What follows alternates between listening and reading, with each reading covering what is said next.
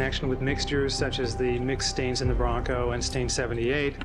Last week, the court ruled that statistics must be presented in connection with those mixtures so that the jury would know what to make of them, what to make of the fact, for example, that Nicole Brown Simpson is included in the Bronco mixture. I understand why I did it. Over the weekend, we received reports from the prosecution regarding the statistics that they intend to present, and we have serious problems with them. We think that the reports that they've shown us with what they plan to do fail to comply with the court's ruling on this matter, and we have a series of objections to them that we want to state now. All right. I think at the time of the court's ruling last week, I think we all contemplated that the statistics in question would be frequency statistics to be computed in accordance with the National Research Council's guidelines. So, for example, to allow the jury to evaluate what it means that Nicole Brown Simpson has genotypes consistent with certain stains in the Bronco, the jury needs to know what percentage of people in the population at large have genotypes consistent with those stains and what percentage would be excluded. And the National Research Council provides a very simple, straightforward way of doing those calculations by summing the matching and non-matching genotypes. What we got from the prosecution and what they intend to present apparently is not frequencies, but something called likelihood ratios. Likelihood ratios are a ratio of two conditional probabilities, where a conditional probability, as you probably know, is a probability of one event calculated on the assumption that certain other events occurred. These likelihood ratios, we know of no precedent for the admission of likelihood ratios in a criminal matter. In the notice of objections we filed with the court in March, we stated a series of objections to likelihood ratios. All of the objections we stated in our previous memo apply to the likelihood ratios they're offering here, and more. We think the particular likelihood ratios that they are offering that are found in a report prepared by Professor Weir of North Carolina State University are lacking in foundation because the assumptions that are predicate to the conditional probabilities don't necessarily jive with the facts of this case, and in some cases are clearly inconsistent with the prosecution's theory of the case. So what they've come up with is not something that complies with the court's order. It's a convoluted attempt to do an end run around the court's order and present a complex form of statistical analysis that is unprecedented and that we think is quite misleading. Should they be allowed to present this or attempt to present it, we think a 402 hearing may be necessary to evaluate whether these likelihood ratio statistics are in fact admissible. We think this is a failure to comply with the court's order. We ask that they be ordered to present the appropriate statistics computed in accordance with the National Research Council's method, or that the DNA mixture evidence be struck from the record. All right, Mr. Clark. Yes, Your Honor. Again, this raises the question that I broached with the court Friday. What numbers does the defendant want? I mean, perhaps we can agree on that. But more importantly, what the defense received was materials from Dr. Bruce Weir that this witness, I believe the testimony will show, understands the calculation process, can perform it herself, and will do so. Contrary to the defense's assertion, there's no intent on our part to introduce likelihood ratios. There is a good deal of data in this report that we're referring to that's approximately 12 pages in length, and it includes frequency information as well that we plan, or I plan, to elicit from Dr. Cotton during testimony. Do you plan to elicit an aggregation? Could I have just a moment?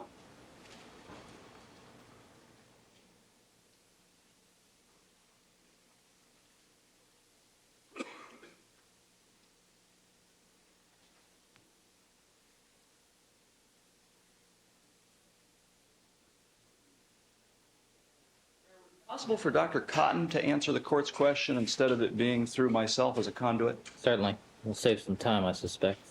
Would you like her on the witness stand? No. Dr. Cotton, good morning. What is it that we are going to be hearing, and how will it be presented?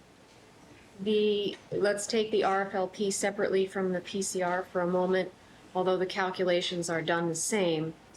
For the RFLP, we intended to just discuss the two genetic locations where on the individual films you have evidence of a mixture, that would be MS1 and G3, and to simply give the figures for what is the probability you would pick a pair of people from the population that would have this combination of genotypes that would give you this result.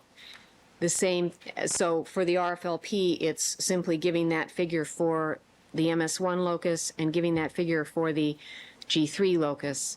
For the PCR, the figures are done likewise. That is, what is the probability you would pick a pair of individuals from the population? So it takes into account all possible pairs that could have given this this set of alleles, and sums those, and then says, what's the probability I would pick two pairs of people that could give this? In his report, Dr. Weir does provide information about likelihood ratios, but it was not our intention to discuss that. All right, what are the numbers that we're going to get on the RFLP and the PCR aggregation? I'll have to get those out of my briefcase. It's in my briefcase. How about a ballpark figure?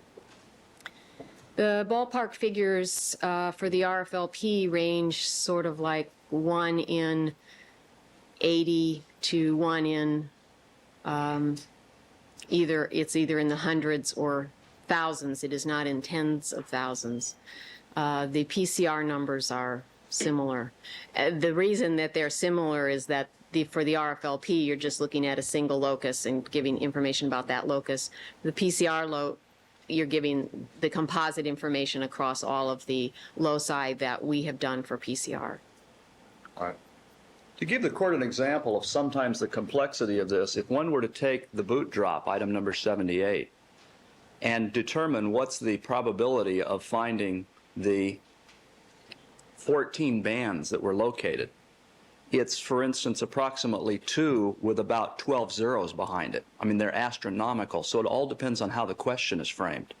It's not our intent to present that type, at least during the direct examination. But I think the court's getting, and I'm sure the court's getting a feel for characterizing this question can be difficult, but I think at least it's our intent to approach it in a very conservative fashion. All right, Mr. Neufeld, any comment? Excuse me, Mr. Thompson. Your Honor, I think it's clear from what's been said that what they're offering is not what the National Research Council called for. All right, The National Council, you have the same information before you. What numbers do you come up with? And what makes Well, you let me happy? show you. I prepared a chart, Your Honor, showing what we think is the correct computation with regard to stain number 29, the Bronco steering wheel. And with your permission, I could show you and counsel a copy. Please. Okay.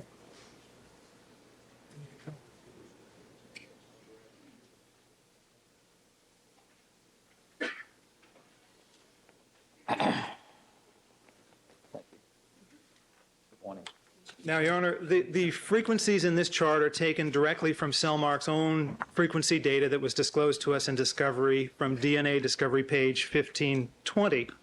And in order to compute the probability or the percentage of the population that would be consistent with this mixed stain in the Bronco, all it is done is that one lists all of the possible genotypes that one could have that would be consistent with that stain, computes the frequency, or adds up the frequency of each of those genotypes in each of the relevant populations and sums them.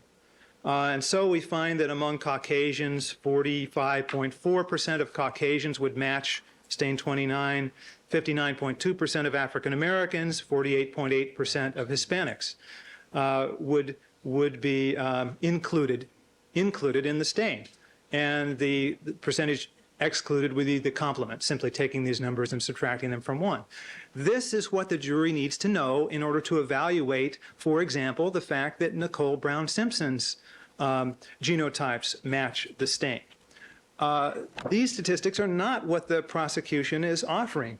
They're offering conditional probabilities. Even if they don't frame them as a ratio of conditional probabilities, they are still conditional probabilities. That is, the probability of one event conditioned on a set of assumptions. what Dr. Cotton discussed was the probability of a pair of people giving certain results under certain assumptions.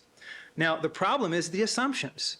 The conditionals that Dr. Weir computed, for example, were all conditioned on the assumption that the number of contributors to the mixed stains was 2 individuals and only 2, and that somehow we knew that. Now, that might be an appropriate statistic in a case where we know the number of potential contributors to the stain. For example, a rape case where a woman says that she was raped by 2 men. But in a case like this, where we don't know the number of contributors, it is without foundation and irrelevant, prejudicial, and completely inappropriate to allow them to present statistics premised on certain assumptions when they cannot demonstrate those assumptions are true. The arguments become circular. In order to prove that the prosecution's theory of the case is correct, they offer statistics that are premised on the assumption that the prosecution's theory of the case is correct, and we go around and around in a logical merry-go-round. And that is why they're able to come up with numbers like 1 in 100 or 1 in 50 when the NRC numbers are 45%, 59%, 48%. So, you know, this is not appropriate. It doesn't comply with the court's order. It's not even consistent with their own chart. Their own chart, when they list numbers, is headed frequency. They're not offering frequencies. They're offering these complex conditional probabilities premised on sets of assumptions which are going to be controversial and which I think may not match the facts of this case. For example, if the prosecution's theory of the case is correct, the number of contributors to the steering wheel stain has to be at least 3. And yet, the statistics they're offering on that are probabilities premised on the notion that there are only 2 contributors. And the statistics ask, what's the probability that by randomly choosing 2 and only 2 people, you would produce the exact results that we see here? That's simply not relevant to the facts of this case. Mr. Clark? Yeah. With regard to, first of all, Mr. Thompson's characterization is wrong as to the prosecution's theory that there's 3 donors on the steering wheel. All that's been reported by Dr. Cotton thus far is that there are types from which 2 individuals cannot be excluded, and there's another allele. That is not inconsistent with 2 contributors. We know there's at least 2 because there's a mixture. It may very well be only 2. But No, I'm more interested not so much in the theory of the prosecution's case, but in the method in reaching this calculation in the first place. Have you had the opportunity to review the proposal by Professor Thompson with Dr. Cotton? Because this appears to be the aggregation that's recommended at page 59 of the NRC report. just very briefly, if I could, I'd like to speak with her a little bit more. All right, when do you anticipate hitting this point in your... That's flexible with the court's direction. If cross-examination is finished and then I can conduct my redirect, which at this point is not substantial, then perhaps, I see a smile on the court's face, then perhaps we could address this issue once Dr. Cotton and I have had a chance to discuss it. All right, let's do that. All right, we've framed the issues. I think counsel should have the opportunity to go over with Dr. Cotton what these numbers are. Professor Thompson, do you have a similar calculation for the other stain? I don't have it right now, Your Honor. I'd be happy to discuss with Dr. Cotton how we think that should be approached. All right. For that one, we need some additional data, which they have access to, but we do not. Okay. All right, then I propose that we proceed with the jury, that probably what will occur is Dr. Cotton and Mr. Clark will have the opportunity to confer over the lunch hour. And let's start with the jury now. Your Honor, if I may, could I ask that Dr. Weir's report be marked as an exhibit for the court's purposes only? Yeah, I'd like to read it over the lunch hour as well. All right, Deputy Magnero, let's have the jurors, please.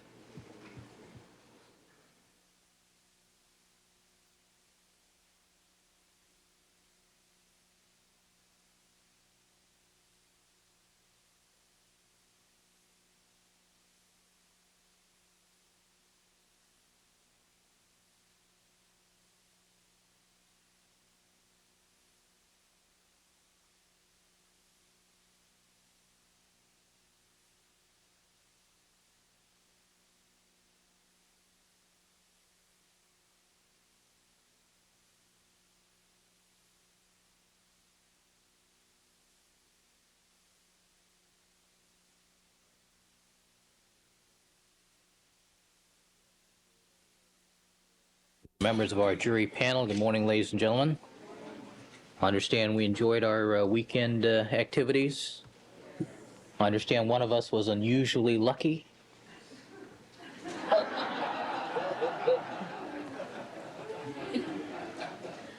All right, Dr. Cotton, would you resume the witness stand, please?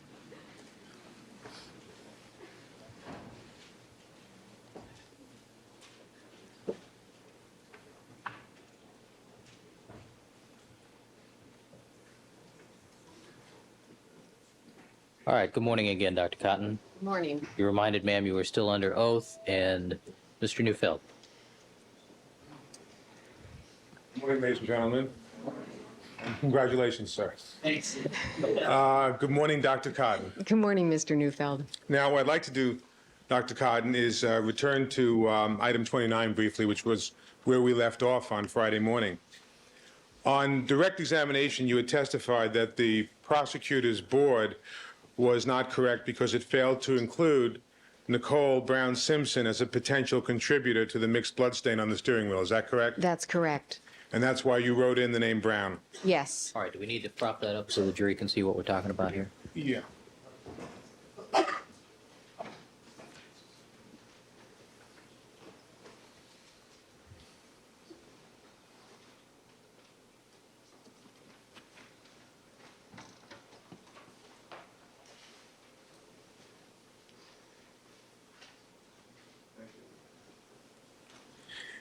And Dr. Cotton, on Friday during cross-examination, you admitted that the number 4 allele reflects the presence of a potential third person into that mixture. Is that correct?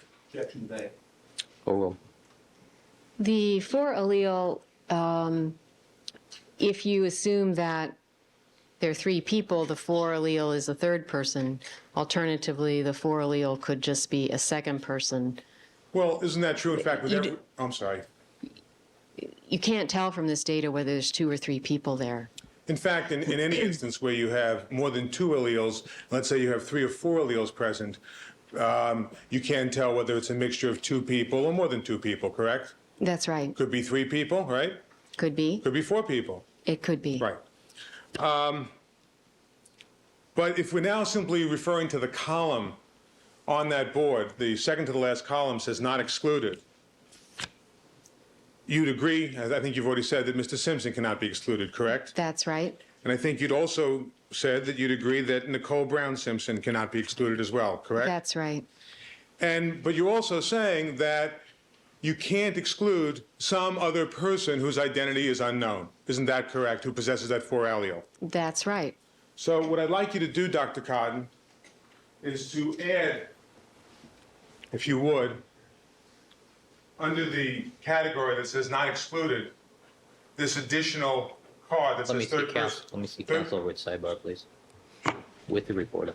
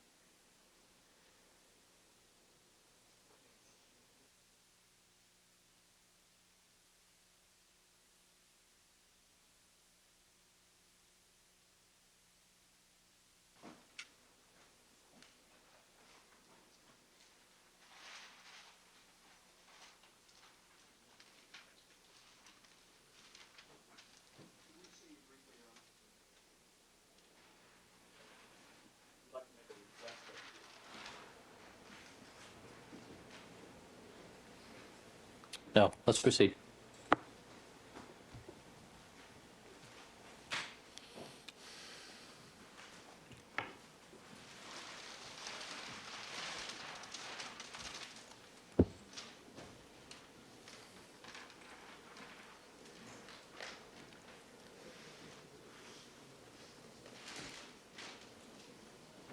You, Bill. Thank you. Dr. Cotton, given the observed alleles on item 29, the mixed blood stain on the steering wheel, there's a category here called not excluded. See that? Yes. Okay. I'm sorry, Your Honor, may I walk through so that I can see this chart? Good.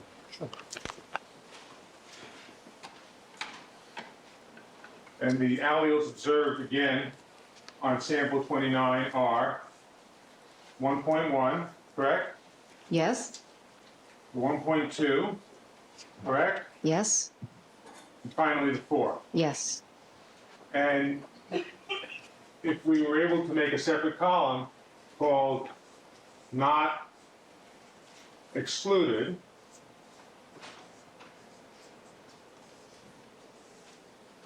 you would agree, Dr. Cotton, that Mr. Simpson could not be excluded as a contributor to this mixture. Is that correct? That's right. So I'm going to add his name into the column of people who cannot be excluded. And would you agree that given the alleles in this mixture, that Nicole Brown Simpson cannot be excluded?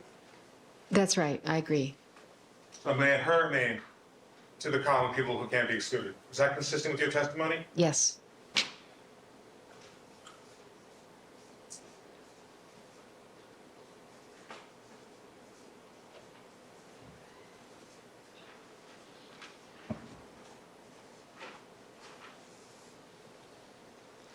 And would you agree, Dr. Cotton, that given the presence of the 4 allele, that anyone else who has a genotype, a DQ alpha, of either 4,4, 4,1.1, or 4,1.2 also cannot be excluded? Yes, I do. So That's, may I you're add- correct. So may I add that collective person, if you will, as a third category under not excluded? Yes, that would be another group of people that wouldn't be excluded. Thank you.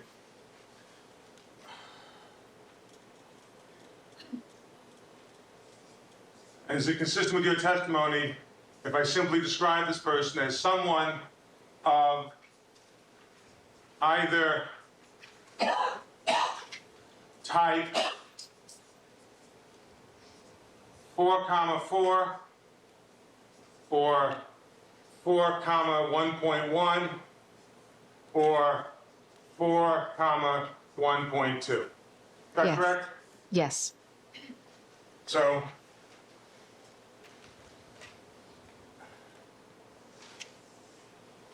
by your testimony and your observations of this DQ alpha type, then there would be these 3 different listings and under the not excluded column. Is that correct?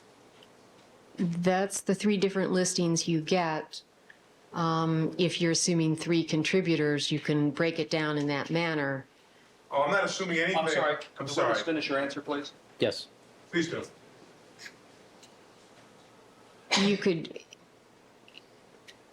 You could simply also make a list of all the possible genotypes that could be in there, and it would include the ones you've listed there, including the one for Mr. Simpson and the one for Nicole Brown. In your column where you have not excluded, you didn't make an assumption that there was simply 2 donors, did you? No, we didn't make any assumption at all about how many donors there were. Right. So likewise, if we don't make any assumption as to how many donors there are in the categories of people not excluded, you would agree then with the 3 different groupings that I placed on defendants next in order, which would be what, Your Honor? I believe it would be 1151. 1151? 1151.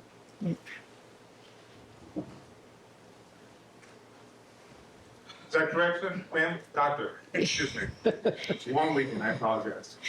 Yeah, you're correct, but what I'm trying to get, the point I'm trying to get to is that if you don't make any assumptions at all about how many donors there are in there are genotypes that aren't on your list. You wouldn't exclude a 1-1-1-1. You wouldn't exclude a 1.2, 1.2. Well, I'm sorry, I'm sorry. 1.1 is on the list. Oh, isn't yeah, it? that's right. Okay, Isn't that you're OJ right. Simpson? You're right. Okay, I guess we have all possible. Wait! First of all, you can't Sorry. talk at the same time. Secondly, when I say wait, everybody stops, including you, Dr. Cotton, including you, Mr. Neufeld. You can't argue with the witness and with the answer that she's giving. You get to ask questions, you get to give answers, Doctor. Proceed. Thank you.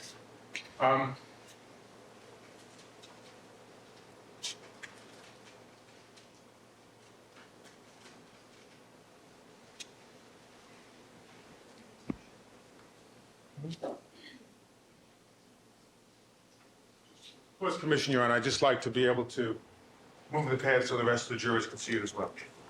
Okay.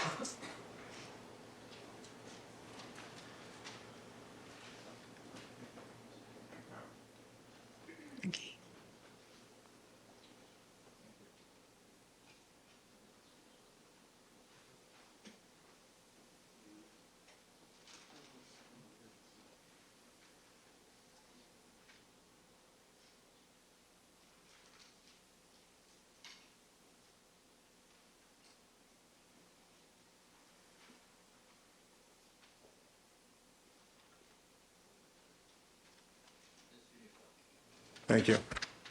Now, in terms of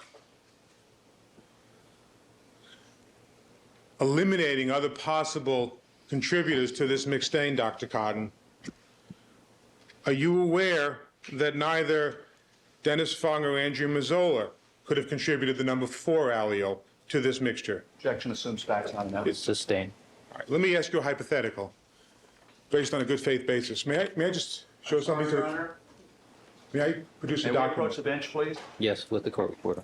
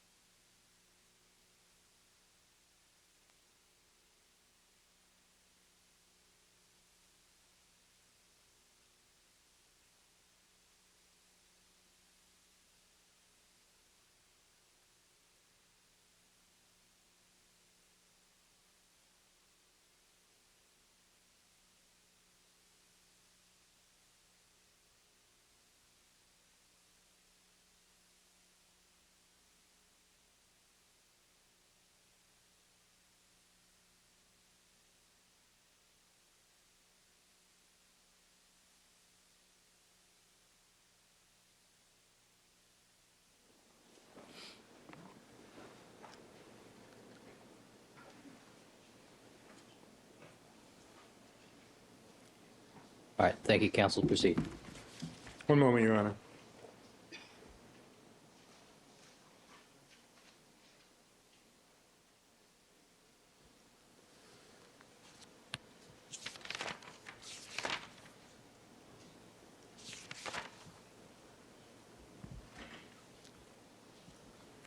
Dr. Khan, the first samples that were sent to you by the Los Angeles Police Department were sent on or about June 22nd, 1994. Is that correct? That's right. And at least initially, the person that you were expected to contact with the results of your testing was Michelle Kessler at the LAPD. Is that correct? She was one of the contacts, yes. There was another person who could also be a contact, if I remember correctly. Let me just show you a document to see if it refreshes your recollection on this point.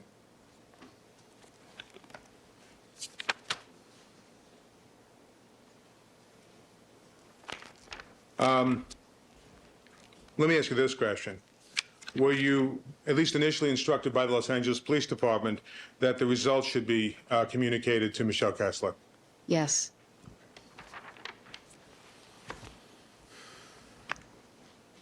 And I believe on September 8, 1994, your laboratory prepared a report on DNA results, did it not?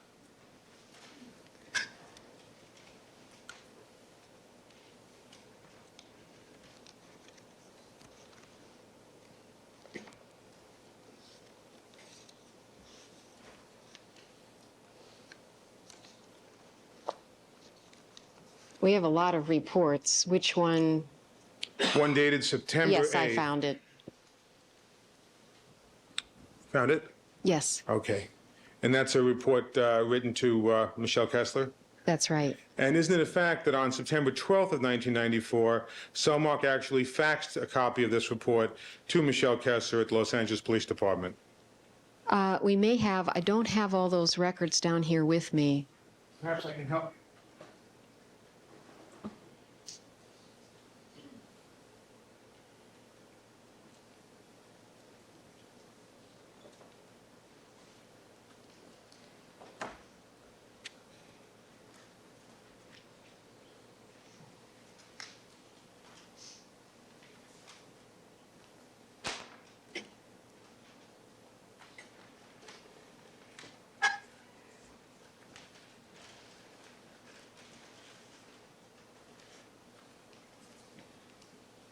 Sorry, can I see what?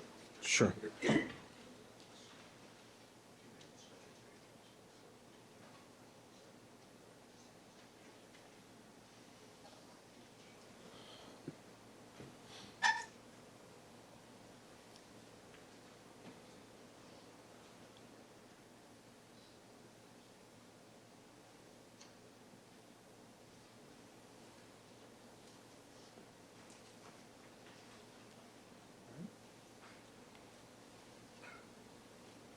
What's next on your reference?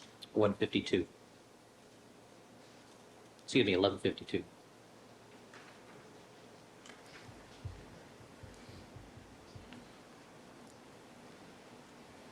I'll show you a document which has been marked since 1152, which is a five-page report, excuse me. And ask you if you can identify that document.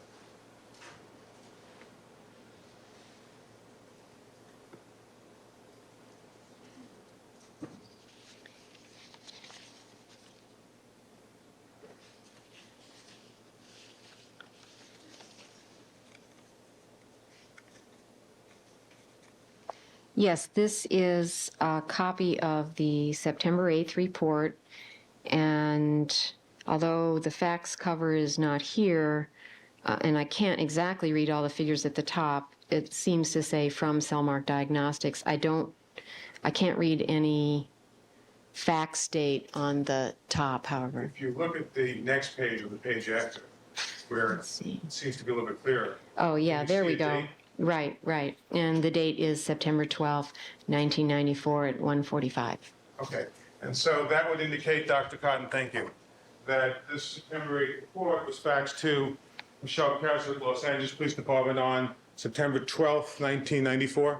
Yes.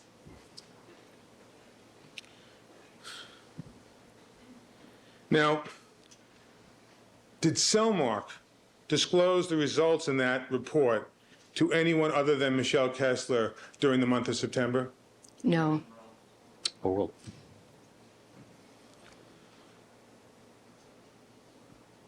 Did Cellmark disclose any of the results contained in that report of September 8th to anyone in the media?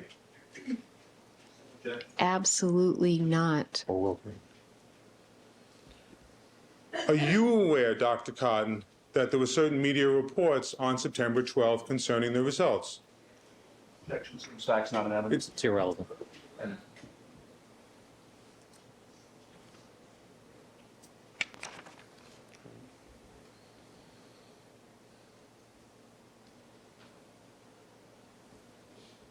I want to ask you some questions, Dr. Cotton, about the substrate controls in this case, all right? Sure.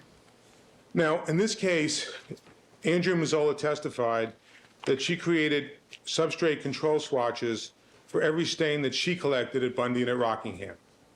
Are you aware of that, by the way? Objection, relevance. Overruled. No, I've watched little bits and pieces of testimony here and there, but I have not listened to the entirety. I didn't have time to do that, so yeah, I'm stated- not. Okay, thank you. You stated on direct examination, Dr. Cotton, that testing the substrate control swatch can be informative if the testing of that swatch reveals the presence of DNA. Is that correct? Yes, And would you agree that if DNA is found, one explanation could be that there was certain biological material in the area immediately adjacent to the bloodstain? yes, that would be the interpretation.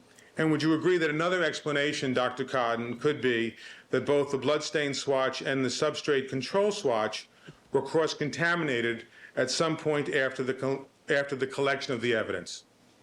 That's Well, another possible interpretation. If you are testing the substrate control and you found DNA on it, then that would say that your first explanation would be correct, and the other explanation, which you just said, is that it could have been contaminated later, but it doesn't say anything about whether the actual piece of evidence was contaminated later. It only says something about that substrate control. No, but as an expert in the field, Dr. Cotton, if you thought that there may have been a cross-contamination of that substrate control, and the substrate control was handled all the way along the process with the evidentiary stains, would that at least cause you to consider the possibility in your mind that the evidentiary stains may also have been cross-contaminated? Objection, irrelevant, also seems facts not in evidence. Overruled. It certainly would say, it would raise that possibility in your mind, but it wouldn't tell you definitely one way or the other. Okay. Wouldn't tell you anything. Well, it would tell you that you should be concerned about that possibility. Is that correct? Yes, but being concerned about it and knowing something aren't the same thing. Well, I think you also said that you can't know for sure whether there was cross-contamination with a sample before you ever received it anyway. Isn't that right? Of course. Well, would you agree with the following proposition, Dr. Cotton?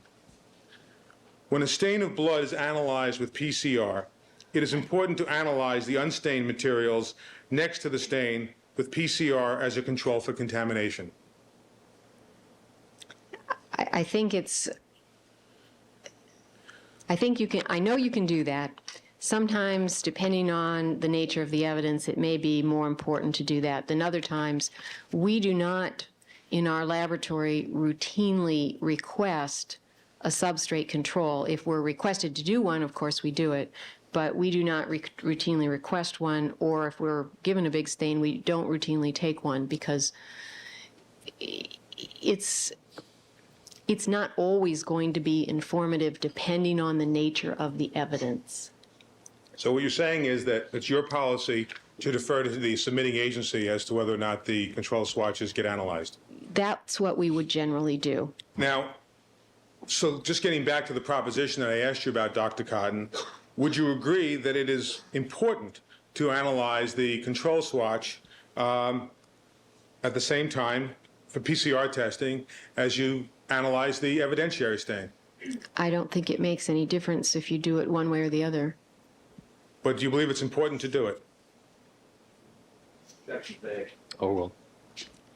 I'm not sure what you're asking me.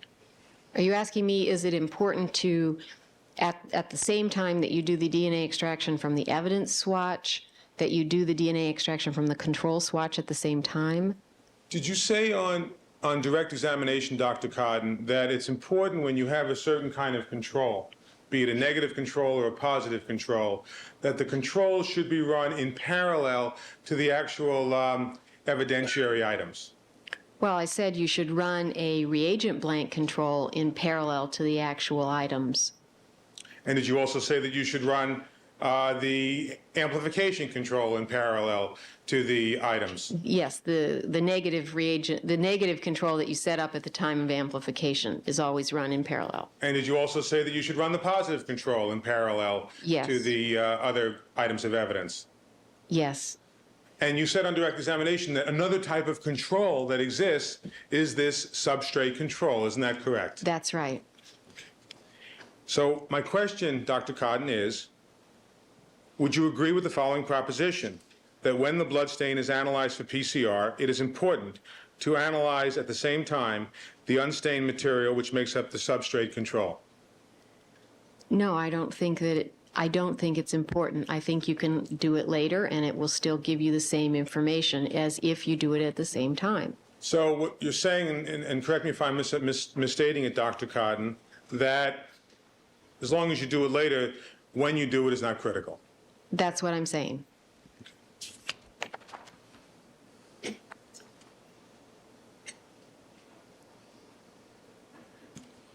Now, in this case, Dr. Codden, you received blood-stained items, swatches from items 47, 49, 50, and 52 last summer. Isn't that right? Yes. And is it also true that when the LAPD sent you those items representing stains from the Bundy Walkway, they failed to send you substrate control swatches for the same items? Objection argumented. Sustain. Rephrase the question. When the Los Angeles Police Department sent you last summer the bloodstain swatches for items 47, 49, 50, and 52, did they send you the substrate control swatches for the same items? No, they didn't. And in October of 1994, you received the bloodstain swatches for item number 48, did you not? You'll have to let me check my sheets first.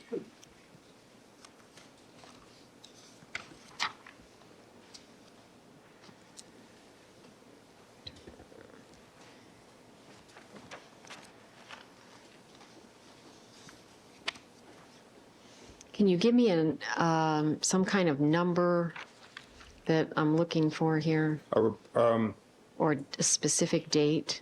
October 12th. On or about October 12th.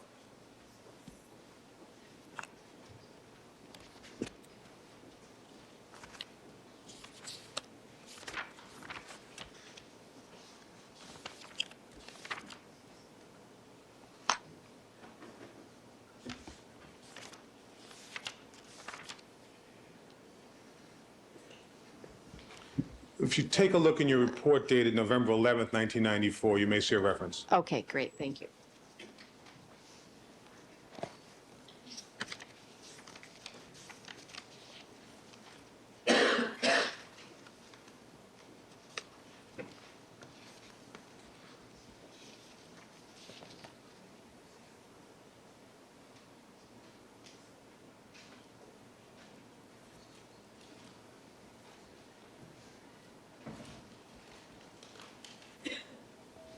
Okay.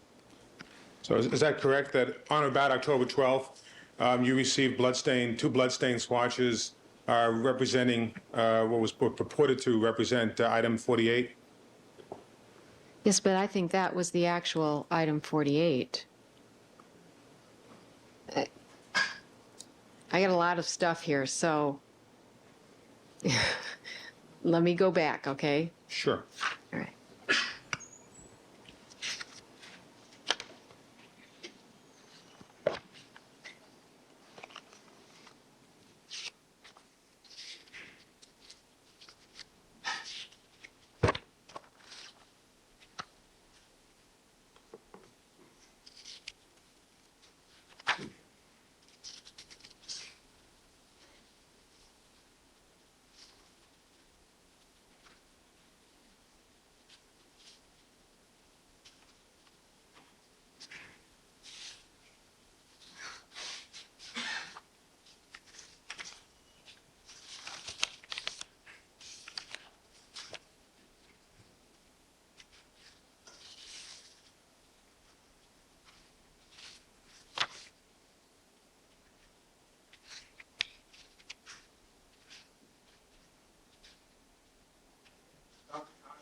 I may have created a misunderstanding and not have been as clear as I should have been in my question, and perhaps I can save some time. Isn't it true that on about October 12th, 1994, that you received 2 bloodstained swatches which were labeled item 48 from the Los Angeles Police Department? Yes. Okay. And in that same shipment, did they send you the control swatch, the substrate control swatch for item 48? Yes. And what record do you have of that, of receiving that control swatch on that date? We have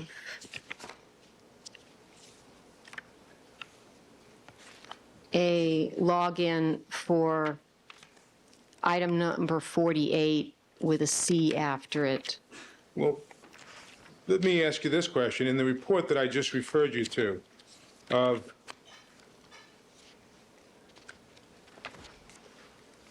The, which I referred you to, which referred to the October 12th date, didn't that say that you only received 2 swatches, both of which were stained? yes. It doesn't refer to a unstained swatch being received in that shipment, does it? It doesn't, but we have a statement in our, no, I'm sorry, I misspoke. I'm only finding the information about item 48 itself in this report with the types from item 48. Which would be the stain, the blood-stained portions, correct? That's right. And That's so, why I'm getting confused. I'm not finding what you're referring to, and I don't know if it's simply not here, or I'm not finding it. well, there's no indication anywhere in your reports that you received the substrate control swatch for item 48 in that shipment on October 12th, isn't that right? That's right.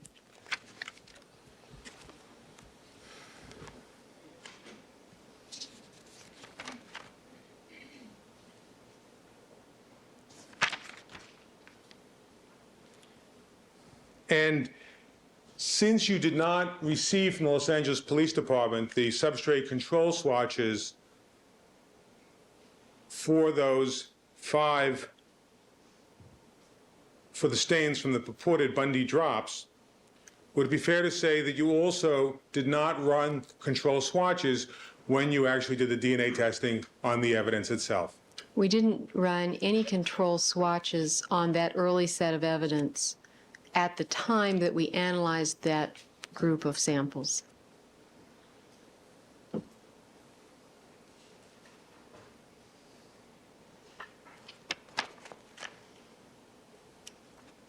And would it be fair to say, Dr. Cotton, as an expert, that since the Los Angeles Police Department did not ship to you the substrate control swatches for the Bundy walkway stains at the same time as the evidentiary stains, that you have no knowledge regarding how these control swatches were handled since their purported collection to the present? That would be true. However, we did receive some control swatches later, and I'd have to look at which samples those were control swatches for to say I had no knowledge. All right, well, let's start out with the first step. Okay. Assuming for a moment that you did receive some control swatches much more recently, is that what you're saying? Yes, that's what I'm saying. Okay. Certainly, based on the fact that you didn't receive the control swatches along with the evidentiary stains last summer and in October, would you agree that you have no knowledge regarding how those control swatches were handled since their purported collection up until the time, much more recently, that you received any of those control swatches? Yes, of course that would be the case. And Dr. Cotton, in this case, there was also testimony that by Andrea Mazzola, that when she testified on August 23rd, 1994, that she had testified that she put her initials on bindles that she processed on the morning of June 14th. My question to you, Dr. Cotton, is, do your records reflect that any of the bindles that you received from the Los Angeles Police Department bore Mazzola's initials? Objection, argumentative, first portion. Sustain. Phrase question. Do your records have Andrea Mazzola's initials on any of them? I'm sorry, do your records reflect that on the bindles that you received, whether Andrea Mazzola's initials appeared on any of those bindles? They don't reflect whether they do or don't. That is, we wouldn't be writing that down. We would be writing down what was inside the bindle. Did you look at the bindles yourself when they came in? On the original pieces of evidence or the control swatches The later original on? pieces of evidence? We did look at them, and this is on the first group of stuff that we received. Yes, we did look at them. And to the best of your recollection, isn't it a fact that Ms. Mazzola's initials were not on any of those bindles? I don't have any specific recollection. It's not a piece of information that I would have been likely to remember.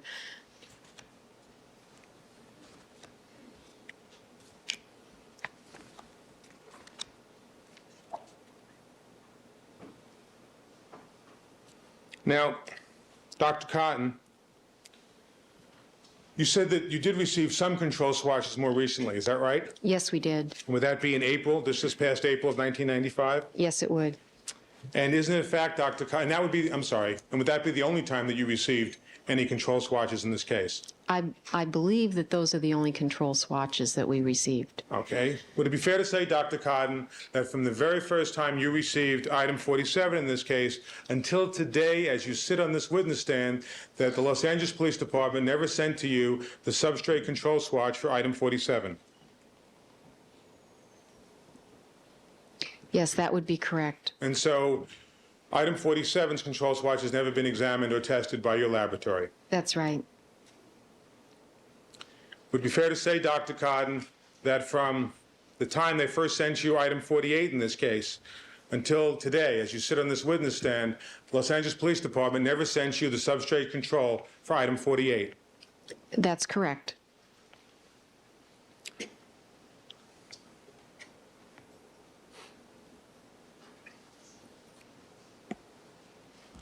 Dr. Cotton, apparently they did send you on April 4th material labeled item 49, but doesn't say it was the item 49 control. Isn't that correct? It didn't state on the label the word control. It just said item 49, correct? That's right. All right. So do you have independent knowledge as to whether you received on April 4th the control for item 49, or did you just receive a portion of item 49? I have photographs in the case folder of what that item looked like, but I don't have any on paper writing that says anything other than item 49.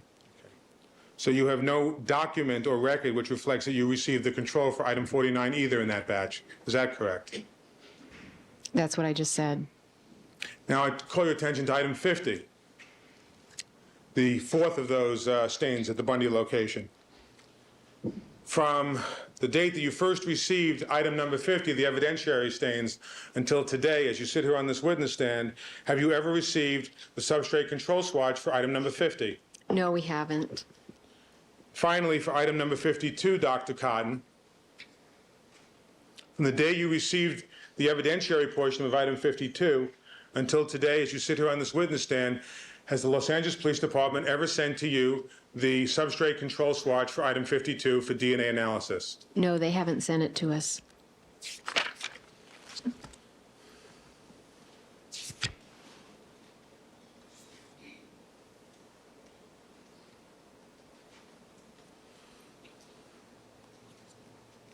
In your laboratory, Dr. Cotton, is there a standard procedure that every employee who removes or puts something into a bindle puts his or her initials on the bindle? Yes. And are you familiar with the practices in other laboratories, Dr. Cotton? Not particularly. Well, Dr. Cotton, to the extent that you have expertise in this area, would you agree that it is a standard procedure at every forensic science laboratory to have an individual who either removes or puts something into a bindle to initial that bindle? I can really only speak for what we do in our laboratory, and when we take something in or out, the bindle is taped and initials are put across the tape and the adjacent paper. Now, referring to another type of control, Dr. Cotton, you mentioned something called a reagent blank. Is that right? Yes, I did. And is the reagent blank sometimes referred to as an extraction blank also? Yes. And is that because this control starts at the beginning of the processing of the sample at the laboratory when you first extract the DNA from the sample? That's exactly right. And am I correct in saying, Dr. Cotton, that a reagent blank is simply a tube without any DNA in it that gets processed along with all the other evidentiary samples? Yes, generally that's what it is, or it could, on rare occasions, contain, if you had to swab a stain off of something, if we had to do that in the lab and that hadn't previously been done for us, we might include a piece of the swab before it was used. So it's not always absolutely empty, but most of the time it is. And generally, at least in this case, that's what you meant by a reagent blank, one that was empty. That's right. One moment.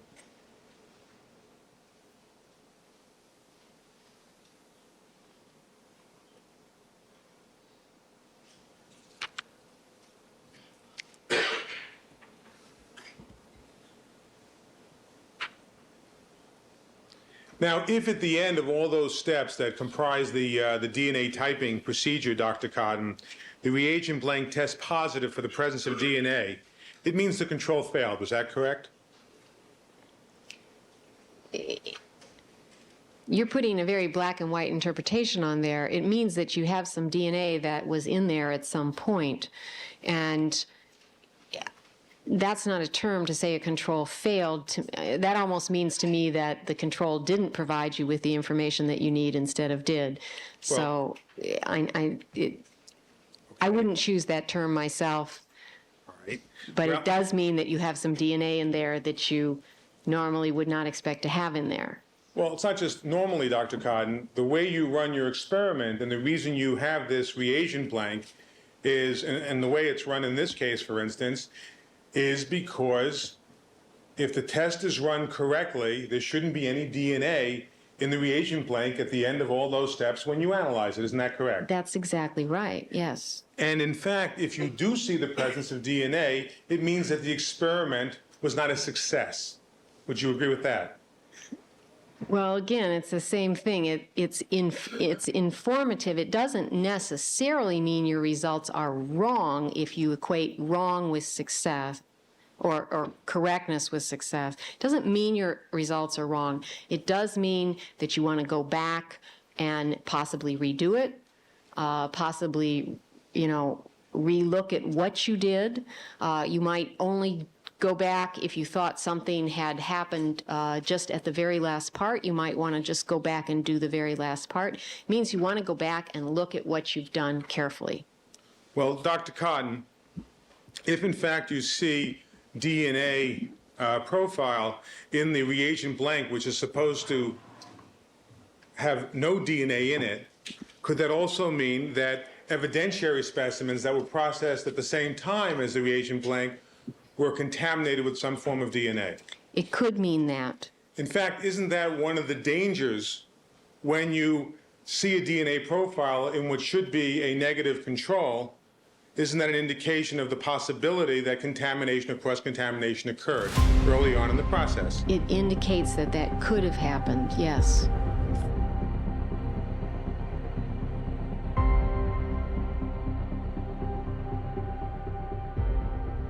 Is that right? That's right. And so the first step that you undertook when you received those two samples in June of 1994 was to extract the DNA from the 90% portion of those two samples. Is that correct? Yes, that's correct. And this extraction of items of DNA from items 49 and 50, this was done before Drs. Blake and Dr. Lee even visited your laboratory. Isn't that correct? That's right.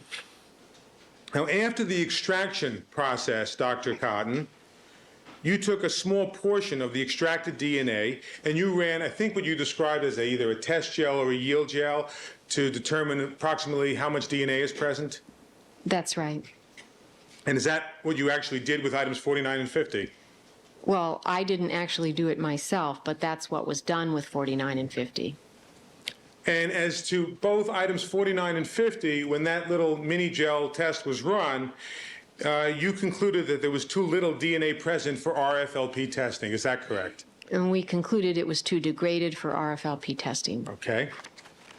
Now, in some situations, Dr. Cotton, after you take that small portion of the 90% and do that test, would you be able to recycle the balance of the 90% to use for other forms of testing, such as PCR testing?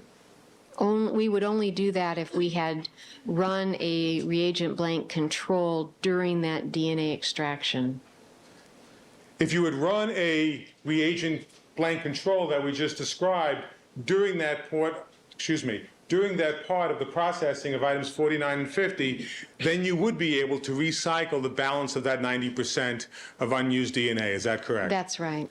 But in this case, Dr. Cotton, your laboratory simply didn't run a reagent blank negative control for items 49 and 50. Is that correct? Not at the time that we did that first extraction. And so for items 49 and 50, at least as to the bulk of that 90% of the material that you received, it could not be recycled for PCR testing, could it? Well, you could do it. You simply wouldn't have a reagent blank control to run along with it. So we did not use that initial extracted DNA when we did our PCR test on that sample. Well, the reason you didn't use the balance of that 90% portion is because you could not know for sure whether or not there was some contamination that occurred with respect to items 49 and 50 without having a reagent blank. Isn't that right? Yes, we couldn't know what had happened during that DNA extraction. And so to be scientifically cautious, you didn't use that portion of 49 and 50, which you failed to use a reagent blank on, for follow-up PCR testing. Is that correct? That's right. Okay. Does your laboratory keep a centralized log indicating the number of times that you failed to run a particular control? No, we don't have any kind of log like that. Never mind. We don't have a log like that. All right.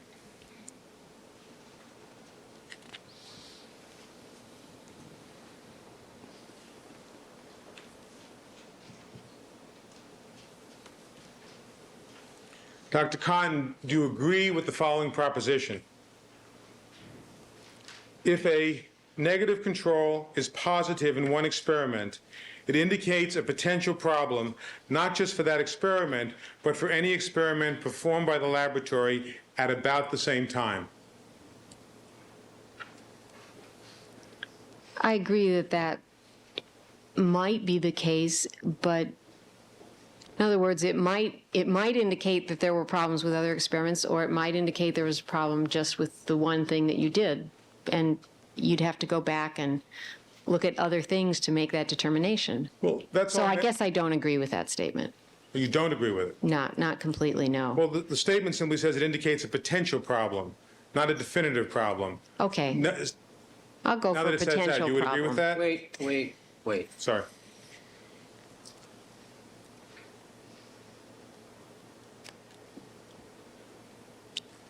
Let me repeat the proposition one more time, Dr. Cotton. If a blank control is positive in one experiment, it indicates a potential problem, not just for that experiment, but for any experiment performed at about the same time. Would you agree with that proposition?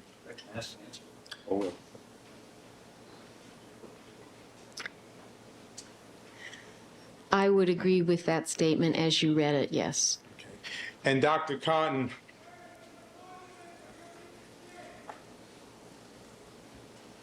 are you familiar with that portion of the National Academy of Science report, DNA Technology and Forensic Science, which addresses the issue regarding the consequences of a control failure in PCR testing? Objection. Some facts, not evidence. Sustain. Well, Also move to strike. Council's comment. Overruled. Ask Dr. Have you- Cotton if she's familiar with that part of the report. Are you familiar with the portion of the NRC report entitled DNA Technology and Forensic Science, which addresses that same issue, the consequences of a control failure? Can you just tell me what the title of that section is? It's page 67 of the NRC report, if you'd like to take a look at it.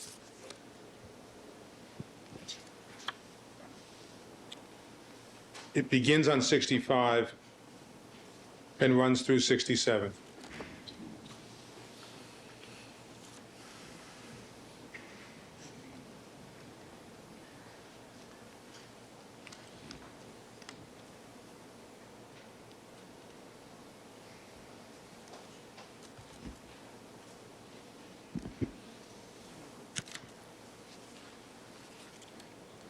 In particular, Dr. Cotton, could you take a look at one portion of that just to save time?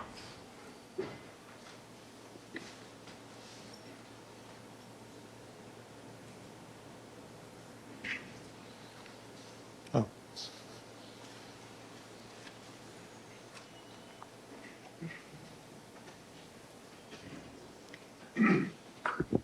The statement that you just pointed out to me is the one that you just read to me. Okay, and in fact, in your own copy of that book, do you have that same statement underlined? Yes, I have many things highlighted in this book. And is that statement that I just read to you, in fact, one of those statements? Yes.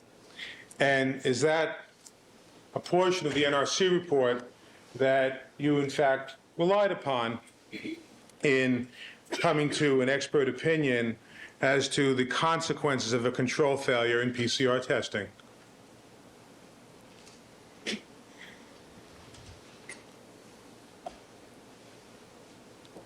I've read this portion of the book. I'm having a little trouble with this concept of relied upon. I've read this portion of the book. I agree with some of it, and I don't agree with other parts. I happen to agree with that statement, but if you ask me, did I agree with and rely upon that whole section, I would have to say no. But, All right, she's indicated she agreed with the portion that you read. right. All right.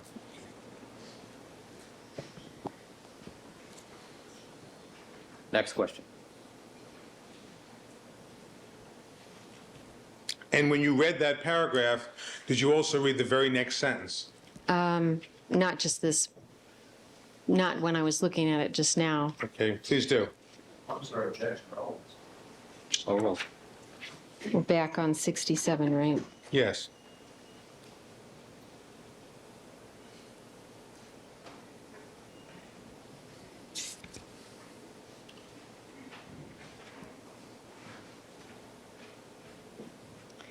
I don't really agree with this next statement, but our laboratory hasn't been in that position, so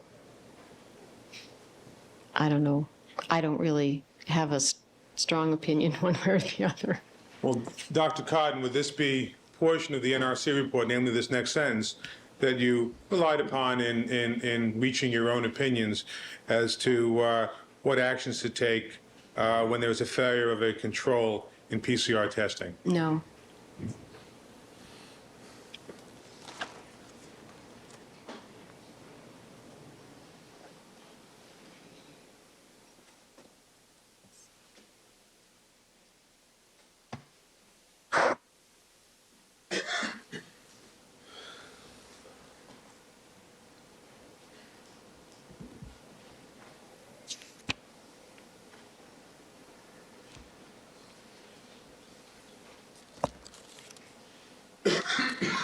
One moment.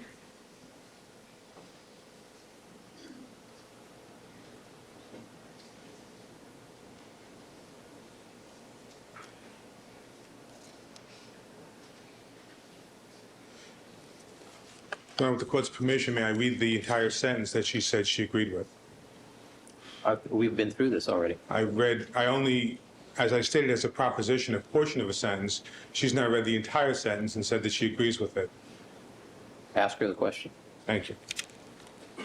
Dr. Cotton, do you agree with the opinion of the scientists who authored the DNA Technology and Forensic Science book for the National Academy of Science, in which they say, quote, Well, excuse me, objection hearsay. As Frank. Sustained, as framed. well,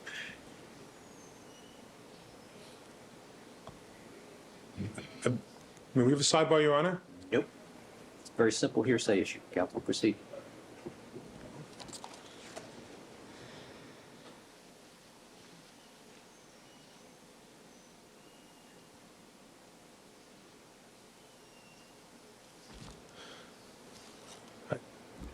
Dr. Cotton, a moment ago when you said you agreed with and relied on that sentence, were you referring to this sentence? And I quote, Excuse me, objection misstates the evidence. Sustained. may I be heard on this issue, Your Honor? Very simple hearsay issue. Counsel, move on.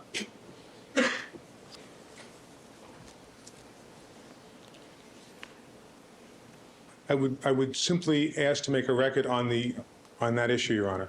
Nope. Move on. The objection is sustained. You can make any argument at the break. We'll break at 10:30.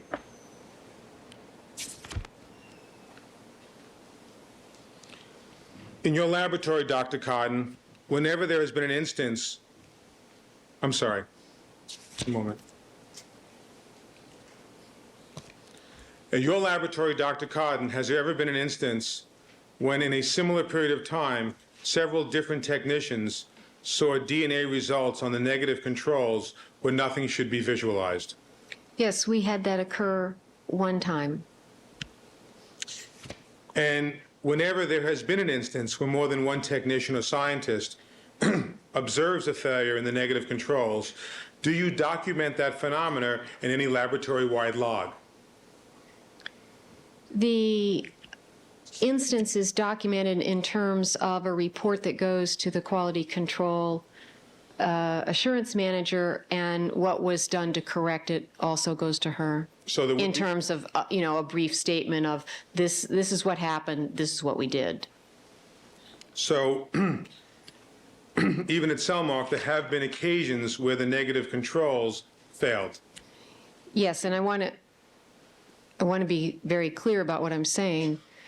We had one instance in which the negative control that's set up at the time of amplification was giving us a signal, and we had to go back and figure out that negative control it turned out that it by itself was contaminated, but it could have been some other result. And anyway, we had to stop doing what we were doing, go back and figure that out, and then restart testing. And would it be fair to say, Dr. Cotton, that for each and every time where you've had the negative control failure, you have been able to determine by your investigation exactly how the contamination occurred in every instance when it did occur? Objection misstates the evidence. Sustained. Raise the question. Well, there have been more than one occasion where a negative control has failed. Is that correct? No, what I'm trying to tell you is there was one instance where we saw that, and I'm calling it one instance because it was confined to a period of 1 or 2 days. And so it wasn't just one test. Let me be clear. It wasn't just one test. There were several tests done over that period of 2 days, but it was this period of a couple of days that we had this problem.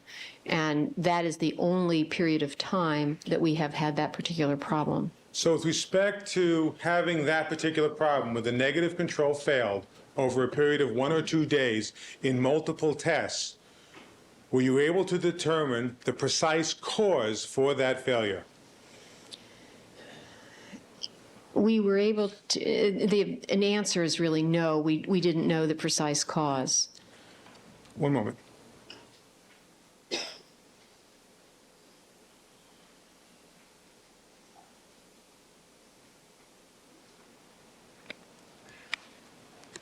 And Dr. Cotton, in your laboratory, when that phenomena occurred over a period of 1 or 2 days in multiple tests, seeing DNA in the negative controls where it shouldn't be, would you refer to that phenomena as an outbreak of contamination?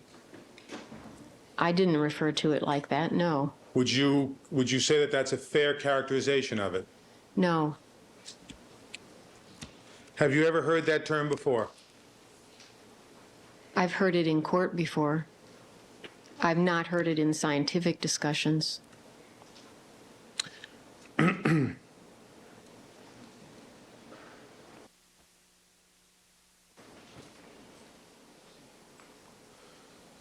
You just said a moment ago that you only heard it in court proceedings and not in scientific papers. Is that correct?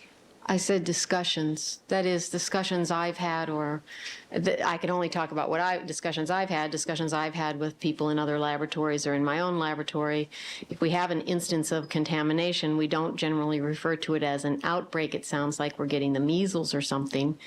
And it's just not a term that I've ever heard used in discussing this potential problem with other scientists. Dr. Cotton, you said that you read the NRC report many times. Is that right? Yes. When you read the NRC report, did you see them describe it as an outbreak of contamination? Oh, well.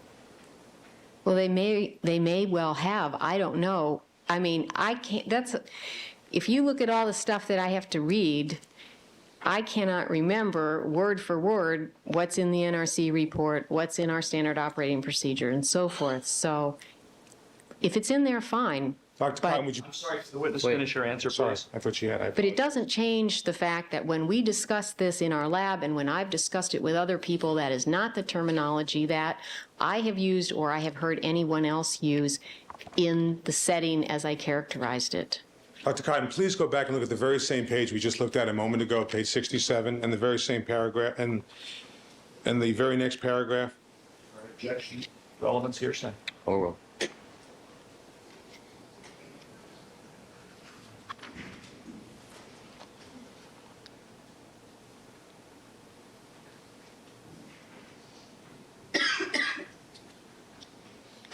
Yes.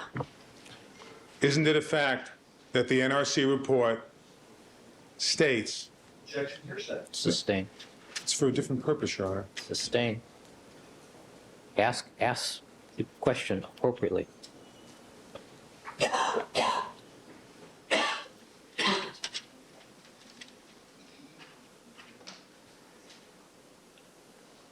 Isn't it a fact, Dr. Cotton, that the NRC report describes this phenomena as... Same objection, Your Honor. Sustain.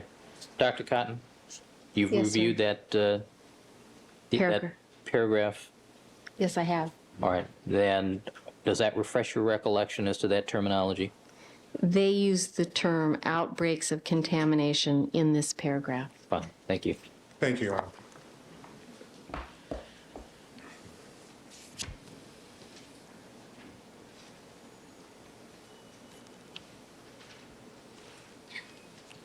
Do you agree, Dr. Cotton, that it is important to discover the source of a outbreak of contamination so that the laboratory can be cleansed of it? No, I don't agree that you must determine the source. Sometimes that's simply not possible. All right, Mr. Neufeld, the court reporter tells me she's about to run out of paper. So we'll take our break at this point. Do you have one or two more wind-up? No, I don't. We can take our break right now. All right. All right, ladies and gentlemen, we're going to take a recess for the morning session. Please remember all of my admonitions to you. Do not discuss the case amongst yourselves, form any opinions about the case.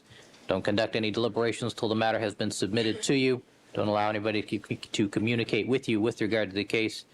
And we'll take a 15-minute recess. Good morning again, Dr. Cotton. Good morning. Mr. Neufeld. Thank you. Good morning. All right.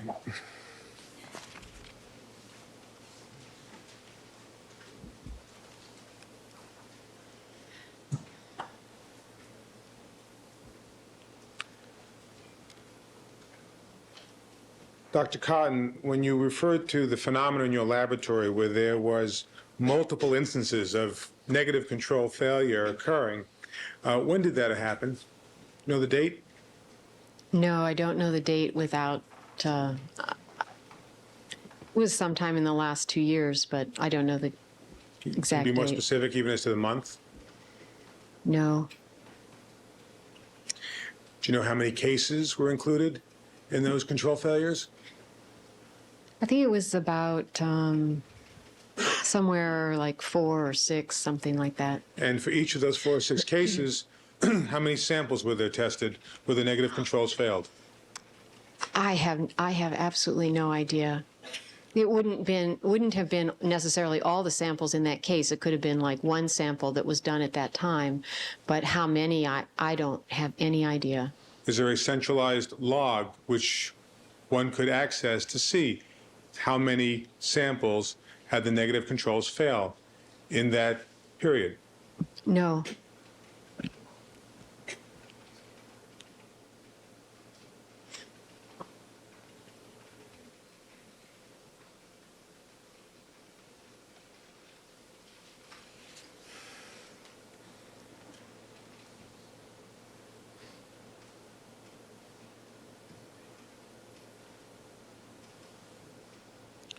Would you agree, Dr. Cotton, that it is important to find out the source of the contamination causing the negative controls to fail so that you can correct the cause and thus reduce the likelihood of reoccurrence? It's nice if you can find out the source, but many times that's not possible. So I would not agree that it was essential or necessary. Well, in this case, Dr. Cotton, isn't it true that a reagent blank that was supposed to be blank displayed DNA dots? Do you want to rephrase that? This case, when you say this case, are we talking about the Oh, I'm contamination? sorry. In this case, right here in this courtroom, involving Mr. Simpson, isn't it true that a reagent blank that was supposed to be blank displayed DNA dots? Yes, there was one. And I believe you said on direct examination that there can be 2 possible explanations for that occurrence. Do you recall that? I do. And I believe you said that one possible explanation is that there was a minute contamination during the original extraction, which was magnified when it was concentrated along with item 7. Do you recall saying something like that? Yes, I do. That's a good restatement of what I said, or what I meant anyway. Now, is it also possible that a second explanation would be that during the concentration procedure itself, the contamination occurred? Yes, So those would be the 2 possible explanations that you came up with. that's right. Now, would you agree, Dr. Cotton, that if one doesn't know which explanation is correct, that to be cautious, it is incumbent on the laboratory to assume that the contamination occurred during the initial extraction? No. I mean, there's 2 possibilities. There's no way to distinguish between them. So I think it would be inappropriate to assume one or the other. Okay, well, if there's no way that you can prove which one it is, then certainly the explanation that the contamination that led to the reagent blank failure occurred furthest back in time as a possible theory. Isn't that correct? Well, certainly that's possible, yes. All right. Now, there were other samples that were extracted during that extraction of when you set up the reagent blank. Isn't that right? Yes, that's right. And would you agree that the other items in this case that were extracted at the same time as the commencement of the reagent blank were items 78, 56, 52, 47, and 12? I'd rather go into my notebooks. Please do. Okay.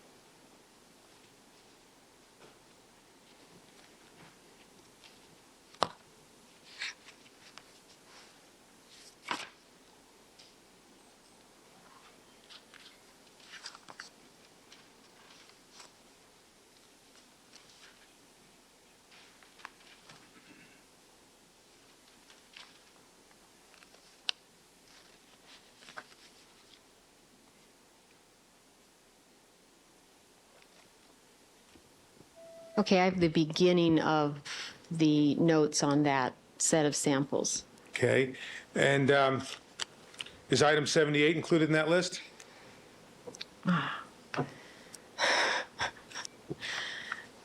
The reason I'm having trouble is that our numbers are different than the item 78 numbers, so what's in the information that I'm looking at are just our own numbers, and it doesn't say item 78, so we have to, let me just find the piece of paper and take it out that allows me to easily go back and forth Please do. between the two sets.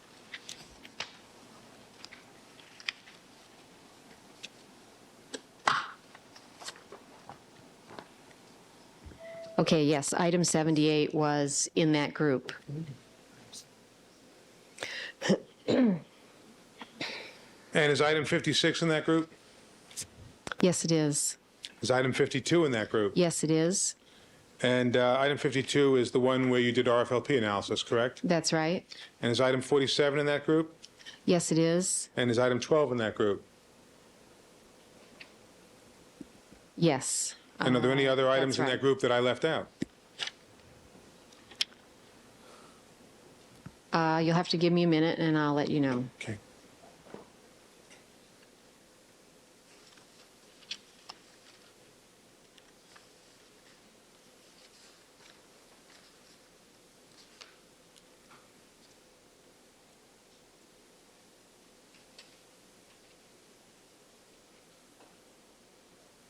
No, that's it.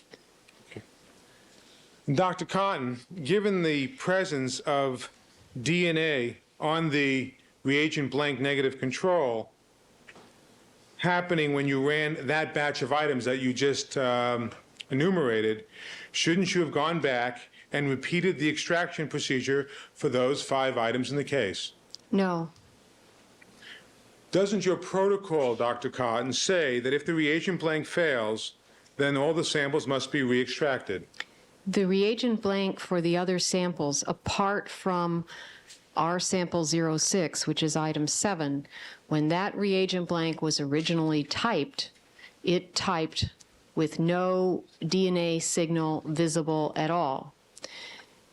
Therefore, the sets of the samples apart from sample 7 that did not get put through the microcon could not have been even if we assume, if we just say for the sake of assumption that there was some minor level of contamination that got concentrated later by the microcon, it was not at a sufficiently high level to produce any product whatsoever, and therefore it couldn't have affected the types that we came up with on the set of samples apart from the one that went through the microcon. Well, Dr. Cotton, isn't it true that a contaminant does not necessarily have to contaminate all samples in the same quantity?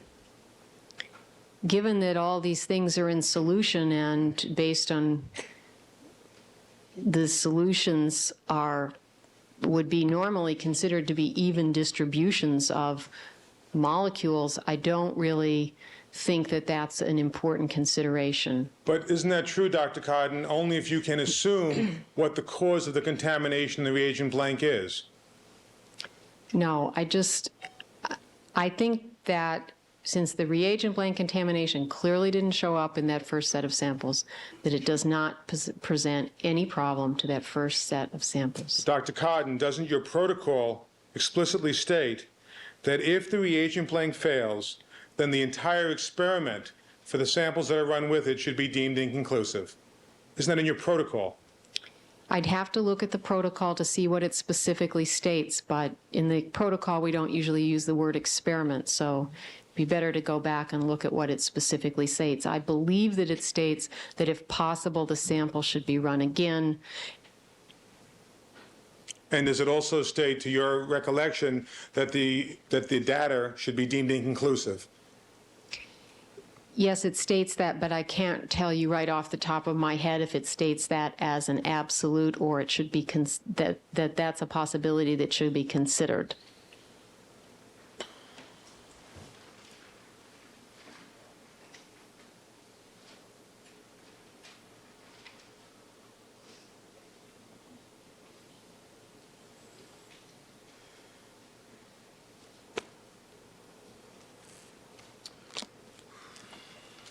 We'll just show you the following document, see if it refreshes your recollection on this particular point. Right.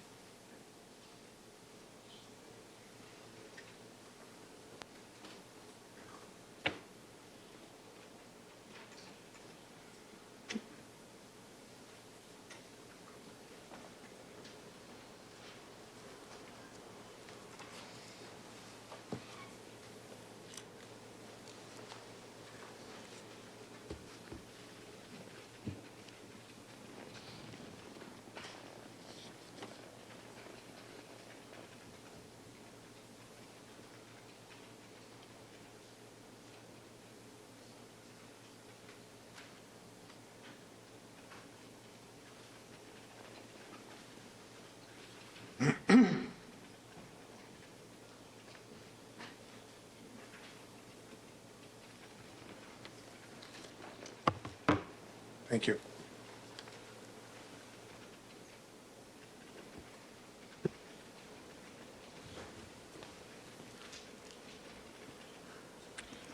Doesn't your protocol say that that when this happens, the test will be considered inconclusive? When I say this, I mean when the reagent blank fails. Yes. It doesn't say it could possibly be considered inconclusive, does it? Doesn't qualify it that way. Well, there is a sentence later on that refers to the PhDs using their discretion when, and I can't restate the sentence exactly, maybe you can find it there, but there is some discretion there on the part of the PhD. And this sample before, it was amplified before it went through the microcon, and that amplification was also later on typed. So the sample wasn't exactly done in duplicate, but the results were obtained twice. Dr. Cardin, in fact, two people reviewed this same reagent blank, and both people concluded that there were DNA dots present, correct? There are two. There was no dissenting opinion on that, was there? No. All right. And in fact, I believe you said a moment ago that you should try to do re-extractions of the samples, but I believe it's your position that's not essential. Is that correct? Well, in this case, I don't know that, again, I'd have to go back into the notes. I can't tell you whether or not we had enough sample available to do a re-extraction. Well, to the best of your knowledge, did you make any effort at attempting to re-extract those samples? In order to answer your, well, I know that we didn't, but what I can't tell you without going back into the record is whether or not there was anything that was available to us to go back and re-extract. Would you please take a look at your notes to see whether or not any effort was made by Cellmark to do a re-extraction on those samples that were typed at the same time that the reagent blank tested positive? I'm sorry, I guess I didn't understand when you asked me the first time. I thought you were referring to just sample item number 7. No, I'm asking you whether or not efforts were made to do a new extraction from items 78, 52, 56, 47, and 12 after you got a negative control failure on the reagent blank. We didn't get a reagent blank control failure for those items because the reagent blank typed with those items prior to putting it through a microcon was not positive, and those items were not repeated. Dr. Codden, didn't you say a few minutes ago that one possible explanation for the DNA dots appearing on the reagent blank could be that when the initial extraction occurred, before you even reprocessed it, that when the initial extraction occurred, that's when the contamination occurred? Didn't you say that, doctor? Yes, I did, but the reagent blank dots don't show up.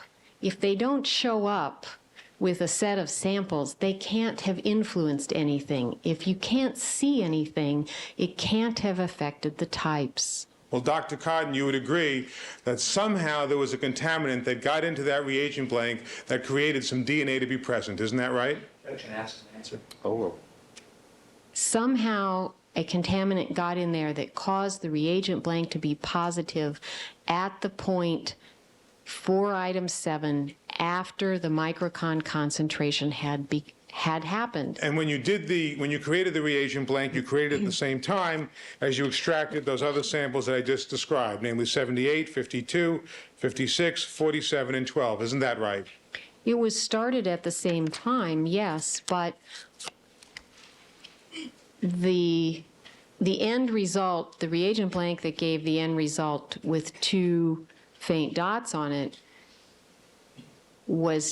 had gone through an additional procedure that the other items handled apart from item 7 did not go through. But finally, Dr. Cotton, didn't you say that you can't rule out the possibility that the contamination of the reagent blank occurred prior to that additional step, that it Yeah. occurred during the initial extraction? That's right, but I can rule out the possibility that it affected the types. Do you even know to this day what actually happened to precipitate that reagent blank from lighting up with DNA dots?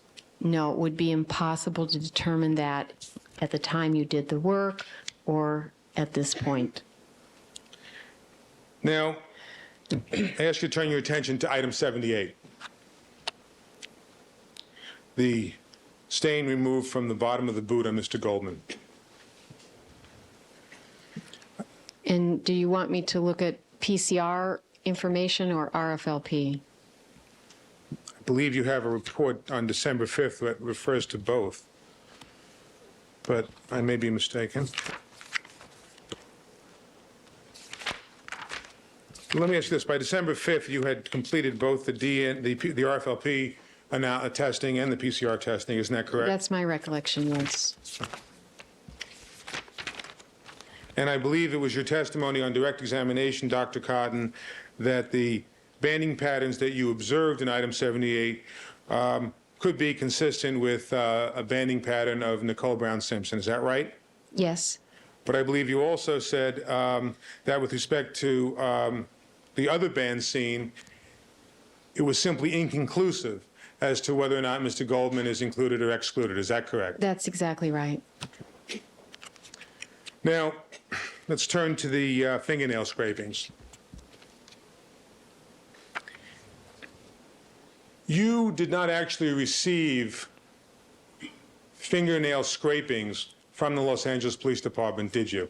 No, And you did not receive fingernail cuttings from the Los Angeles Police Department, did you? that's correct. What you received were solutions, if you will, from the Department of Justice DNA laboratory in Berkeley. Is that correct? That's correct. And you do not know what portion of the scrapings were utilized to do the DNA typing, do you?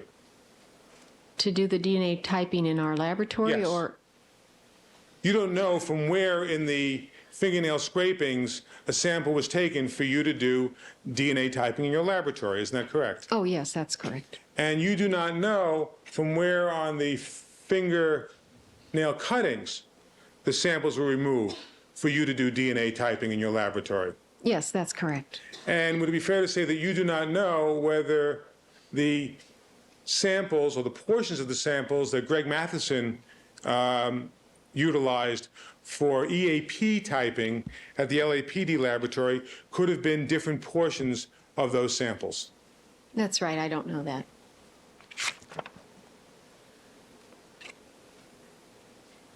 And would you also agree that put up the slide. 743D. 1 second.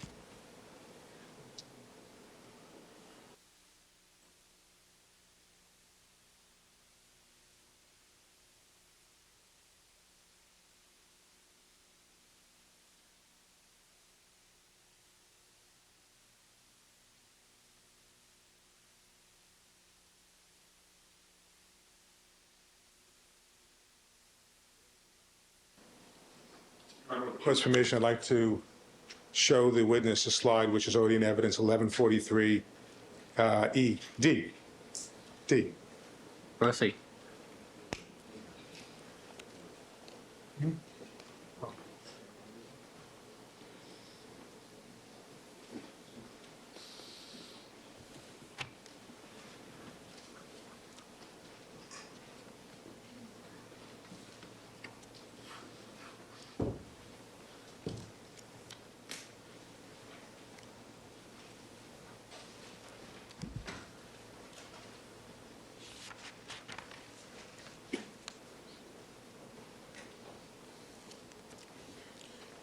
Can you see that slide, Dr. Cotton? May I step down and view it from down there? Sure. Pick Does it your matter? time. No. Whatever you feel most comfortable with, Doctor.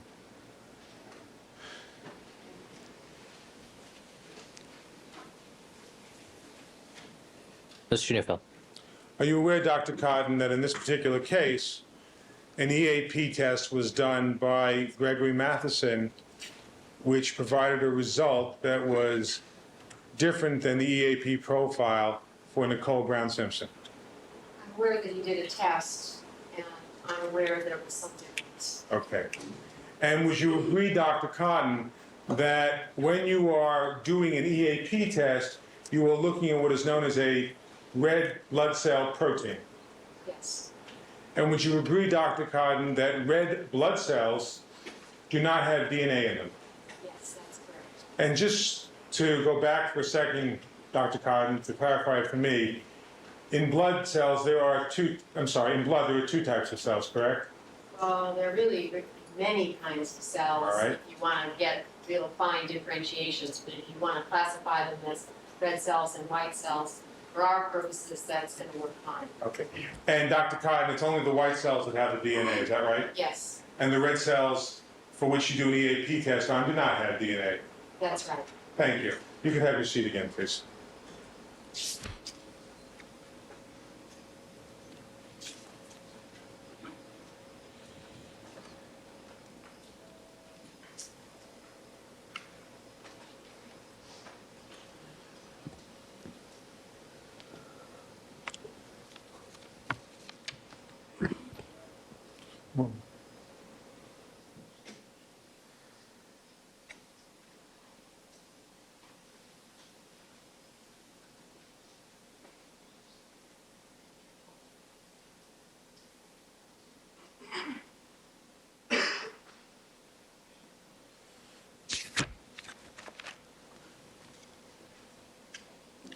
I believe one of the statements you made on direct examination, Dr. Cotton, was the more genetic markers you look at, the more information you have. Is that a fair statement? Yes, And would you agree, Dr. Cotton, that that would apply to conventional serological markers as well as to DNA genetic markers? I would think so. For instance, Dr. Cotton, would you agree that you could include somebody with a PCR DQ alpha type and then, for instance, do an ABO test, which excludes a person? Yes, you could do that. I don't know enough about ABO testing to know the intricacies of what exact kinds of results you get, but could you exclude, could that phenomenon happen? Certainly.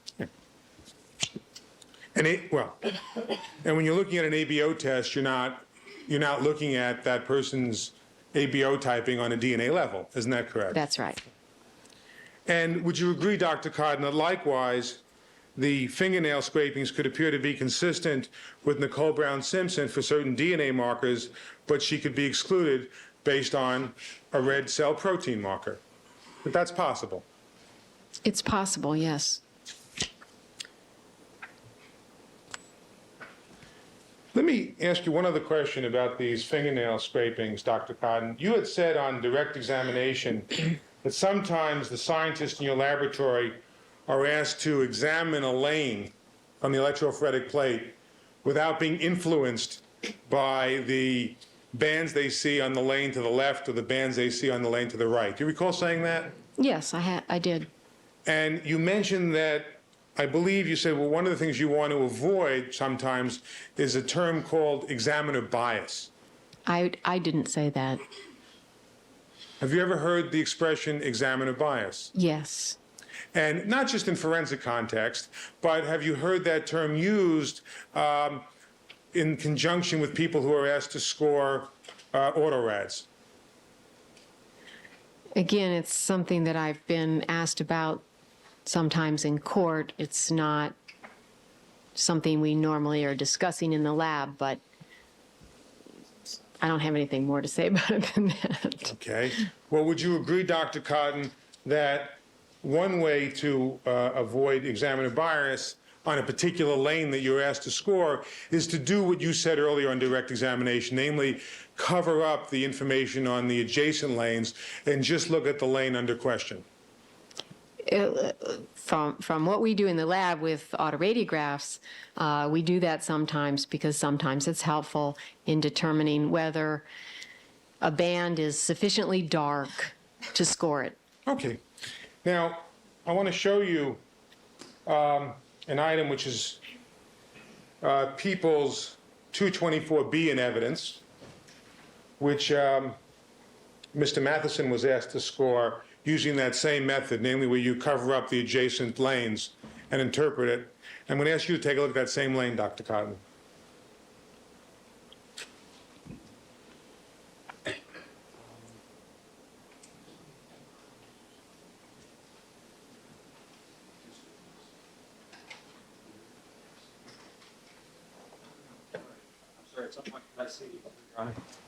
Mr. Neufeld, can I offer you some Post-its?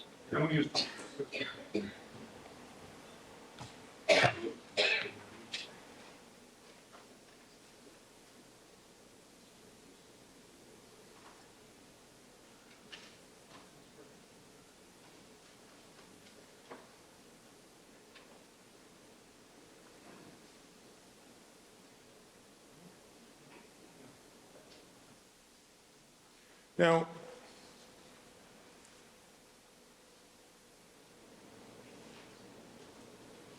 Objections to foundation.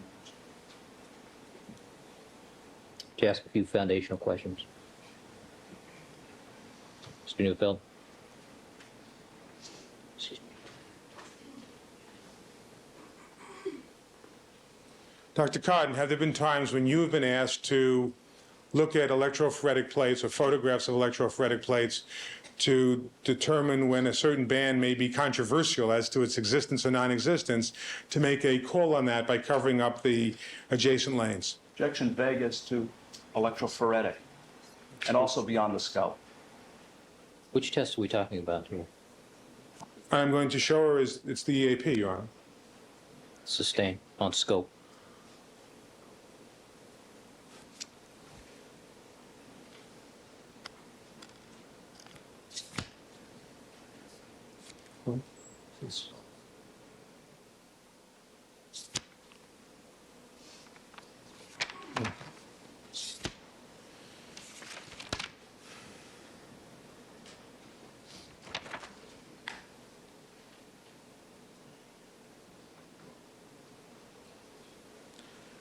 Separate and apart, Dr. Cotton, for a particular type of test, would you agree, however, that it is a recognized procedure when you have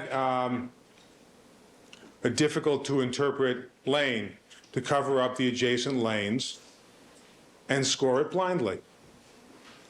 Well, again, I can only speak for what we do in our lab, and what we do in our lab only pertains to DNA testing. So in our lab, that's a procedure that we use. I can't really speak to anything else. Well, but Dr. Cotton, even in the field of medical research on DNA testing, isn't that a procedure that is also sometimes used in that application? Well, again, I can only tell you what I've done. I didn't do that when I was running RFLP gels when I was doing research. I just didn't. We do it in our lab for the purpose that I described of trying to determine whether we can all see a particular band. And that's the extent of my use of that procedure. And would it be fair to say that you at least regard it as an appropriate scientific procedure for the use in your laboratory? Yes, I do. Okay. Now, I'd like to ask you some questions about proficiency testing. Okay? You had referred on direct examination to the fact that Cellmark undergoes proficiency testing. Is that right? Yes, that's right. And you referred to different types of proficiency testing that Cellmark has undergone. Is that correct? That's right. And isn't it true, Dr. Cotton, that the Cellmark laboratory makes available a summary of your laboratory's error rate as measured by proficiency testing?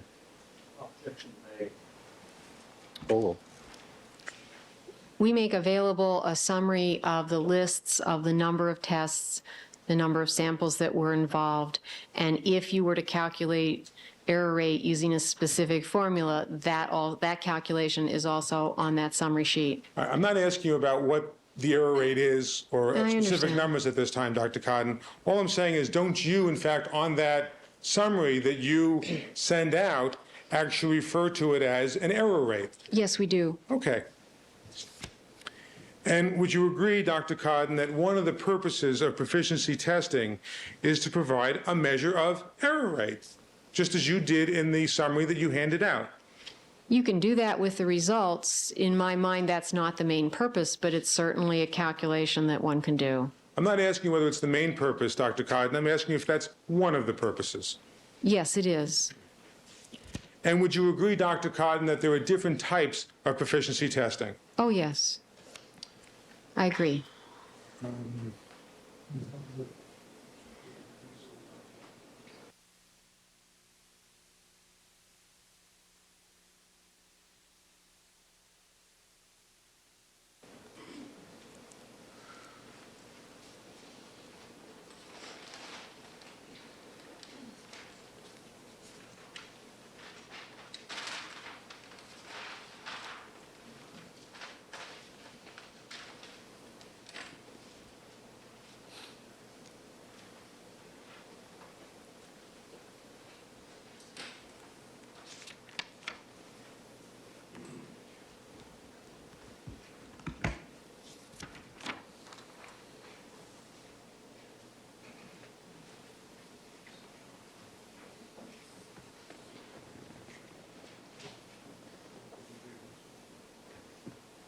Next in order is 1153, Your Honor. All right, that's 1153. Yeah.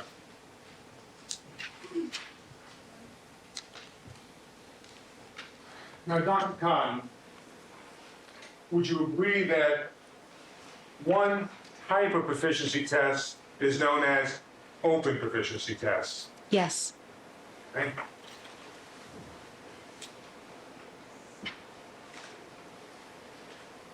I'm going to call this chart proficiency test, if that's all right with you, because we're going to be describing proficiency tests. Is that okay? It's okay with me. Okay.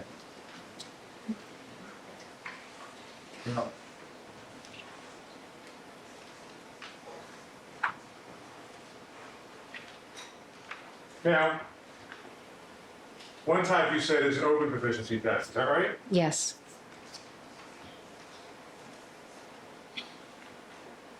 And another type of proficiency test is called a blind proficiency test, is that right? Yes. And the difference between an open test and a blind test, Dr. Cotton, is that in a blind test, the laboratory is unaware that it's being tested, isn't that correct? That's right.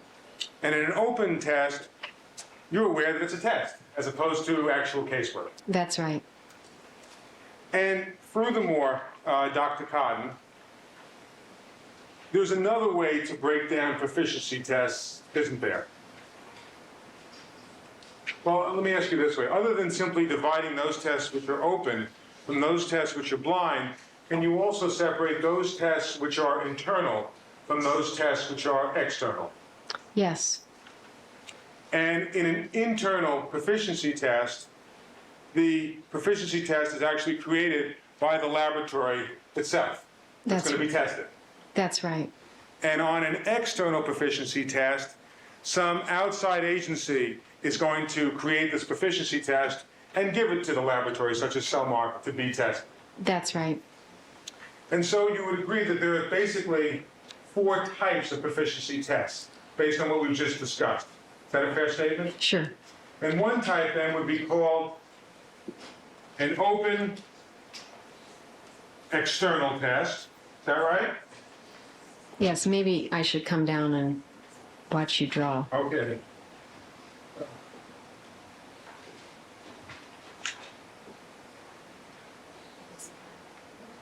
All right. And a second type of proficiency test will be called an open internal test, namely a test where the laboratory knows it's being tested and the test was made inside the laboratory. Isn't that correct? Yes.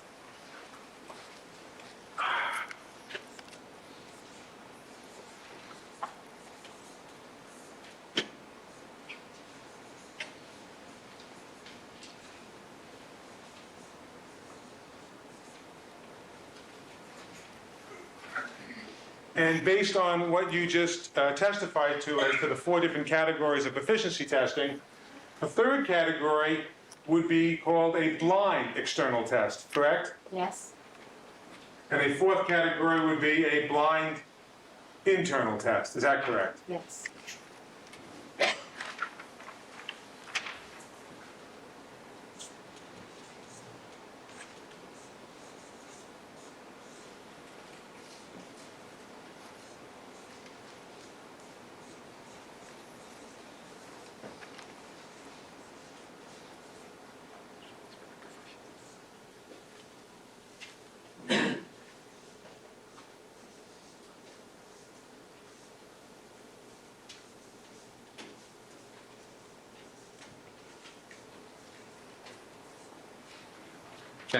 Check out proficiency. It's been brought to my attention by my colleagues that this New York lawyer also has a spelling problem. And there should be an I in here. Is that correct, Dr. Cotton? Yeah, I have a spelling problem too, though. It's an East Coast phenomenon here.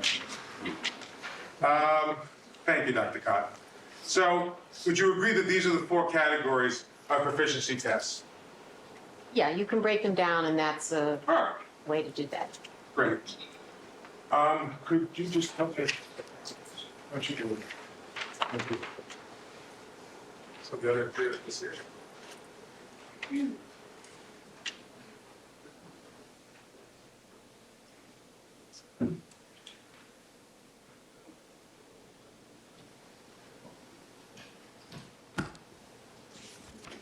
All right, Mr. Neufeld.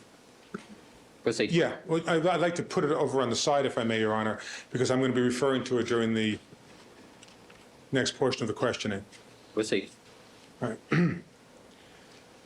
Now, Dr. Cotton, when you prepare tests yourself, when I say you, I don't mean you personally, Dr. Cotton, I mean Cellmark, the Cellmark Laboratory, you're of course familiar with the strengths and weaknesses in your own laboratory, aren't you? I hope so. Now, but when an external agency prepares a test, they're preparing a test that's going to go out to a number of different laboratories generally, isn't that correct? That's right. And the external agency is not simply thinking to itself, well, what are Cellmark's strengths and weaknesses? That's not how it works, is it? I hope not. Okay.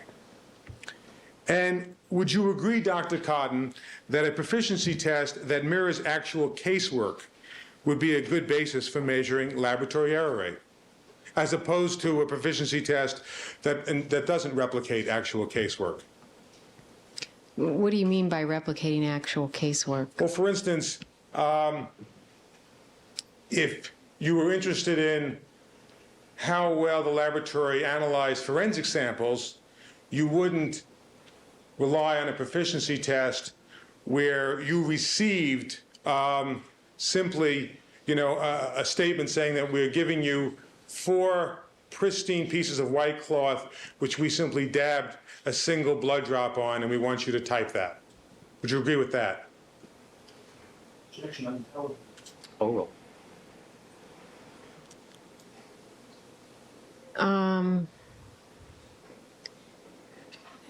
Well, that's pretty much like a forensic case sample. You have standards that are on a cloth that way. So if you're talking about, are they about the same number of samples and the same types of samples, then the proficiency tests seem to be sort of about the same numbers you would receive in an average case, and about the same type. I think they try to make the same types of samples that you would receive in a case, but clearly they're making the samples.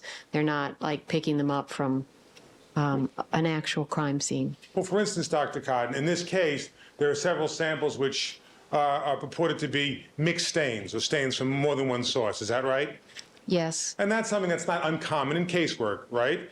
that's correct. And so if you wanted to have a proficiency test where you tried to replicate actual casework conditions, it would be a good thing to have some mixed stains thrown in, wouldn't it? Sure. And in this case, for instance, Dr. Cotton, there are samples which are purported to be scraped up off the sidewalk. Are you aware of that? Scraped up off the sidewalk? I'm sorry, swatched up off the sidewalk. Yes, I'm aware of And that there that. are samples that are swatched up off of a driveway. Yes. And would you agree, Dr. Codden, that samples that are collected from those types of locations are frequently affected by various environmental insults? Of course. So factors such as heat, sunlight, moisture, or the substrate condition itself can affect the quality of the testing. Isn't that right? Sure. And so if you wanted to have a proficiency test that replicated casework, you would like to supply the laboratory that's being tested with some samples that also have been subjected to various environmental insults, wouldn't you? Well, you might like to, but I think for the numbers of samples that the proficiency test folks prepare, that's probably not very practical. But if you wanted to replicate the kinds of environmental conditions you'd see in actual casework, that is something that would be desirable, would it not?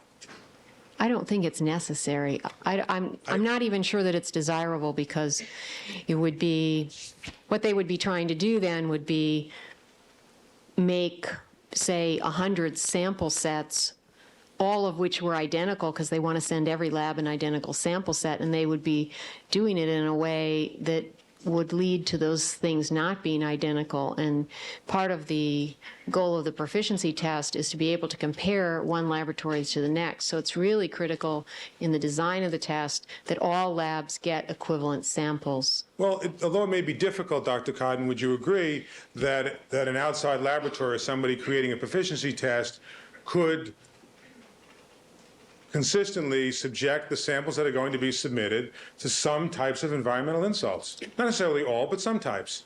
It may be possible for them to do that, but my understanding of how the proficiency tests are put together is that A, that's not the case, and B, in all the guidelines for proficiency tests to be made, that I don't think that requirement to make them that much like case samples is in the guidelines. Dr. Codden, do you believe that it's possible, for instance, that when you're creating a proficiency test that's going to go out to many laboratories, that you could take those blood swatches on cotton, for instance, and put them in a room which has a uniform temperature, so they're all subjected to heat? Could that be done? Sure. And I think you said during your direct testimony that heat is one of the environmental insults which can actually cause the DNA to degrade. Yes, I mean, given you're taking them into a room, you could subject them to however high you can crank the thermostat up, I guess, but you could make them all uniform with a particular temperature in a room. And you could also make them uniform with respect to a certain humidity in that room as well, if you could control the amount of humidity in the room, couldn't you? I suppose you could design a room to do that, but I don't know. Our air conditioning doesn't control the humidity too well, so I think you'd have to have a special design. You'd have to have a special piece of equipment to And do Dr. that. Cotton, I'm sorry. Yes, please. You'd have to have a special piece of equipment that is sort of like a cold room.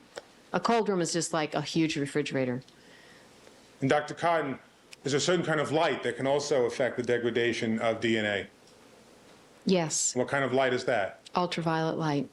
And could you also then subject the various control specimens that you're going to send out for DNA testing to ultraviolet light at the same time? That's something that could be done, couldn't it? You could, but again, I think you'd have to have you'd have to design a special piece of equipment or a special room in which to do that kind of thing. And would you agree, Dr. Cotton, that well, I'm sorry.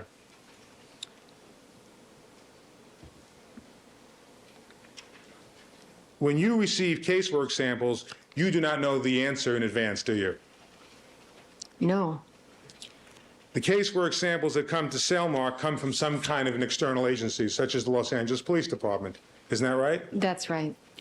Do you agree that external proficiency tests, where you don't know you're being tested on samples, are the most realistic kind of proficiency test to measure laboratory error rate? I think both tests serve equally well to do that. Well, I'm asking you about which is more realistic. You agree a moment ago, Dr. Cotton, that it's certainly more realistic when a laboratory doesn't know it's being tested than when it knows it's being tested. Would you agree with that? Call roll. It's much more, I mean, on a case, you don't know that you don't know the answer. If you receive a proficiency test that looks like a case, then of course that's a lot more like a case than a proficiency test that you know it's a test. Okay. And and similarly, Dr. Cotton, in an actual case, you said a moment ago, the samples don't come from within Cellmark, they come from an external agency. Isn't that correct? That's right. So likewise, Dr. Cotton, in a proficiency test where the samples are coming from an external agency, that too would be a more realistic kind of proficiency test to measure laboratory error rate than one in which the samples come from within the laboratory. It is a more realistic type of test when compared to a regular case, but I don't think that it's any better or any worse for looking at laboratory errors than an open proficiency test. Dr. Cotton, are you familiar with that portion of the National Academy of Science report, DNA Technology and Forensic Science, entitled Laboratory Error Rates? I've certainly read it. I haven't read it recently. Would you please take a look at pages 88 to 89? Yes. Call roll. She can look at it.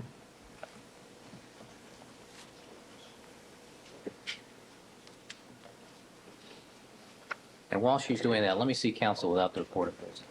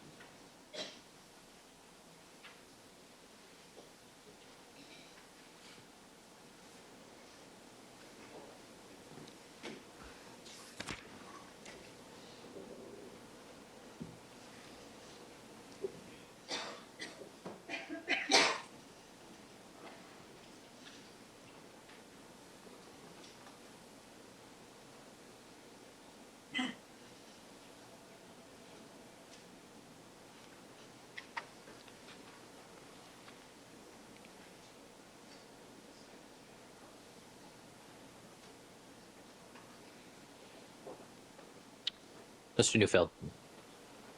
Have you finished? Yeah, I am.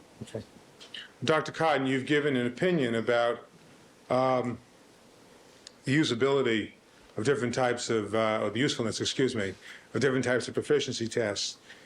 Have you considered, in reaching your own opinions on this subject, the National Academy of Science recommendations with respect to measuring laboratory error rate through proficiency testing?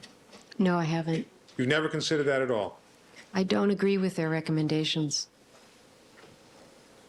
Well, I'm not asking you whether you agree with the National Academy of Sciences recommendations, Dr. Cotton. What I'm asking you is whether or not these recommendations have been considered by you seriously before you arrived at your own opinions. I read them, I thought about them, and I have a different opinion than they do about whether or not what they're asking for is realistic and possible.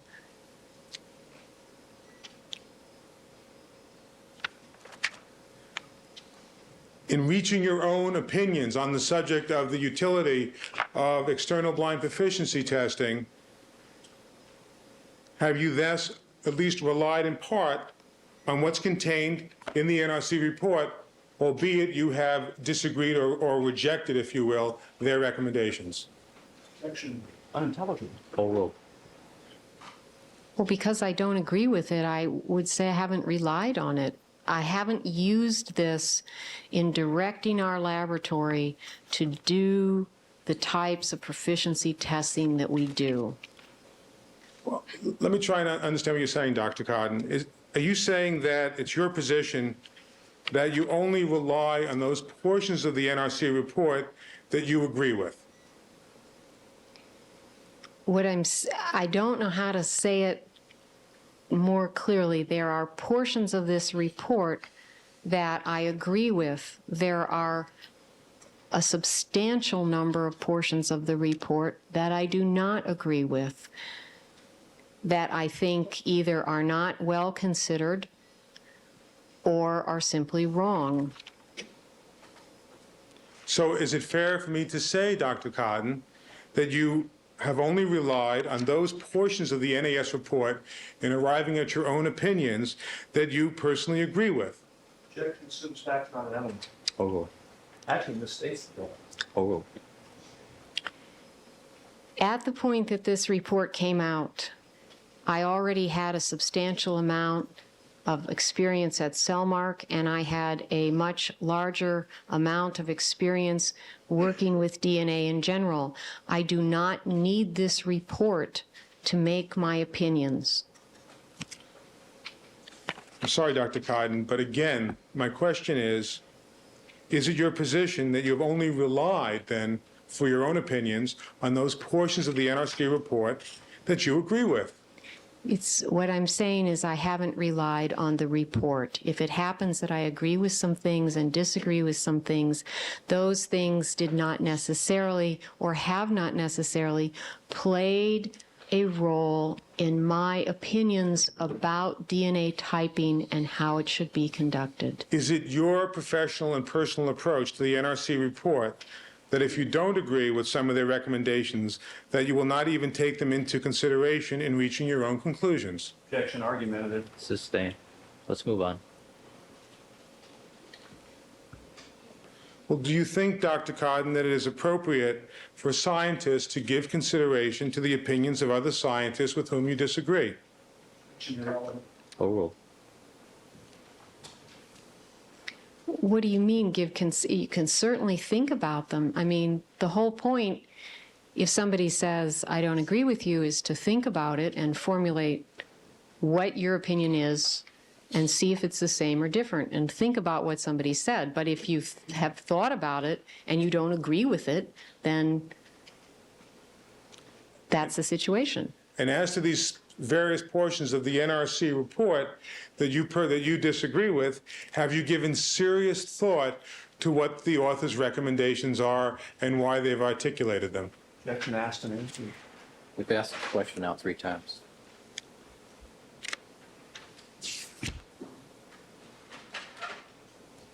Dr. Cotton, are you familiar with any of the any scientific literature concerning the use of external blind proficiency tests on laboratories doing PCR testing in clinical medicine?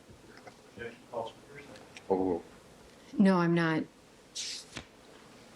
Well, in your opinion as an expert, Dr. Cotton, do you believe it would be important for someone in your laboratory to keep track of the rate of false positives for PCR testing in clinical medicine? I don't actually have a really good answer for that. I'm not familiar with procedures in clinical medicine. We are familiar with procedures in forensic science. They very well may be different. Whether or not our quality assurance manager is familiar with clinical procedures, I can't tell you. I just don't know. And some people, Dr. Cotton, say that a DNA test can only give you the right result or no result. Oh, excuse me, objection hearsay. Assumes facts, not an evidence. Sustained. Rephrase the question. Have you ever heard that expression, Dr. Cotton, that a DNA test can only give you the right result or the wrong result? I'm sorry, can either give you the right result or no result. Have you ever heard that expression? I don't know. Well, I mean, I'm hearing it now. I hear you saying it. Whether or not I've ever heard it before, I don't remember. well, now that you've heard it, Dr. Cotton, would you agree that that's not a correct statement? Overruled. Would a DNA test either give you the right result or no result? Right. That's much too black and white of a statement. And one of the reasons that it's much too black and white a statement, Dr. Cotton, is I believe, as you've already testified, a DNA test could give you a false positive. It's possible that it could. It could also give you an inconclusive, could also give you a false negative. There's a lot of in between there. And if the DNA test gives you a false positive, it means that you are getting a match between two samples that in fact come from different people. Isn't that right? Yes. And would you agree, Dr. Cotton, that if one laboratory made many errors in external blind proficiency testing and another laboratory made few, that the laboratory which made many more is more likely to make a mistake in a given case? Since facts not in evidence, beyond the scope. Overruled. Given the generalization that you just stated, yes, I guess I would agree with that. And do you agree, Dr. Cotton, that interpretation of DNA typing results depends not only on the frequency of a DNA pattern, but on laboratory error rates as well? No, I don't. Well, do you agree, Dr. Cotton, that the strength of a DNA evidence depends not only on the frequency of the pattern, but on laboratory error rates as well? Objection argumentative. Overruled. No, I don't. Well, Dr. Cotton, did you read that portion of the National Academy of Science report which discusses the role of laboratory error rates in assessing the weight of DNA evidence? That's part of the couple pages you just pointed out to me, is it not? Yes. Yes, I read it. And have you thought about those couple of pages prior to today as well? Yes. And have you considered seriously the points that the authors of the NRC report are making with regard to the importance of assessing a laboratory's error rate? Objection, Your Honor. This has been asked and answered. Overruled. It's a different question. Yes, I thought about it.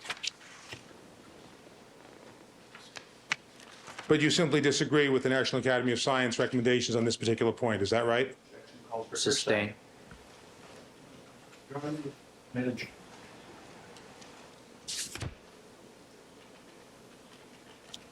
Dr. Cotton, once again, are you saying that the reason you don't rely on this portion of the report is simply because you disagree with it?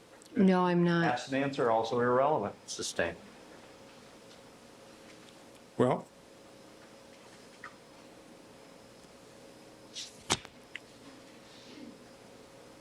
would you agree, Dr. Cotton, that the measure of a laboratory's error rate is a separate and independent issue from the measurement of the frequency of a DNA profile? Of course. I'm solid drug.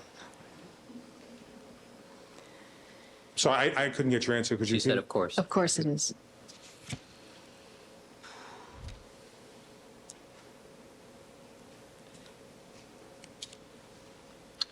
Well, do you agree with that portion of the NRC report which explicitly states that, Excuse me, Your Honor, objection. Sustain. I'm not going to quote the portion. Still hearsay, counsel. I think, let's move on. Dr. Cotton, do you agree with the sentiments of the NRC report Sustain. on that issue? Wait. Sustain. Move on.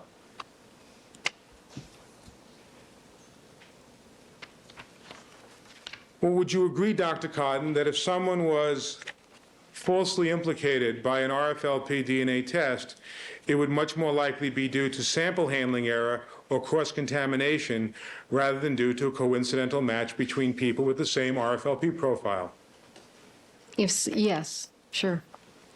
Now, your laboratory has had at least a couple of instances where you had false matches due to sample handling error and cross-contamination. Isn't that correct? Yes, two. Objection compound. Overruled. Two.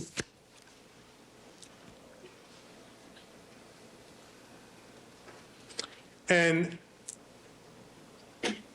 using the definition of the 4 types of proficiency tests that I've given you in that diagram, whose number escapes me. 1153. Thank you. On 1153, in 1993, how many of your proficiency tests fall into the category of external blind proficiency tests? In 1993, we have very few in external because it's a complicated answer.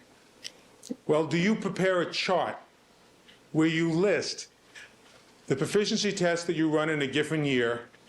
Do you have a chart like that? Yes, we do. And on that chart, do you actually identify which of the proficiency tests are internal versus which ones are external? Yes, we do. And on that chart, do you also differentiate between those that are blind and those that are open? Yes.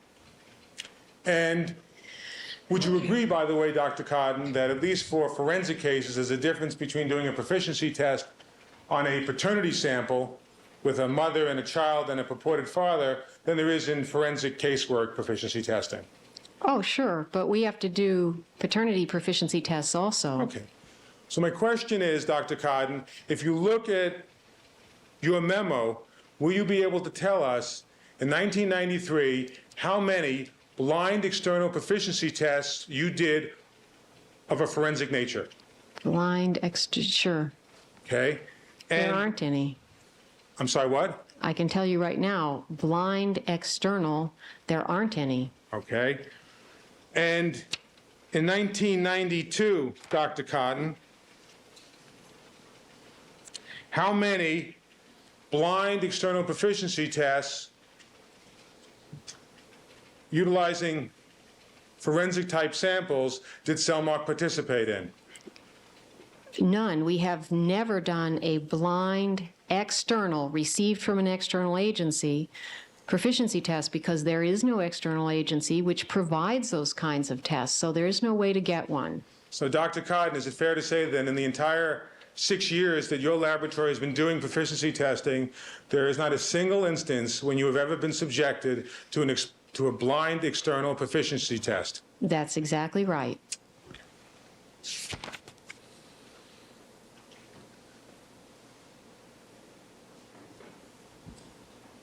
Would you agree then, Dr. Cotton, that in the absence of being submitted to any blind external proficiency tests, that you really have no scientific basis for estimating your laboratory's error rate? No, I don't agree with that.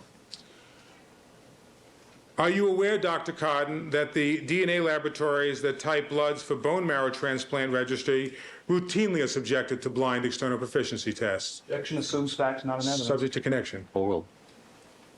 Are you aware of that practice, Doctor? No, I'm not.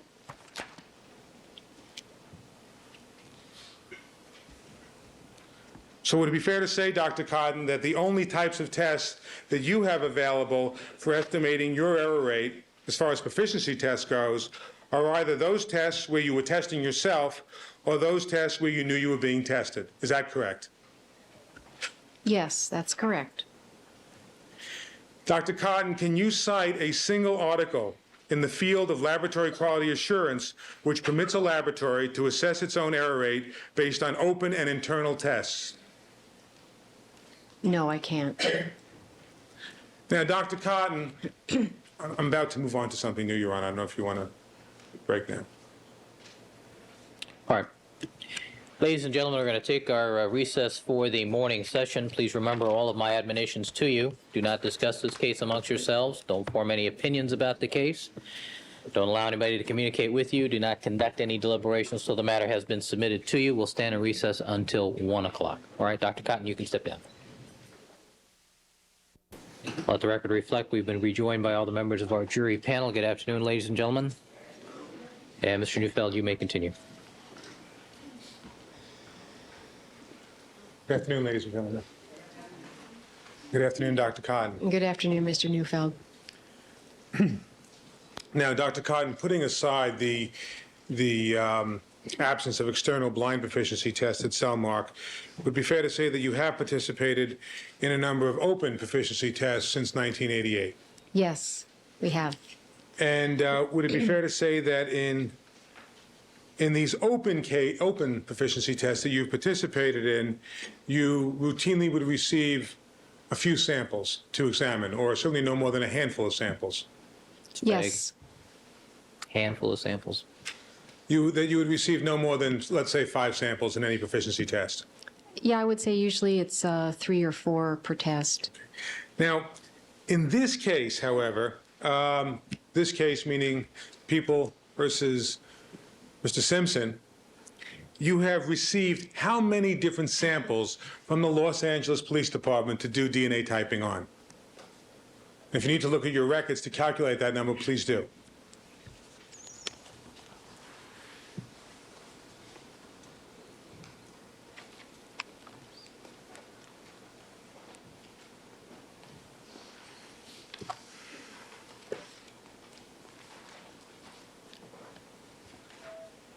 Twenty-three.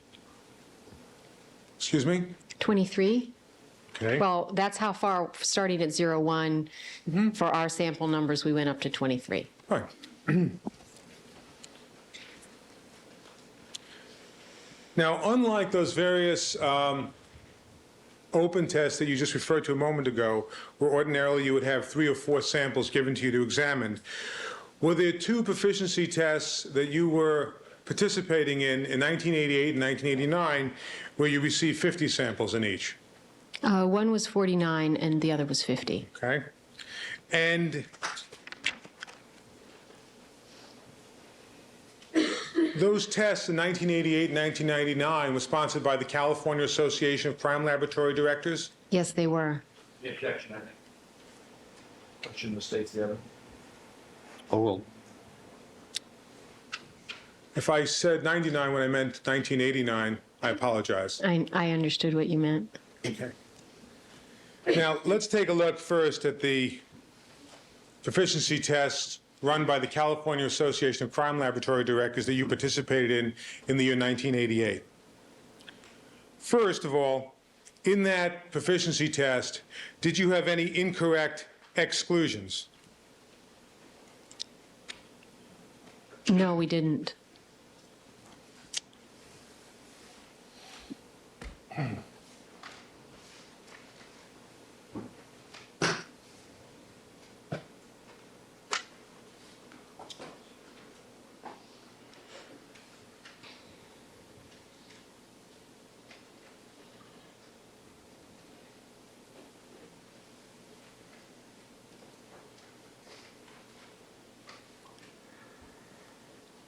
Now, in that particular test, Dr. Cotton, you were given these different samples, and you were asked to type them and determine which, if any, matched any of the other samples. Is that correct, in the same batch? That's right. And at a subsequent point in time, were you provided with a legend produced by the California Association of Crime Lab Directors telling you which samples, in fact, matched which other samples? Yes.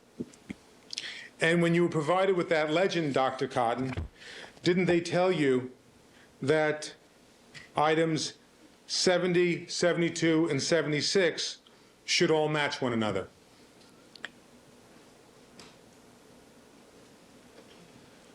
That may be right.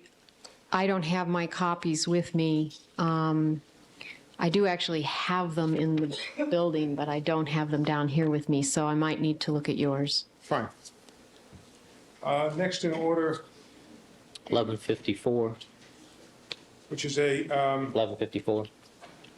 6-page report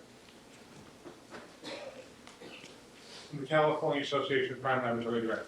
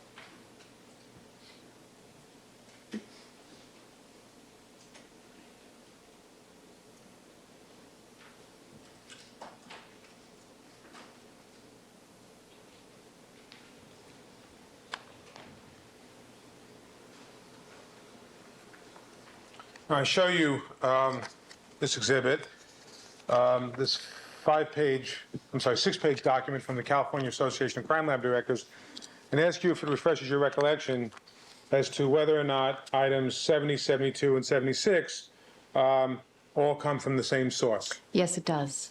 Okay? And now that it refreshes your recollection, is it in fact true that the way this test was set up, that samples 70, 72, and 76 all originated from the same person? Yes. And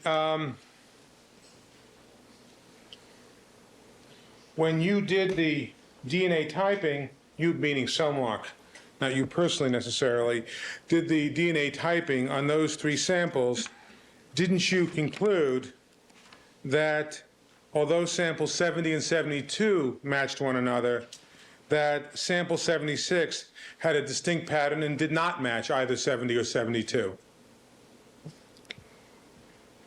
That pretty much fits with my recollection, but if I'm remembering this group of 3 correctly, one of them is a mixture. I don't have all my documentation of what we reported with me, so. Well, Dr. Codden, isn't it a fact, and by the way, here, if you'd like to refresh your recollection, here is Cellmark's report to the California Association. I would ask this be marked next in line, next in order, 1155. which is a 3-page document.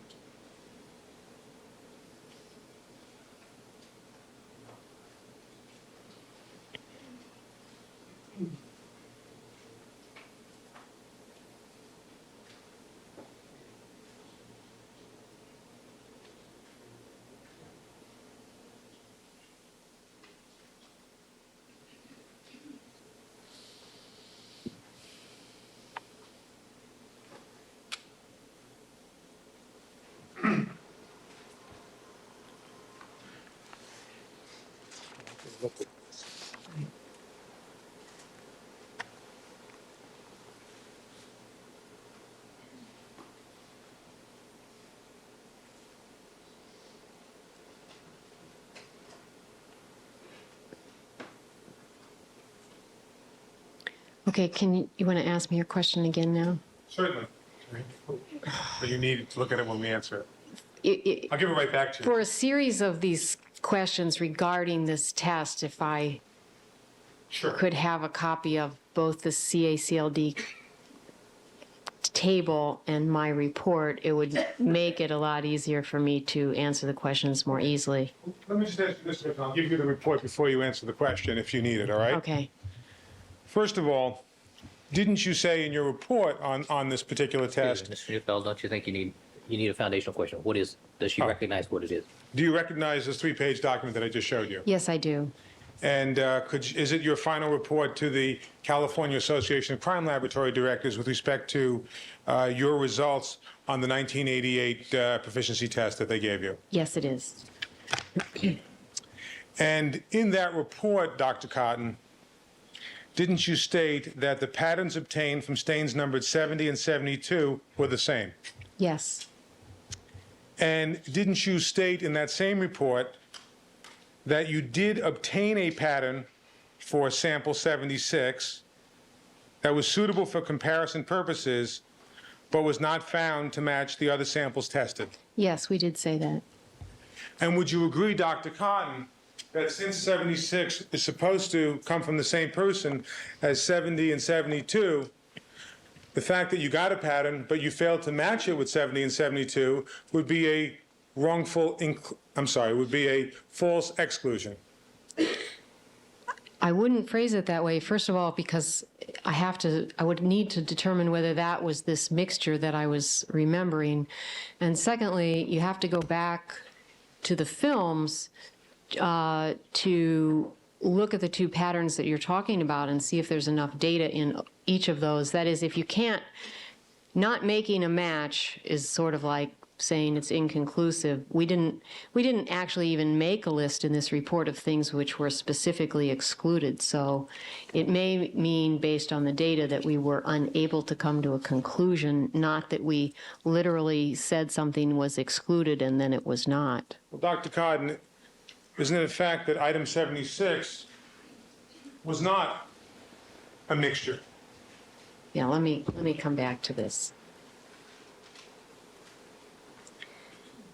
No, item 76 was not a mixture, but item 72 was a mixture. What about item 70? And item 70 was not a mixture. Right. So item 76, according to the way this test was set up, should have matched item 70. Is that correct? Yes. And even though you got a pattern for item 76, which was not a mixture, you did not state that it matched item 70. Isn't that correct? That's right. And so the failure to declare that match would be a mistake, wouldn't it? By the definition of the test. It would if the two patterns were both of equal quality and we just missed it. Remember that remember, I guess you don't really know this, but each of these samples, these 49 samples, was extracted as if it were a sexual assault sample because we had no information. And in that type of extraction, which is not something that was done in this particular case, you try to separate DNA from a sperm fraction from any DNA that's in something else. So of the 49 samples, you end up with really 2 samples from each of the 49, giving you a total of 98. And so you have 98 patterns which were manually, visibly compared to one another. And if the patterns are both good, and I can't recall if they are, the fact that we missed seeing it in all this comparison of 98 patterns with, every other pattern of the 98 is an error in finding that match, but in my mind I do not think of it as a false exclusion, a wrongful exclusion. I appreciate that you don't consider it a wrongful exclusion, but, and you said that one of your concerns was that you don't know how clear the pattern was. Is that correct? That's right. Well, the fact that your report states that the pattern for 76 was suitable for comparison purposes, would that refresh your recollection as to whether the pattern for 76 was in fact suitable for comparison purposes? Would it? I understand that it says that, but that doesn't give me any information. The mixture pattern was a problem, and it doesn't provide any information about the pattern for 70. So, excuse me, Dr. I'm Cott? sorry, could the witness finish I her thought answer, she was please? finished. Well, so is a pause, clearly. Proceed. well, what I'm saying is that I don't have enough information in front of me to give you a clear answer as to whether or not that was not mentioned because it was basically an inconclusive, or whether or not we simply missed seeing the match and we could have made a match and did not. Dr. Cotton, is there any qualification in this report when you're describing the pattern comparisons of sample 70, which is not a mixture, with sample 72? No, there isn't. And of course, in your laboratory, you wouldn't have called a match if that pattern on item number 70 wasn't sufficiently clear and robust to compare with 72. Isn't that right? That would be correct in general, but I remember I've looked at these films on several different occasions. They are not as good as the films that we produce now, and so there are things about those films that might lead to problems in interpretation. And Dr. Cotton, you wouldn't have said in your report, quote, referring to item number 76, these patterns were suitable for comparison purposes, but were not found in the other samples tested, unquote, unless that was true, would you? No. Okay. One moment.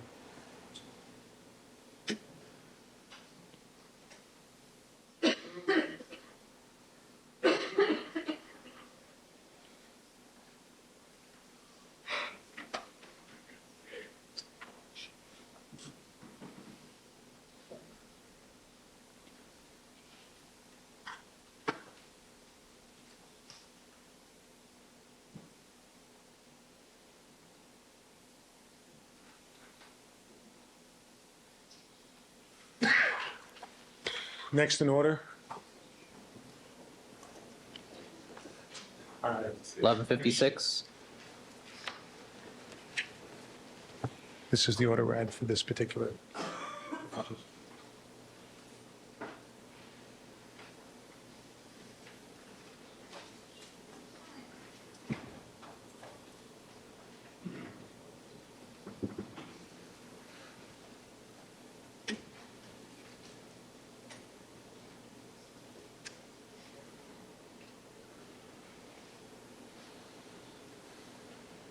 One moment.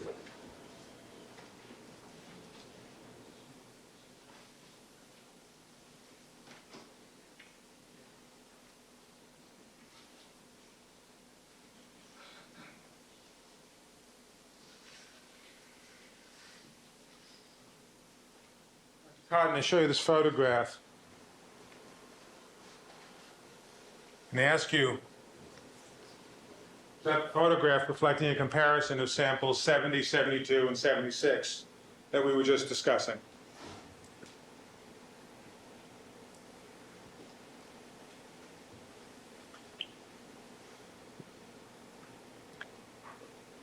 Yes, it seems to be, except these weren't all on the same film, so this appears to be various, 1, 2, 3, 4, 5 patterns from different films lined up to be able to photograph them.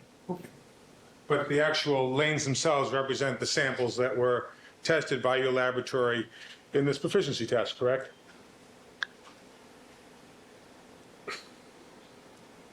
Yes, can I ask a question about the picture? Do you know whether or not the labeling across, the labeling across the top must have been put on in order to make the picture. So The labeling across the top, very much the same way the labeling was put on the order ads in this particular Okay. case, so you could identify which lanes are attributable to which samples. Same thing was done in this photograph. Does that help? Okay. Yes, it does. Okay.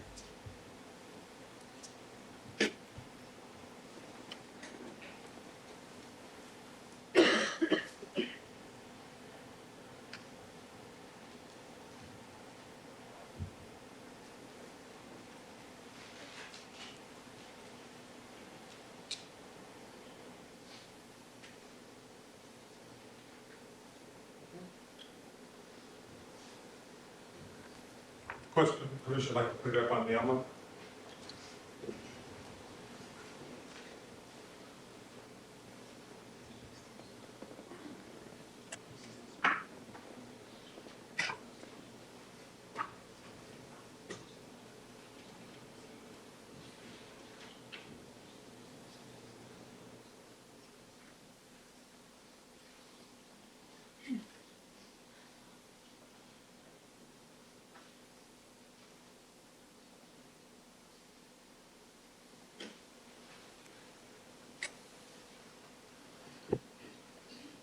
Ronna, what is the easiest way for me to point to different lanes for the witness?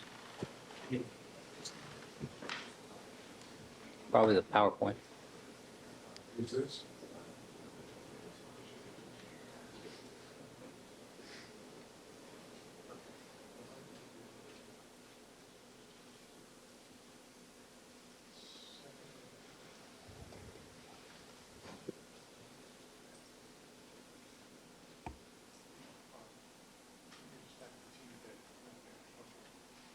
Dr. Kyle, would you like to step down? I think it would be I easier for you would. to see this.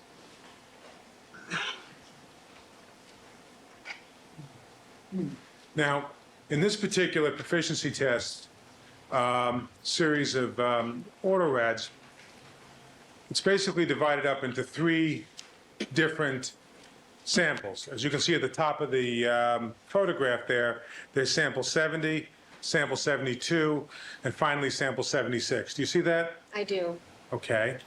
And the lane that represents the non-Seaman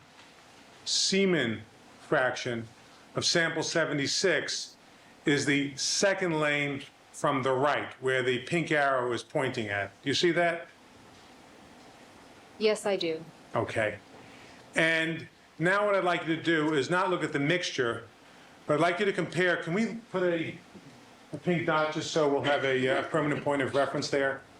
So the witness can go back and forth. All right. Now, what I'd like you to do is compare the pattern that you see in that lane, the second lane from the right, to go all the way across to sample 70, to the third lane, which is also the non-Seaman fraction of sample 70. You see that?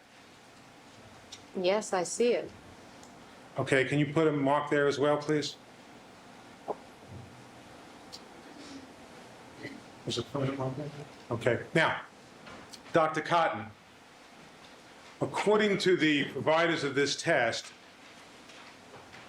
the profile on item 70 that the pink arrow is looking at on the left should match the pattern in sample 76, where there's an arrow there on the far right. Isn't that correct? No, I don't think so.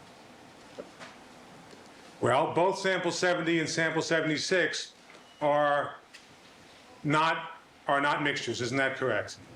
That's right. I think you are misreading their key, because it is sample 72 that is a mixture of 70 and 76, and 76 clearly does not match 70. But 70 should match one pattern in 72, and 76 should match the other pattern in 72.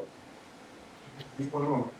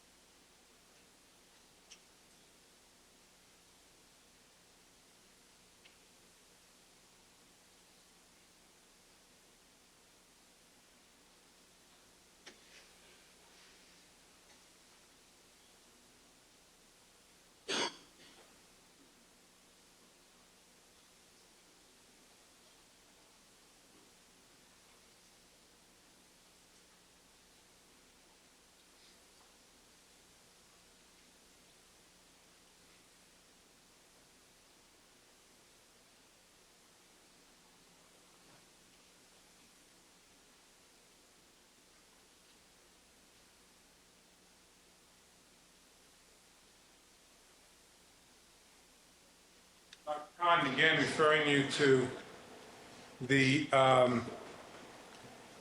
code that was given to you by the California Association of Crime Laboratory Directors after you did these tests, wouldn't you agree that sample 70 is simply semen, not a mixture that was collected on 7/85? Would you agree with that? Yes. And would you agree, Dr. Cotton, that for item number 76, it is also the same semen that was drawn on July of 1985, according to this log? That's not, yes, it's semen, but it's not the same as 70. I don't think that's the intention of that sample description. On the face of this sample description, Dr. Cotton, would you agree that it says that item 70 and item 76 come from the same person? I don't think that's what that means. From looking at this report, is it your understanding that the California Association of Crime Laboratories grouped all samples that came from the same person in the same box? What they've done is grouped all samples that could be related in the same box, and these are grouped together because both 70 and 76 should match 72, because 72 is a mixture. So that's why they're in the same box, but it doesn't mean, and I'm sure that they could confirm this, that 70 and 76 were the same. I mean, there wouldn't be any point of making a mixture of 70 and 76 if they were from the same person. And so I feel confident that that's what that means. Okay, one moment. We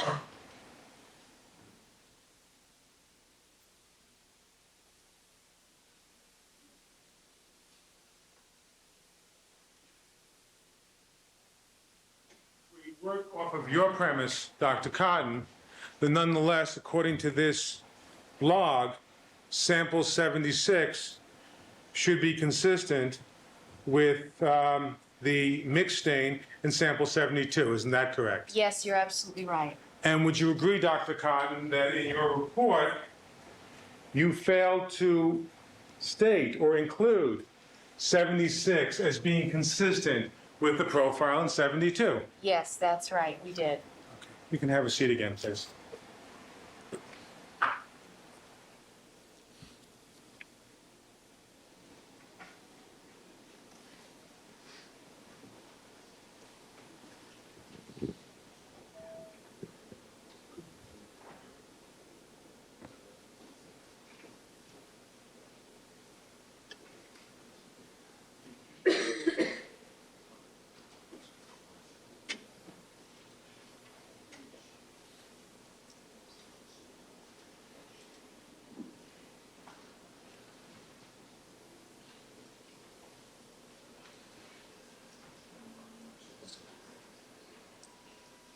One moment, Your Honor.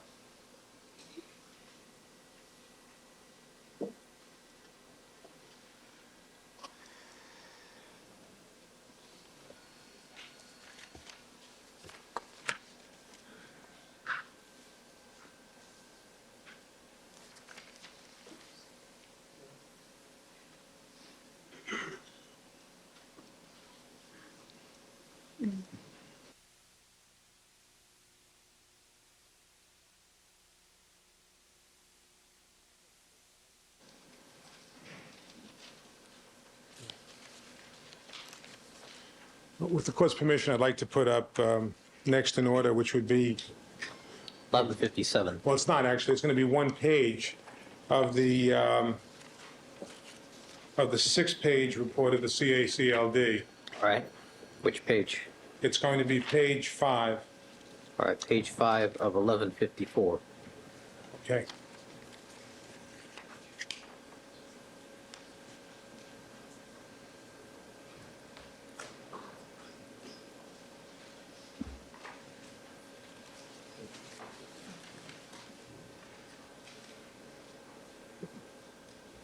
Need to clear the PowerPoint there, Mr. Harris. Thank you.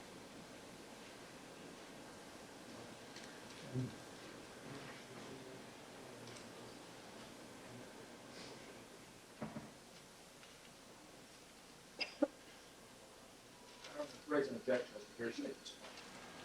Sustain.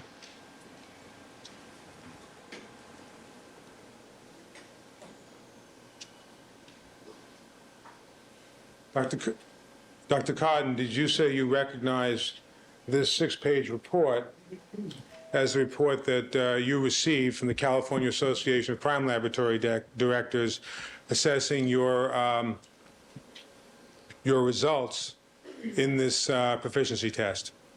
What I did was look at the 2 keys, and I recognized them. If you'd like me to look at the 6 pages, then I can. Oh, please do. I'm sorry. I thought you had.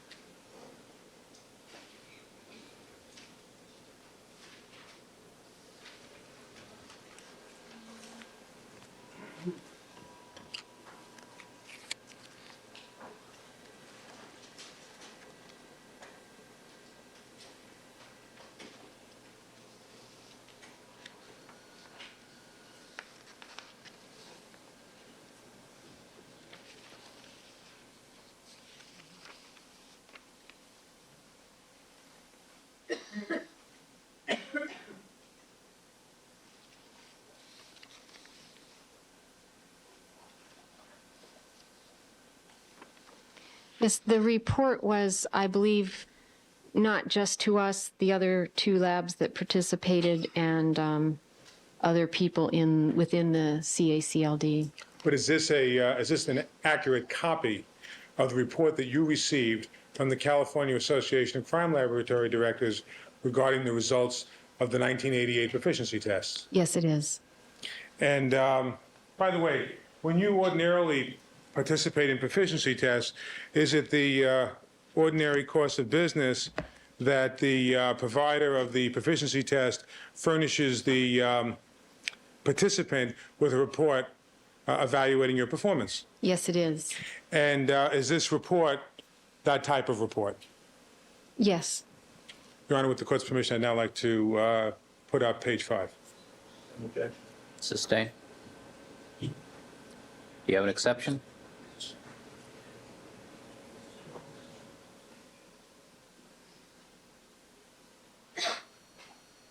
And when these proficiency tests are given to laboratories such as your own, is the provider of the proficiency test under an obligation to report the results accurately? Yeah, I think they certainly would try to do that. I've seen mistakes in reports, but,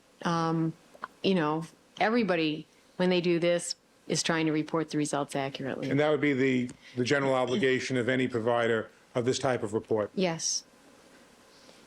I would offer the page again, Your Honor. I think it's a business record exception, Your Honor. Not with this foundation.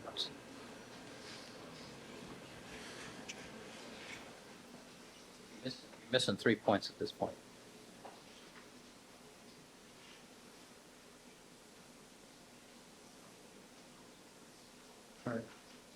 And Dr. Cotton, was this report sent to you in the ordinary course of business?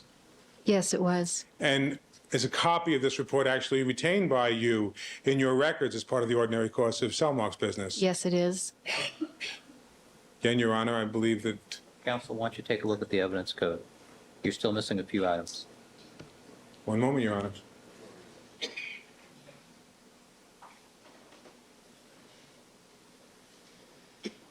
Doctor, are the results that are contained in this report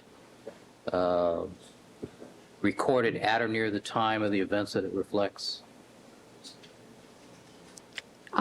Since I didn't participate in writing the report, I wouldn't know. I mean, I know that it was done after the proficiency tests were completed, but that's all I know in terms of its timing. And who maintains these records? They would be maintained by the CACLD. And are they relied upon as being accurate by those persons, members of that organization? I assume so.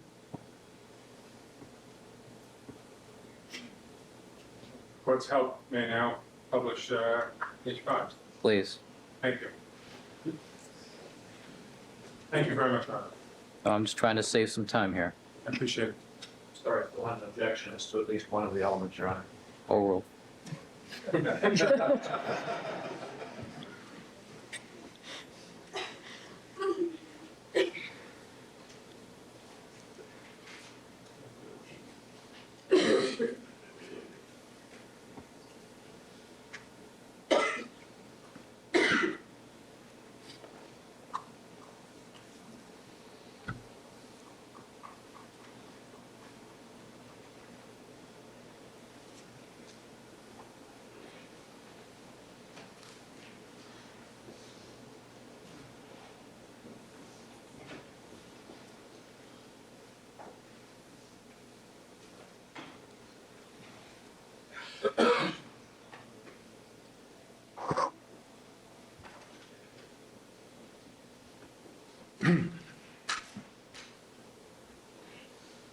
Now, Dr. Cotton, in this particular test, you received 49 samples from the California Association of Crime Laboratory Directors. Is that correct? That's right. In fact, the data that applies to Cellmark would be in the column on the far right of that particular exhibit. That's right. And of the 49 samples that you received, you were able to generate results on 44 of those 49. Is that correct? Yes, yes, that we have some kind of DNA results from 44. And so as to the remaining 5 samples, that would be the third number in that column, you were unable to generate DNA results. Yes, that's what the report says. And now the 4th item on that list is a number 1, is that correct? With a series of little asterisks next to it? That's right. And that number 1 indicates that out of the 44 samples that you were able to type, that you made 1 incorrect match, isn't that correct? Yes, that's correct. And when we say 1 incorrect match, that would be the equivalent of 1 false positive, isn't that correct? That's correct. Now, the way you got this false positive, Dr. Cott, on this particular proficiency test is that there were 2 samples, namely 57 and 58, that came from the same person. Isn't that right? Well, again, I don't remember the sample numbers, but there were 2 samples that you can go on, and I'm pretty sure I can follow you without the specific sample numbers. Let me show you a photograph. Next in order.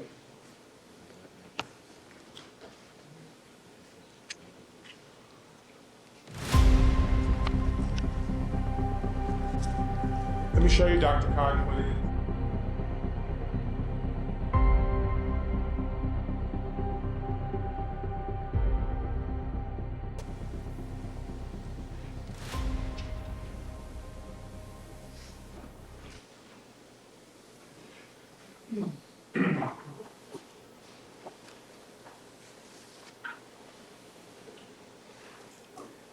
Dr. Cotton, does that photograph appear to illustrate the banding patterns for 3 different samples that you tested in that proficiency test, namely 57, 58, and 59? Yes, it does.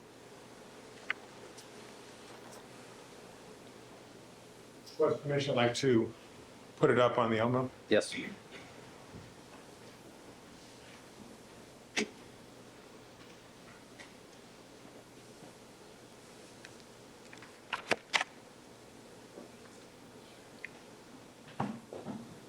I think we need the numbers at the top, Mr. Harris. Yes, we definitely do. Thank you.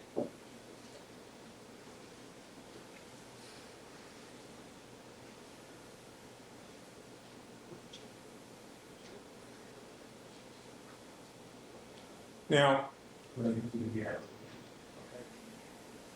Dr. Cotton, if you need to step down, please do.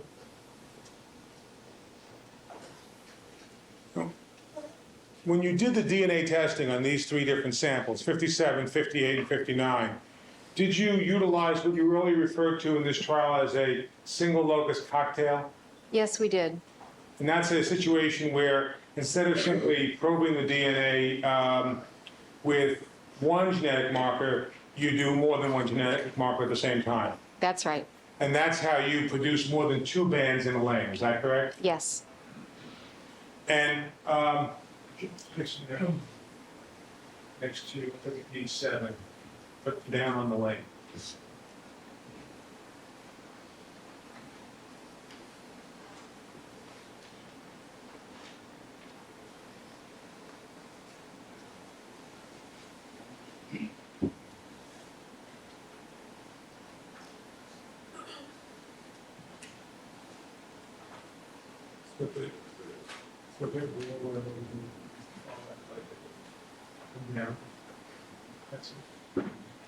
Dr. Cotton, is that profile that the DNA profile that the pointer is pointing at the DNA profile from sample 57?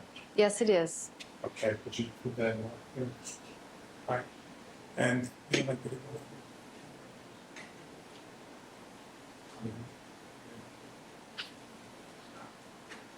Dr.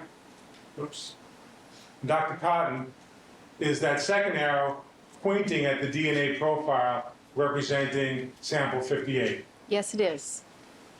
Take that.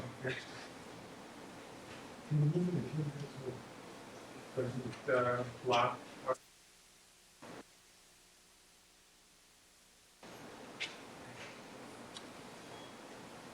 Is that arrow now pointing to sample 58 as well? Yes. Okay.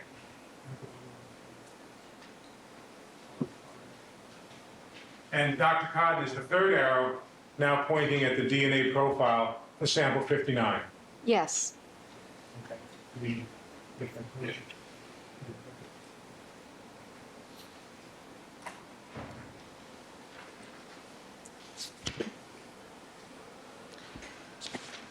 Now, in this particular proficiency test, Dr. Cotton, samples 57 and 58 came from one person, correct? Can I look at the key? Sure.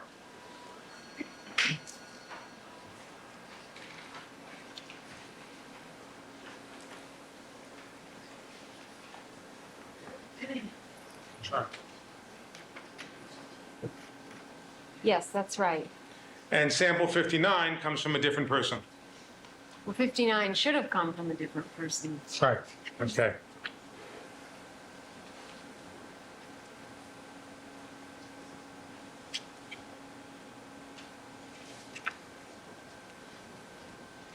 Now, when you analyze these three samples at Cellmark, were they all processed as part of the same batch? I think that they were, but since I was not, I wasn't really supervising any work in the laboratory at the time that this test was done, the records, if I remember correctly, indicate that they were processed in two separate batches. So it's possible that 59, 58, and 57 were processed at the same time. Could you return your seat, please? Sure. Thank you.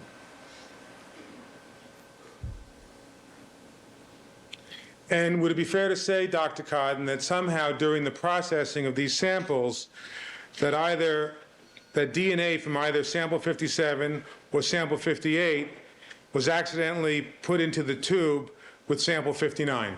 Yes. And that mistake led to the false match of 59 with samples 57 and 58. Isn't that correct? That's correct. Wouldn't you agree, Dr. Cotton, that the bands in this false match are as strong and as clear as the bands in the match between Mr. Simpson's sample and item 52 in this case? Excuse me, objection argumentative, Your Honor, also irrelevant. Sustained. Dr. Cotton, with respect to band density and relative band densities, would you agree that the bands in this proficiency test, where you had a false match between 59 and 57 and 58, are as dense as the bands in item 52 in our case? Objection, Your Honor. Sustained. It's argumentative, is it? It's irrelevant. May we have a sidebar, Your Honor? Proceed. Did you say earlier during your testimony, Dr. Cotton, that at the time you did the proficiency testing in 1988, 1989, that you were not producing as high-quality autorads as you are currently producing in your laboratory? Yes, I did.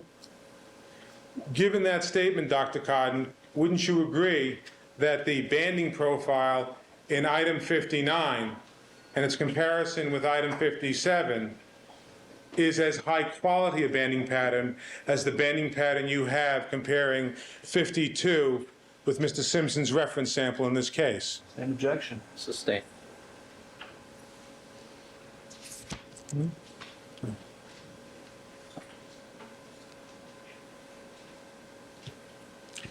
And Dr. Cotton, would you agree that just by looking at the photograph of the autorads in this case, that there is no way, just by looking at them, that you can tell that you had in fact gotten a false match?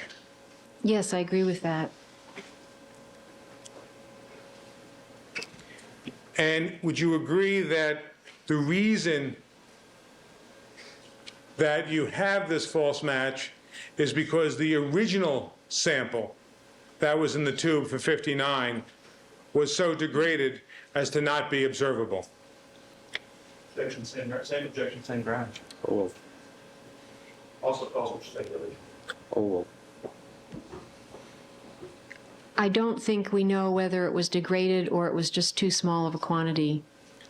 But both of those explanations could produce a result where you don't see a DNA pattern, isn't that right? Oh, yes. And in our case, Dr. Cotton, had the DNA, the original DNA from the Bundy drops, been so degraded due to handling or packaging or processing such that you wouldn't see a DNA pattern in the original sample, and then it was cross-contaminated with Mr. Simpson's reference sample, would you also have the same phenomena? Objection, assumes facts not in evidence, also calls for speculation. sustained.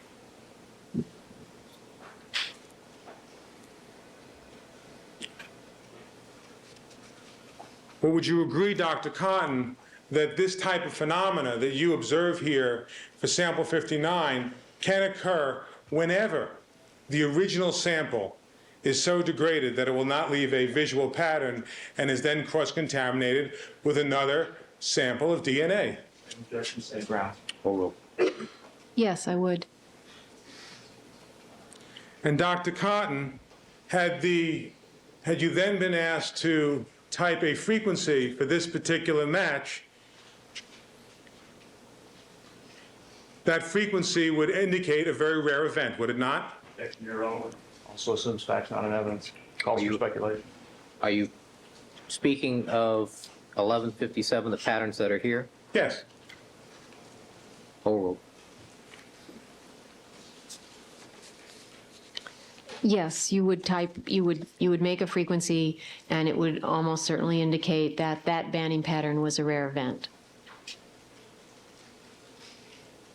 In fact, Dr. Cotton, for this particular banding pattern, didn't you generate in your report to the CACLD that it had a frequency of approximately 1 in 1.8 billion? If you're reading from our report, then yes, we do. I know that we generated frequencies. Obviously, I can't remember what the frequency was for a particular pattern. Please take a look. Yes, you read it correctly. And so what you're saying in this particular report is the frequency of that match between item 57 and item 59 occurs in the population with a frequency of approximately occurs with a frequency of approximately 1 in 1.8 billion people. Is that right? Right, we're saying the frequency of the pattern, not the frequency of the match, but the frequency of the pattern would be for that report, it says 1.8 billion. Well, if this had been a real case, item 57, 58, and 59, and not simply a proficiency test, you would have declared a match between item 57 and 59. Is that correct? Yes, that's right, and we would have also generated a frequency. And the frequency that you would have generated would have been 1 in 1.8 billion people, correct? Yes. But in fact, in this particular example, there was a 1 in 50 chance that it was a false positive. Isn't that correct? Objection, argumentative. sustained. Well, was it a 1 in 50 chance that it was a false positive in this particular proficiency test? Well, objection, no foundation. Sustained. You were given 50 samples to look at, were you not? Yes. And on one of the 50 samples... 49. We got a Collins problem here, Counsel.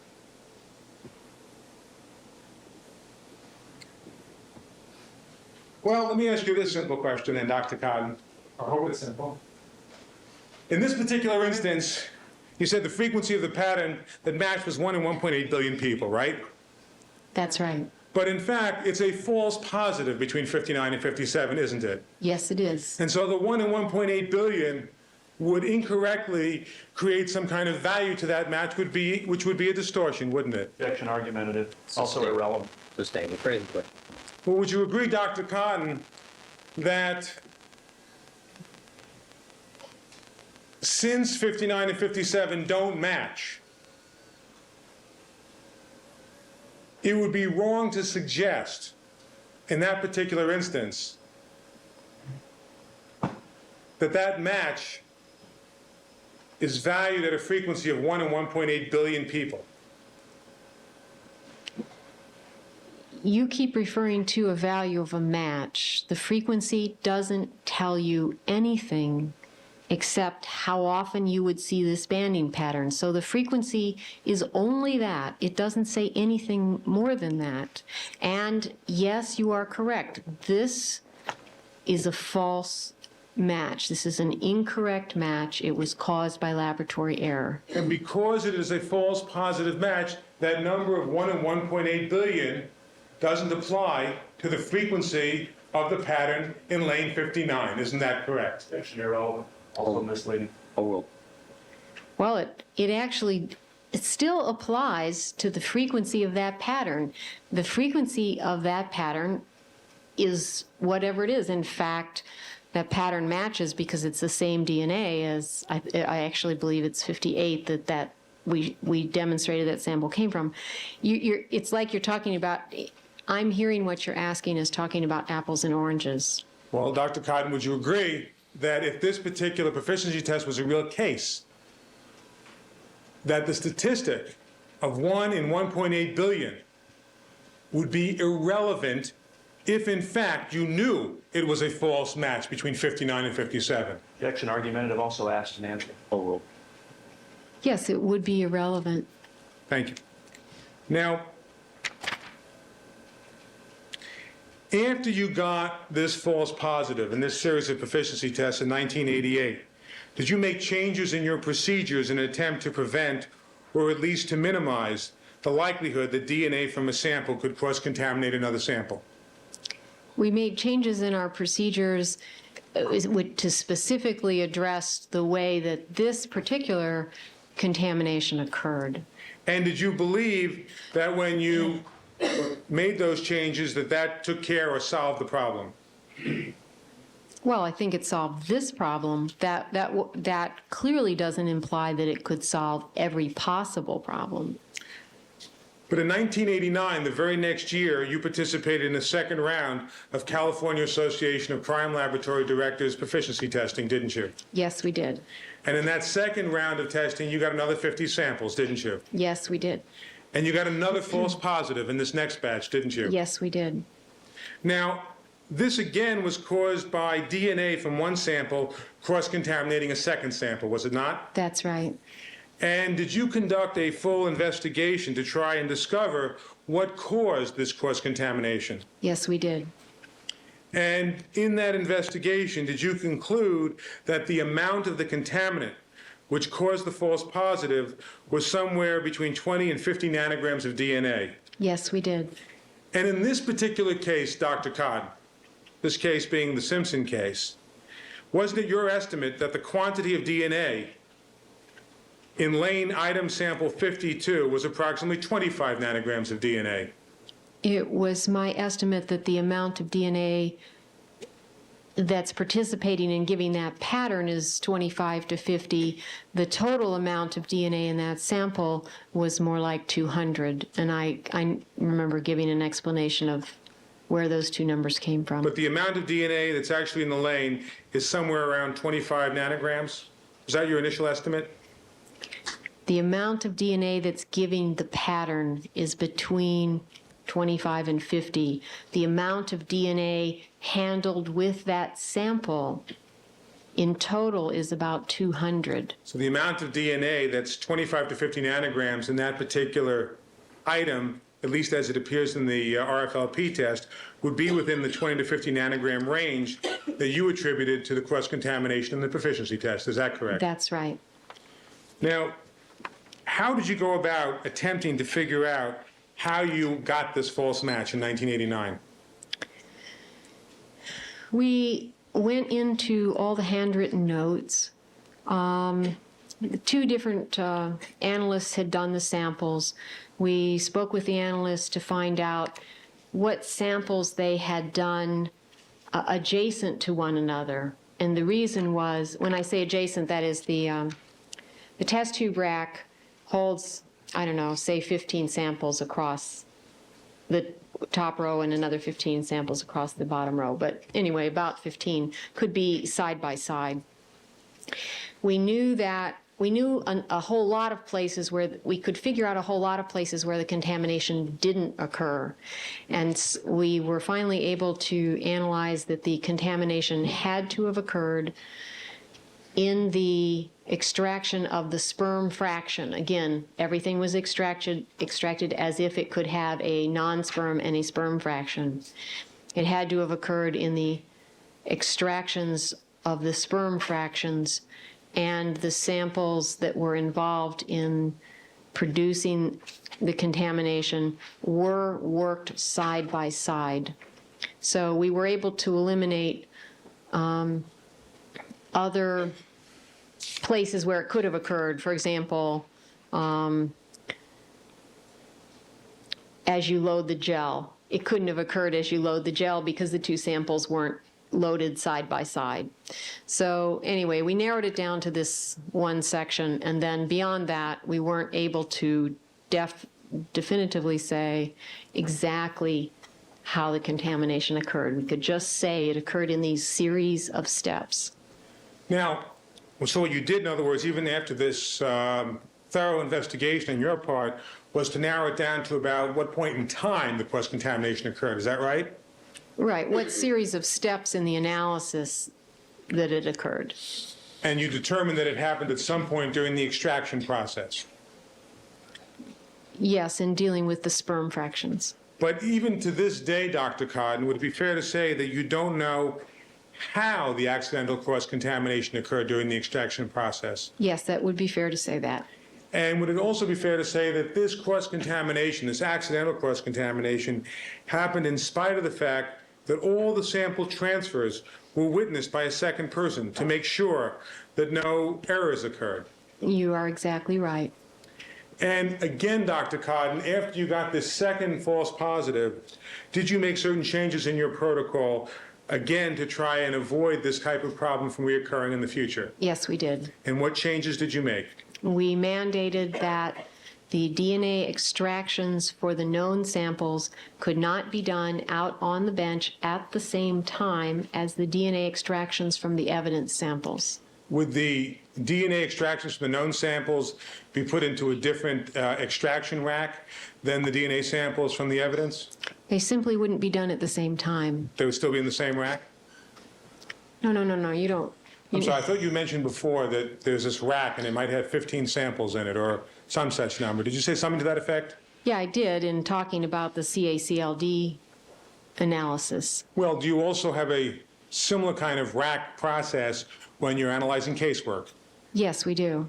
So what I'm asking you is, under your current protocol, will you ever have the extraction from the reference sample at the time of extraction sitting in the same rack as the evidentiary specimens? No, we don't. Thank you.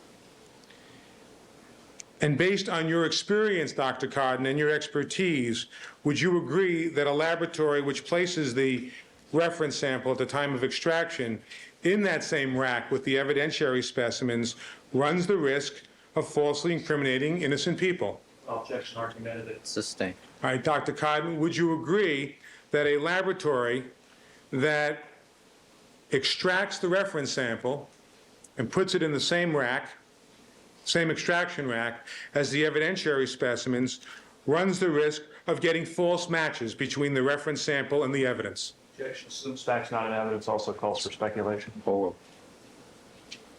based on our experience and that happened in our lab, then obviously it's possible.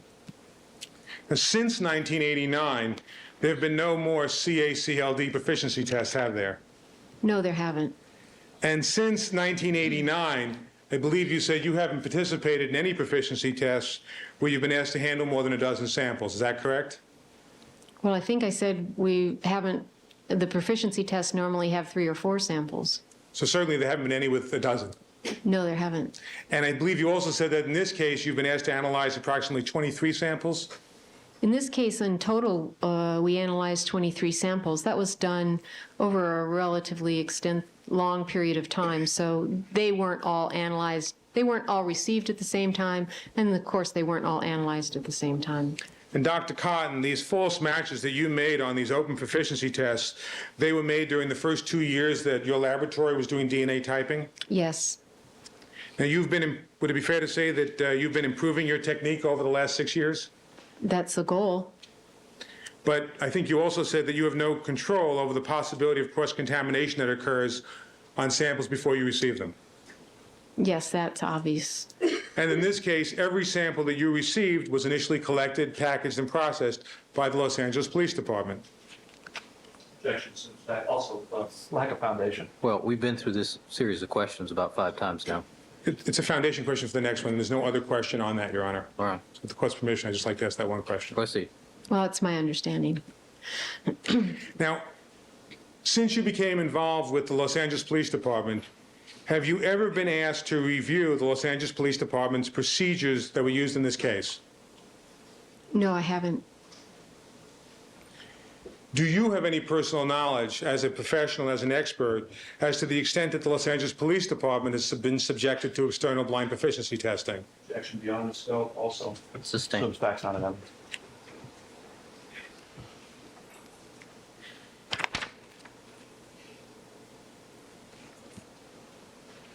Would you agree, Dr. Cotton, that you are more reliable now as a laboratory than you were in the first 2 years of your operation when you made these 2 false positives on the CACLD tests? Objection argumentative. Or will.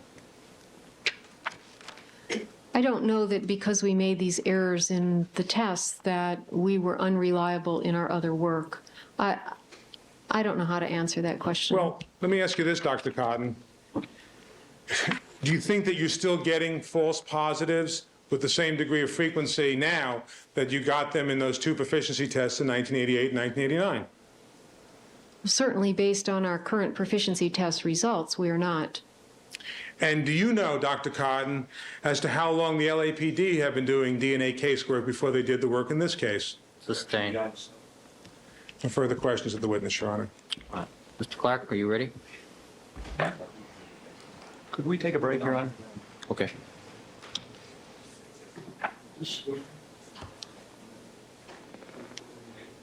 Your Honor, with court's permission, I'd like to substitute 1157A, which is the printout, Yes. for 1157.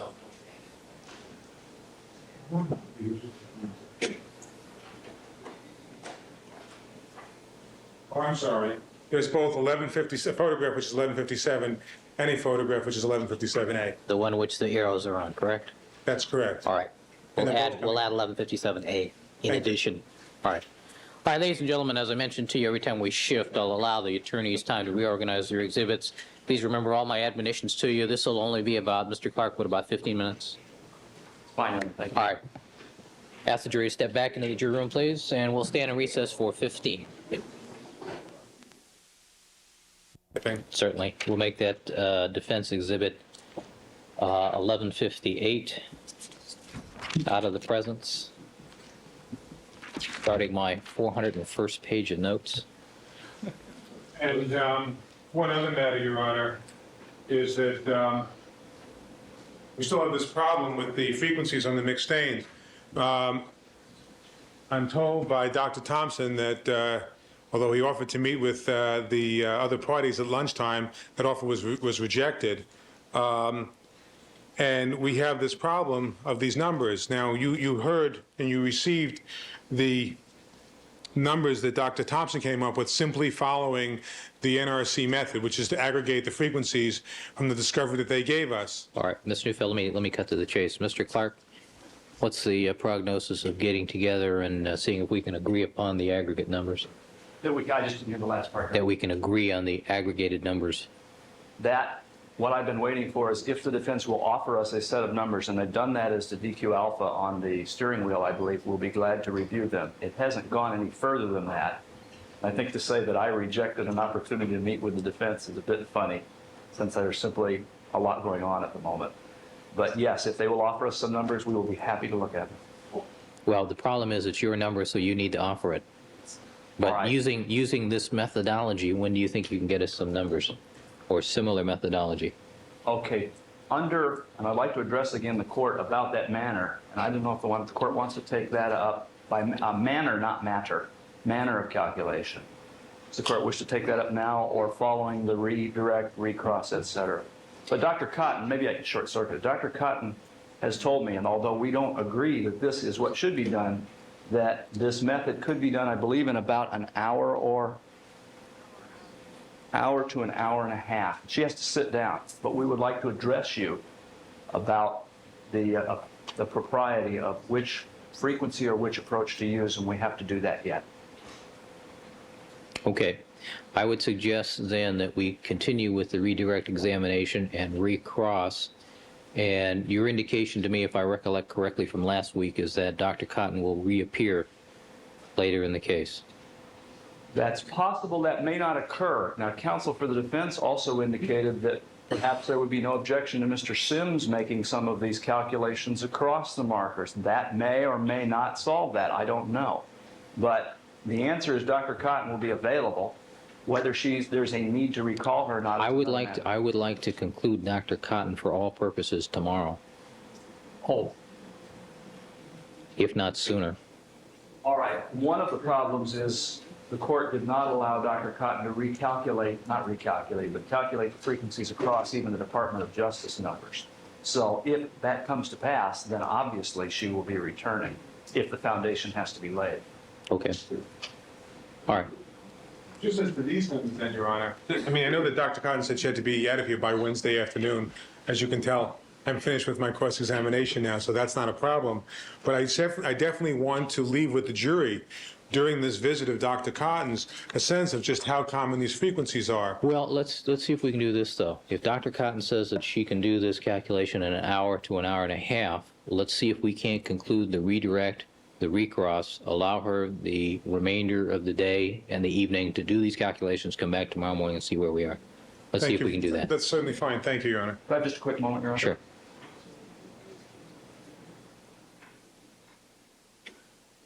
But let's see if we can finish this afternoon with everything except those numbers.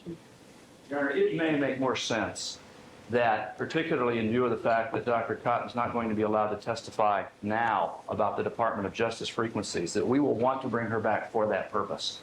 And therefore, can we take care of all of the frequency matter when there's more time to address it appropriately? All right, well, let's see how far we get today. All right.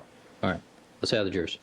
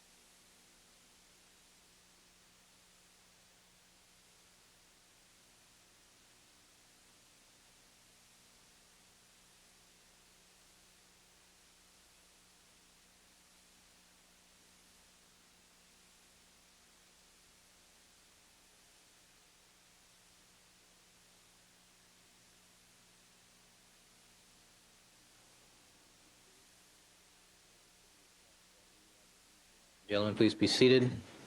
Record should reflect that we have been rejoined by all the members of our jury panel. Dr. Cotton, would you resume the witness stand?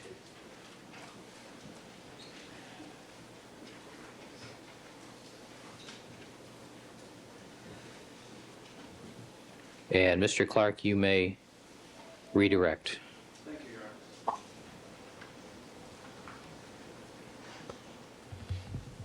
Good afternoon again, ladies and gentlemen. Dr. Cotton, with regard to these proficiency tests that you were asked questions about earlier today, can you estimate for us or otherwise tell us the number of proficiency tests that your laboratory has taken since 1989? I made a count, assuming I counted correctly, since beginning in 1990 till The end of 1993 comes to about 104. And there have been ongoing tests in 1994 and continuing into 95, but they're not reflected in the documentation I have with me, so I didn't include those. Now, is that just the number of different tests that the laboratory has taken, proficiency tests? That's right. And I believe you said that was through 1993? Yes. Is there any way you can estimate the number of tests, for instance, in 1994? Objection, hearsay, and discovery. Or will, excuse me, sustained on the,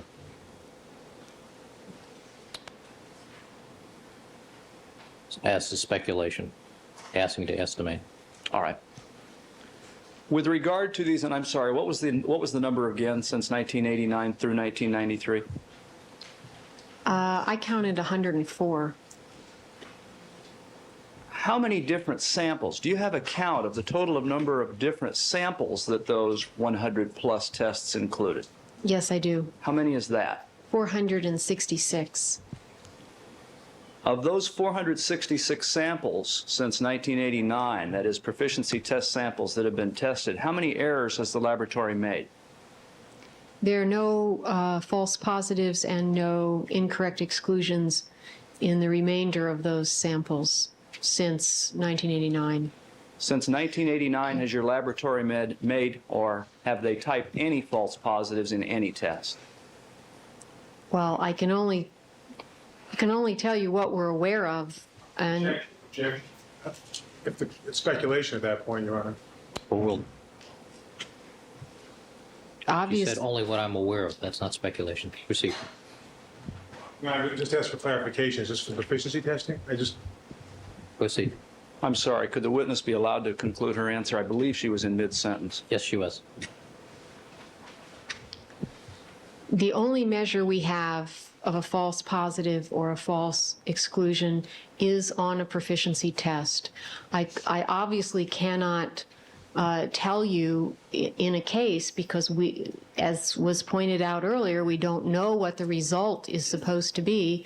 I can't tell you whether in the number of cases that we have done, whether there are any, because although it's possible you would be able to pick it out, it's not a guarantee that you would be able to pick it out by any stretch, and therefore I can only tell you in reference to the proficiency tests, and I can't tell you any further than that. Perhaps I misspoke. Actually, I was addressing myself only to proficiency tests and those tests that you've taken since 1989. There are no additional false positives, and there are no incorrect exclusions in the proficiency tests since 1989. Incidentally, as far as this area of proficiency testing, what role, if any, did your proficiency tests have to do with your accreditation by the American Society of Crime Laboratory Directors? Like the Twigdom guidelines, the ASCLD lab requires that each analyst take 2 tests per year, and one of them must be from an ASCLD approved proficiency test provider, and we must sign documentation agreeing with that we will give those results back to a committee, back to ASCLD. It's a committee within ASCLD lab for their review. So not only are they being reviewed by our laboratory, but they're being reviewed by ASCLD. Was this, or did these proficiency tests play any role in your accreditation process? If we had not been doing the level of proficiency testing that we have, our lab would not have been accredited. And it was accredited, is that right? Yes. Now, I'd like to change topics too, and do you recall a series of hypothetical questions asked you by Mr. Neufeld about various swatches taken from the Bundy crime scene? Yes, I do. And in particular, do you recall being asked questions about the various blood drops, starting from the drop closest to the victim's bodies, number 47, through and including the remaining drops, 48, 49, 50, and then finally 52 out in the driveway area? Yes.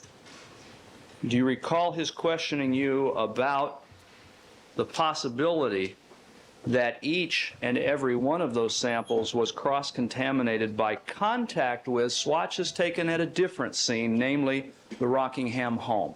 Yes, I do. First of all, how can DNA get from one swatch onto another swatch by contact? If both swatches were wet and they were in immediate contact with each other, presumably because they were wet, you could have some exchange of material.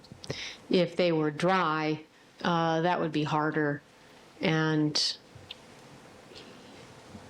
you might have to have sort of an excess of material on the swatch such that some was basically sort of flaking off. But it would be harder if they were dry than if they were wet. Now, I believe you described during your cross-examination that that type of transfer from one swatch from one location that is seized at one location to another swatch seized from another location was scientifically possible. Is that right? Yes, I can't say that it's impossible. Would it be the case, and first of all, you have already testified about various results from the Bundy crime scene, is that right? Yes. That included this series of blood drops, items 47 through 52, Yes. except for item 51, I believe, was not one of those particular samples, correct? Yes. And you described, for instance, typing results from the shoe print, which is item 56, Yes. as well as the boot drop, item number 78. Do you recall that? Yes. Now, Your Honor, with the court's permission, I'd like to use the Bundy results board at this time.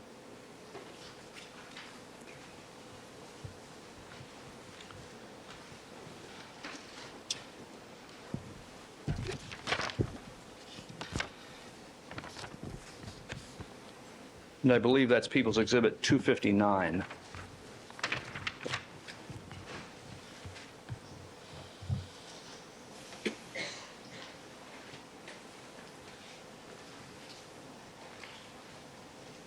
Deputy Smith, why don't you grab that other threat button?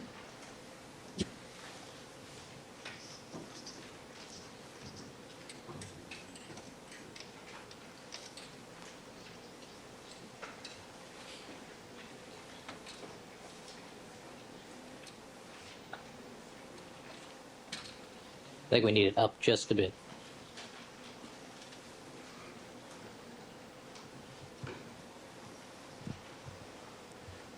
Great, thank you. Now, Dr. Cotton, can you see those results without, we won't be going into the individual types and their results, but can you see basically each of those item numbers beginning with 47 from where you're seated? No, I better step down. Well, let me just try it a different way. Okay. Let's start with item number 47, the first drop by the victims. And what I'm going to ask you is, for the hypothetical, this hypothetical possibility of a transfer occurring from one set of swatches seized at one location to these particular set of swatches, would it be correct that these individual items, first of all, would have to be collected? In other words, collected by some evidence collector at the Bundy crime scene. Let's start with item 47. Yes. For that hypothetical to be true about this cross-contamination, would the DNA in that particular sample, again, the first drop by the victims, number 47, have to degrade to the point that you could detect no DNA whatsoever, even by PCR? Yes. Would that item, in terms of these swatch or swatches for each individual item, then have to come into contact with these swatches from a totally different scene and a different item number? Yes. And again, what type of contact would be needed for this to happen? Very close contact. What do you mean by that? Well, they'd basically have to be right on top. They'd have to be touching, Physically touching? physically touching. Is touching enough, or does something actually have to physically happen from one swatch to the other swatch? Well, let's put it this way, touching is the minimum.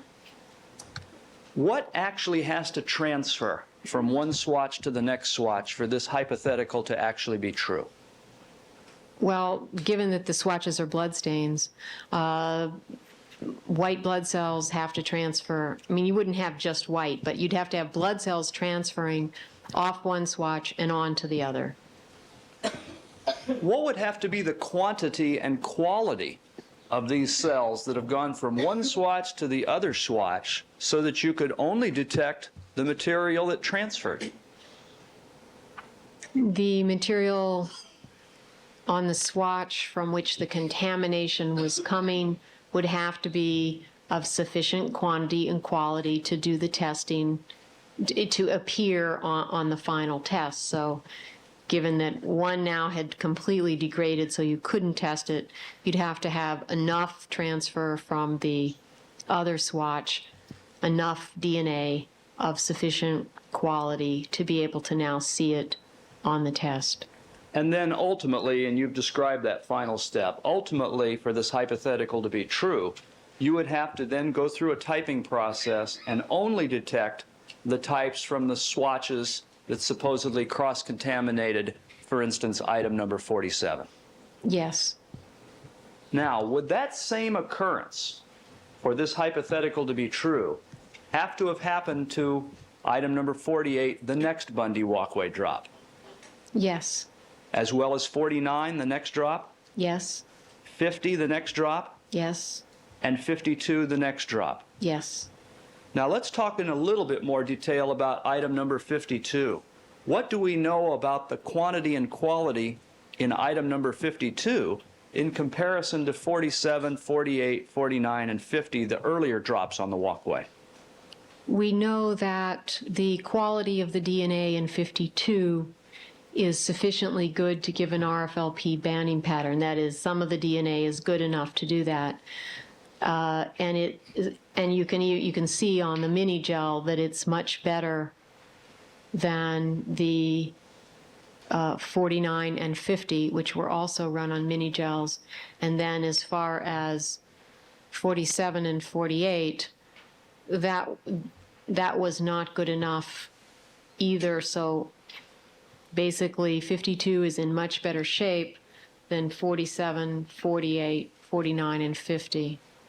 Does that mean the DNA transferred by this hypothetical from another swatch at another scene to the material in item number 52 would have to be some amount and quality of DNA in excess of the remaining drops?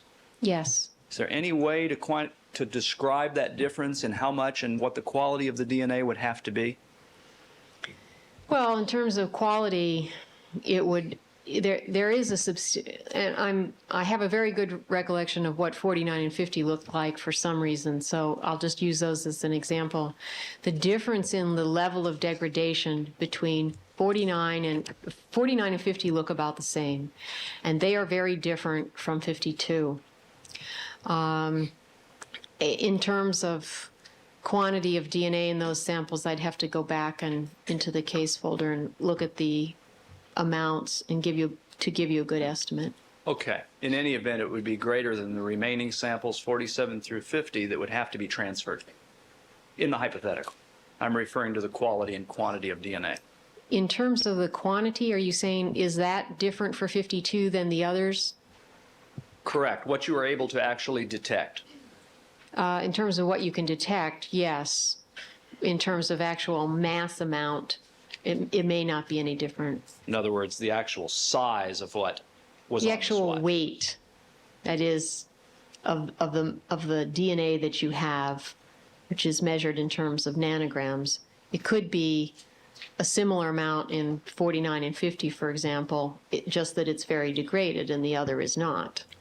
Okay, now I'd like to turn your attention to item number 56, the shoe print that's also listed on this particular Bundy crime scene results board. As far as that particular item is concerned, is there any indication whatsoever of cross-contamination similar to that on 47, 48, 49, 50, and 52 in terms of DNA type? No. Why? What's the difference? Well, the other 47, 48, 49, and 50 are consistent in type with Mr. Simpson. 56 is consistent in type with Nicole Brown. So if all of those samples were contaminated, they couldn't have all been contaminated from the same source. Because the types are different, is that right? Yes. And in fact, at least one of, and let's take the DQ alpha alleles.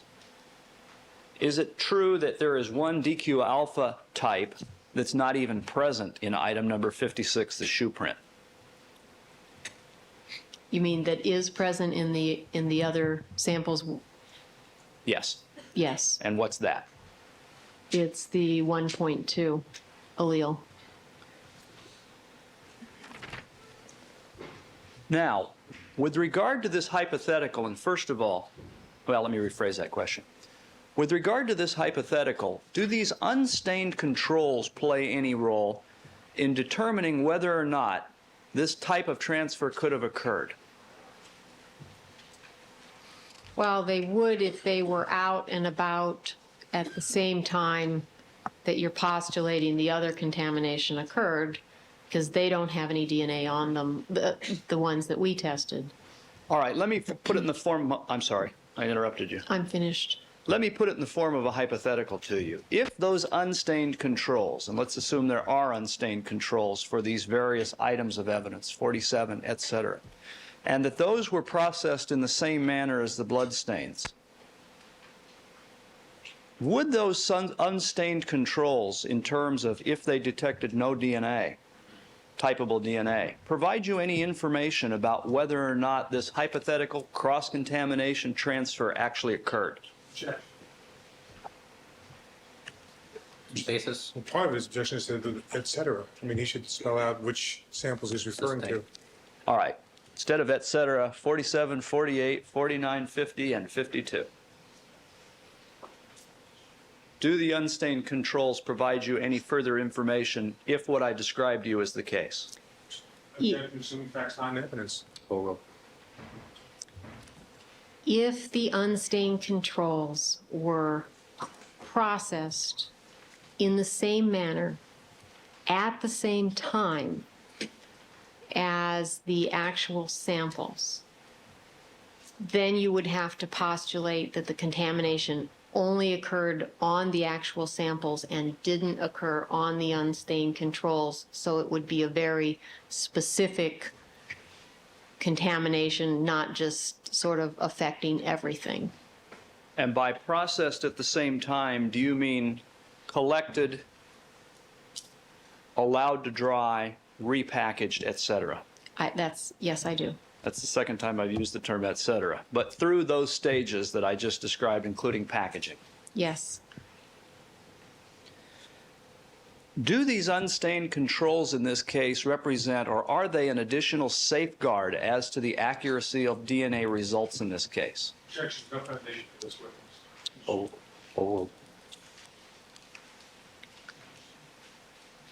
The unstained controls tell you one thing. That is that there was no DNA on a spot adjacent to where the stain was lifted from. I don't think they say anything beyond that. Are these unstained controls, are they to show the presence or absence of bacteria? Is that what you use them for instance?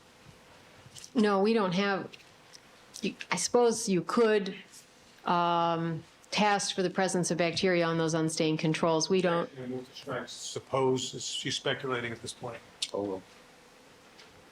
We don't have the capability in our lab of doing that.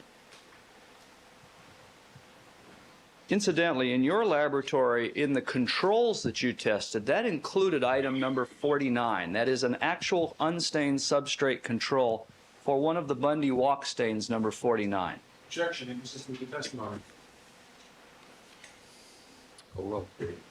Can I check my book? Sure, please do. There's no designation of 49C, though, as I recollect. I'm sorry? There's no designation of 49C.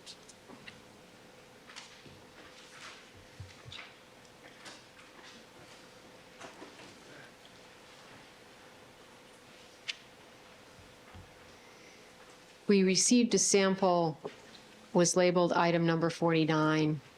It was sent to us with other samples that were indicated that they were unstained controls. It didn't have C or control written after it. And did you test that particular item for its DNA content? Yes, we did. Your Honor, this takes the evidence. Can I have a sidebar? Well, no. With what result? It didn't produce any type.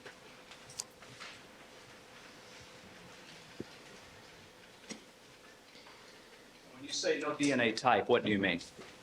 We got no detectable, typable DNA from that sample. Now, you also tested other unstained controls, is that right? Yes. What Los Angeles Police Department item numbers were those? Item 7 control, item 12 control, item 49 doesn't say control after it. Item 56 doesn't say control after it. Your testimony as to 49 in control. With what results for the other three? You've already described 49. No detectable, no typable DNA was present. Are you aware that any other unstained controls were tested by any other laboratories in this case? Objection, yes, sir. Stay.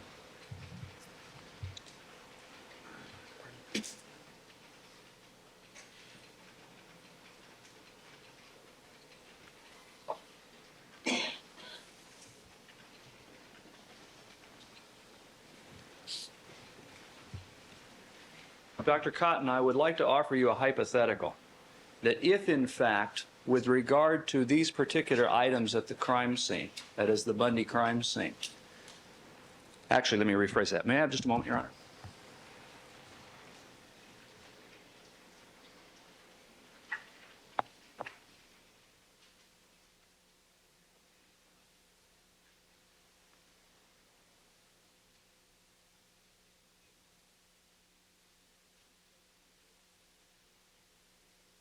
Dr. Cotton, I'd like you to assume that with respect to this particular results board, the Bundy results board, that with regard to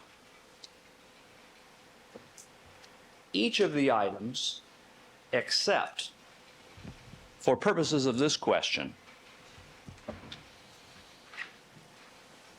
84A and 84B, that there was an unstained control seized for each of those particular items, all right?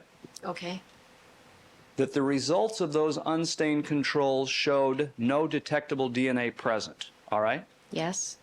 Does that information assist you in reaching any opinion about whether or not the cross-contamination possibility posed by defense counsel occurred in this case? Objection, improper hypothetical, and move to strike. Sustain.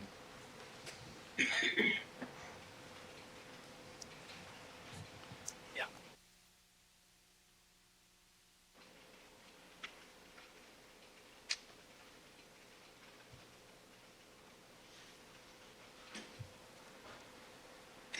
Now, I'd like to shift your attention, if I could, Dr. Cotton, to questions posed to you about the possibility of a blood tube, that is a tube containing known DNA, could have been spilled or placed or inadvertently mixed with these same swatches, that is from items 47 through 52, the Bundy walkway stains. Do you recall those questions? Yes. For that to have occurred and for you to obtain the types that you've described, again, would the DNA in these various walkway stains have to degrade so that you could detect no DNA? Actually, let me rephrase that. Be able to detect no DNA types. Yes. Would it also be correct for that hypothetical to be true that you would then obtain only the DNA types from this spilled or otherwise contaminated tube blood? Yes. If this occurred, that is, these spills or placement from a tube, would you expect these particular swatches from 47 through 52 to have the same quantity, let me rephrase that, to have the same quality of DNA? There would be a reasonable expectation that if that occurred, they would have close to the same quality of DNA. Why? Well, I can think of two scenarios. One is the blood gets on there, it dries, And once it's dried, nothing much happens to it in terms of degradation, in which case you would expect to have the same quality of DNA. The only way I can postulate that that wouldn't be the case would be the blood gets on the swatches and it doesn't dry very rapidly, and therefore something that's already on the swatch then differentially degrades the DNA on one swatch as compared to another. And in that case, you wouldn't obviously expect that they would all be the same. Did you see, in terms of these stains, the same quality of DNA? This is again the walkway stains, 47 through 52. Or did you see differences in quality of DNA? Objections would see with respect to the quality of DNA. Sustain, rephrase the question. Did you detect or did you determine if the DNA quality from these swatches, 47 through 52, was the same or was it different? It's different. How? What were the differences? You can see the differences on the mini gel in terms of how degraded the DNA is in those different samples. Was there a difference? And let's, if this would help you, let's take 47 and 48. Were there differences between those two? Or if there's a better way of describing this difference, please tell us how. If you want me to be more precise about it, you'll need to let me get out the pictures so that I can look at them. All right, if you would.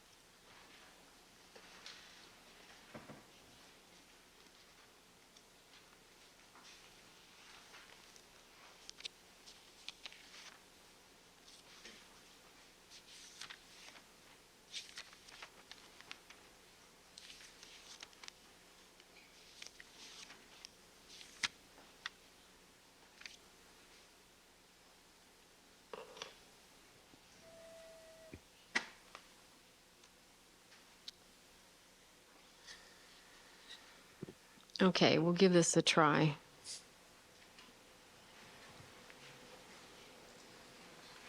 Could we start with item 47 and tell us what would be the easiest way to make this comparison between that first walkway stain by the victims and the remainder?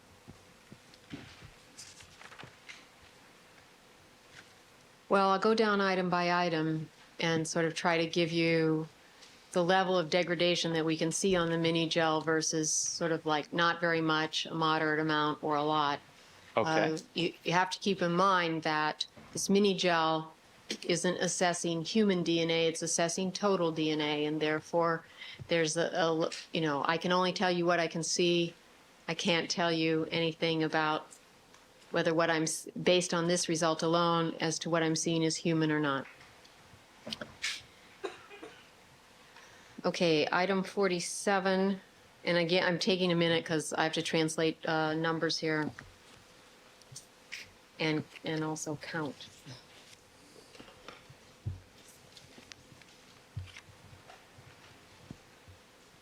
Item 47 is very degraded.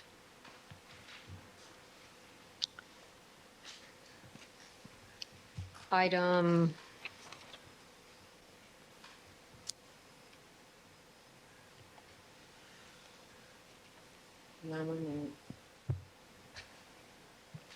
Item 49 and 50 are very degraded.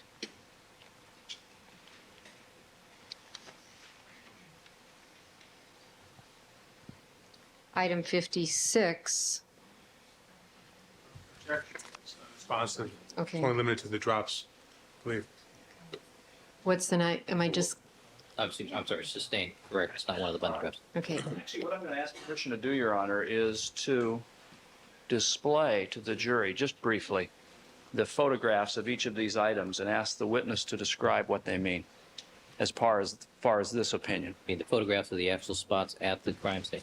No, photographs of the actual test results from determining how much DNA is present. All right.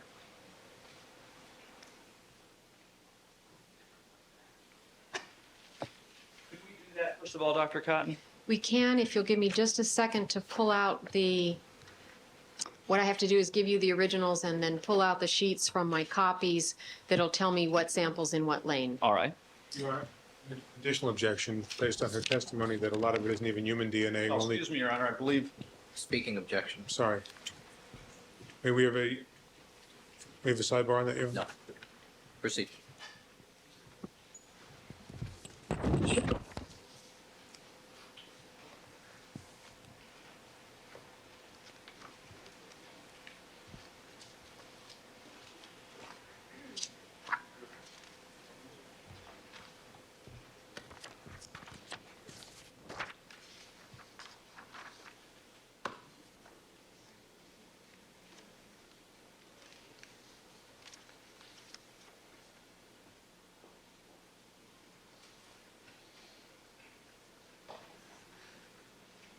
All right, do you want to show those to Mr. Neufeld as well? Yes.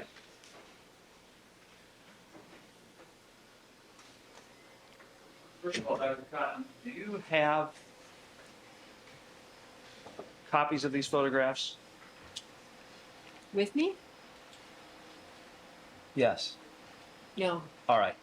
Could we, Your Honor, for purposes of this, utilize the originals and obtain copies and at some point substitute them? These are, I believe, are these photographs from your original raw notes?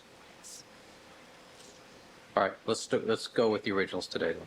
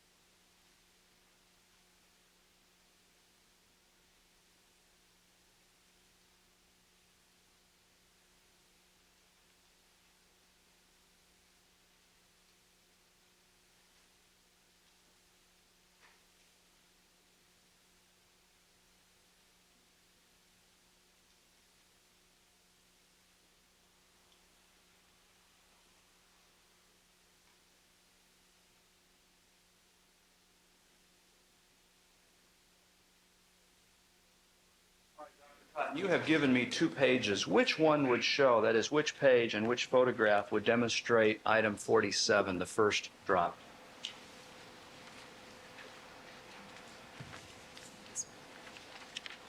The lower photo on a page labeled at the top, August 194 or 8/194. Yes. I believe that would be 263, Your Honor. It's referring to the photograph. All right, People's 263.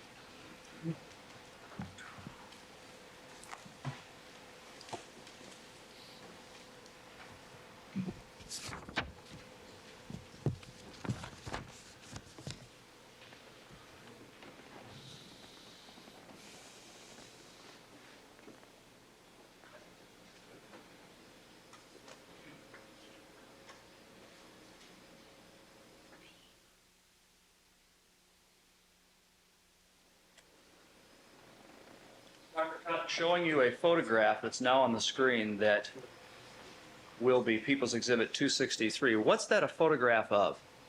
It's a photograph of the small mini gel that was used to look at the DNA that was extracted from the samples that were loaded on there.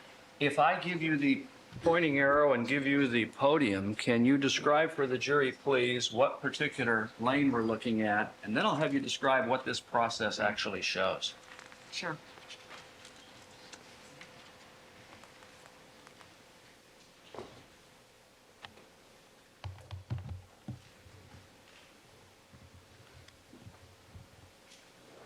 First of all, Dr. Cotton, with regard to this photograph, what would you call this photograph? What's it of? It's a photograph of the mini gel using the DNA samples before they were digested with the restriction enzyme. And what's this mini gel process? What do you use it for? For looking at how degraded the sample DNA is. And you ultimately use photography to be able to later review those results? Yes. Now, is there a way that you can show us, and let's start with, I'm sorry, item number 47, the first walkway drop. Can you indicate where you would look for results on this photograph? Are we on here?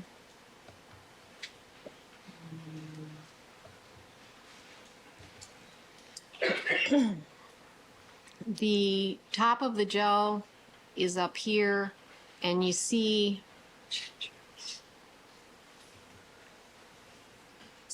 the best place you can see right here, that little indentation, that's an indentation where the sample was loaded, and so is this, and so is this. And you can't see them quite as well over here, but they go all across the top.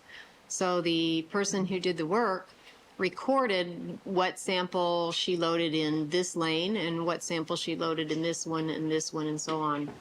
And so based on looking at the notes, when you're asking me about a particular item, looking at the notes and seeing in which lane that item was put into the mini gel. Now, incidentally, is this one of these X-rays or autorads that you had shown to the jury last week? No, this is actually a photograph of this small gel, which is about 2 inches by 3 inches. And the gel is sort of opaque, and you can see the edge of it right here. This was a full-size picture. That is, it had a lot of extra nothing out here black, because this gel is laid on a light box, but instead of the white light that you see on the light boxes that have been used so far, it's an ultraviolet light box. And because the DNA has been stained with a dye, if you were to look at this in color, the places where you see DNA sort of appear a pinkish orange. And the gel has this sort of opaque look. And then before it's put in the case folder, the gel is just trimmed out, and the rest of the picture that doesn't contain a gel or anything else is just thrown in. How do you read this particular photograph to determine approximately how much and what quality of DNA is present in a sample? The photograph is, you can look at it and think about it just in exactly the same way that you think about the DNA on the autoradiograph. The DNA was put into a sample well up here, and it moved down in this direction through the gel. And these are 3 controls that are on the gel. This is the same lambda that's loaded on the large gel that we produce the X-ray film from. So this is 100 nanograms of lambda, and this is 50, and this is 25, and it has the same bands that you would see. And the reason this is on there is that we know the size of this top band is 23,000 base pairs, and what we're looking for is, if DNA is in good condition, it will be up here because the pieces will be very, very large. As the DNA is more degraded, then you'll begin to see DNA down here. Why is that?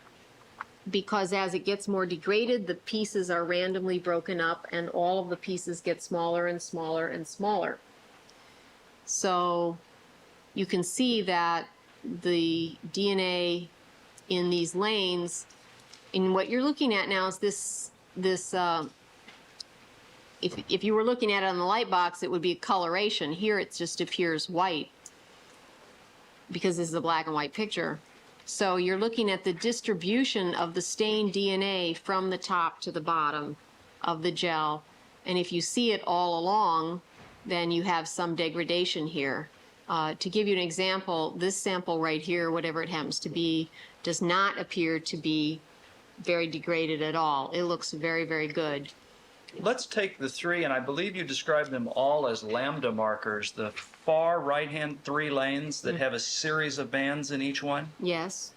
Those are controls in this test? They're controls just to say your gel ran as it should and to give us a sense of amounts of DNA, although this is not a real quantitative control. Some other laboratories use a known amount of human DNA in these positions instead of this lambda, and that's actually works a little more nicely in terms of quantitation. Let's go left to right if we can, and let's just go to the first lane on the far left. Can you show us where that is? Right here. Now, what's in that lane in this test? Item 78. And that would be the boot drop, is that right? Right. Obviously, it's the DNA from item 78. What kind of condition was that DNA in? Well, it looks pretty good. There's not a lot of it, but I see DNA here, and I see a little bit of a smear coming down. But it looks like it would be good enough to load on an RFLP gel. In other words, from this result, in terms of the relative quality of the DNA, it appeared that an RFLP test might produce results? Yes. And was that decision, in fact, made as to the boot drop? Yes. And that produced the RFLP results that you described last week, is that right? That's right. What's in the next lane? The next lane over is item 56. That's the shoe print? Yes. And I believe last week you described that from this evaluation or mini gel or yield gel, first of all, are those all terms used Yes. to describe this photograph and these results? Yes. You described that it appeared that that would be enough DNA to be able to obtain an RFLP result. Yes, it certainly looked like it, because you see there's a lot right here. And that turned out not to be true because of the condition of the DNA, that is, what type of DNA itself it was. Is that right? It turned out not to be true, and we're now making a judgment call that it wasn't true because the DNA that we're seeing is not human. If this were human DNA, we would have seen a very nice RFLP pattern. Now, going to the next lane, can you point where that is? Yes, right here. What was in that lane? This is item 52. Item 52 was the last blood drop out in the driveway area at Bundy. Yes. What did this result tell you about that blood drop? There's some DNA in this high molecular weight area, but you can see if you follow this down that there is some DNA that's all the way down in here. So this sample is degraded, and if you only had this to look at, I mean, now we know that it did give an RFLP pattern, but at the time that we looked at this, the assessment was it might not. So we loaded it, but we didn't know if it would give us a result. You have described earlier, and I believe as to 3 of the drops in this trail, that the DNA was very degraded when I asked you on the witness stand. Yes. How would you characterize the result, or the condition rather, of the DNA with regard to 52, that blood drop in the driveway? Sort of a medium amount of degradation. Okay, what's the next lane over to the right? Next lane is item 7 from Rockingham. In the Rockingham driveway drop? One of them? Yes. Okay. And since we're going to stick to the Bundy scene for the moment, what about the next lane over? The next lane over is 47. Now, tell us about 47 and what you see there. What you see here is that there is no DNA that's visible in this upper area. So from that, you would assume that you are not going to get an RFLP pattern from this particular sample. You can see some DNA down here. See this smear that starts about a little more than halfway down and goes all the way to the bottom. If that's human DNA, that's probably going to be good enough to give a PCR result. And that's in fact the technology you used to type that particular item? Yes. And for the moment, what is in the next lane? The next lane is item 12. And that was the Rockingham foyer? Yes. And what result in terms of the presence of DNA can you determine from this particular test? You can see a lot of DNA right at the top, a little bit of degradation in here, but not a lot. And assuming that this is human DNA, you would expect that it would give you a very nice RFLP pattern. And did it do so when you conducted your RFLP typing? Yes, it did. Now, incidentally, before we move on, Dr. Cotton, this particular test, that ultimately you received the photographs from, this yield gel, I believe you used that term, Yes. that's done after you actually extract the DNA in your laboratory? Yes. And these were all extractions that your laboratory did of DNA from the actual swatches sent to you from Los Angeles? Yes. Okay. Now, could we move on to what would be the next photograph to go to? The same page that's No, currently? the other page. The other page? All right. And Your Honor, could this photograph be marked as People's Exhibit 264? 264.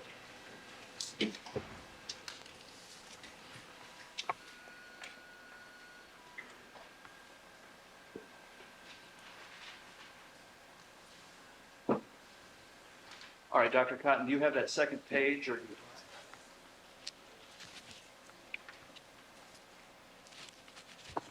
I do. Okay, thank you. And Your Honor, may this photograph also be placed on the? Yes.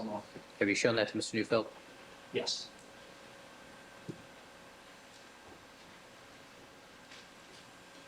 Now, Dr. Cotton, is this another yield gel?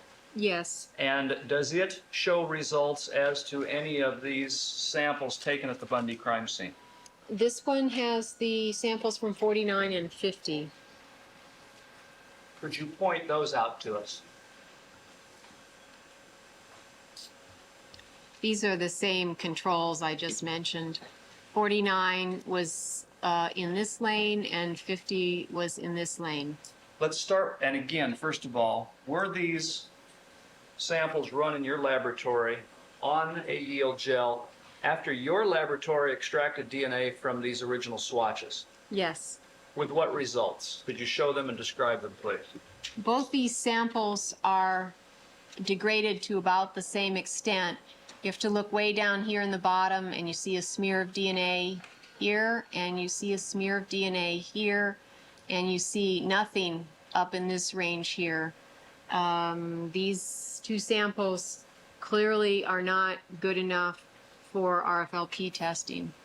And were they then tested using the PCR method Yes. with the results that you described last week? Yes.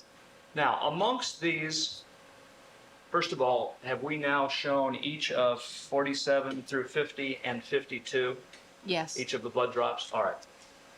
Your Honor, then perhaps we can remove or ask the witness to retake the stand, and I'll ask her further question. All right.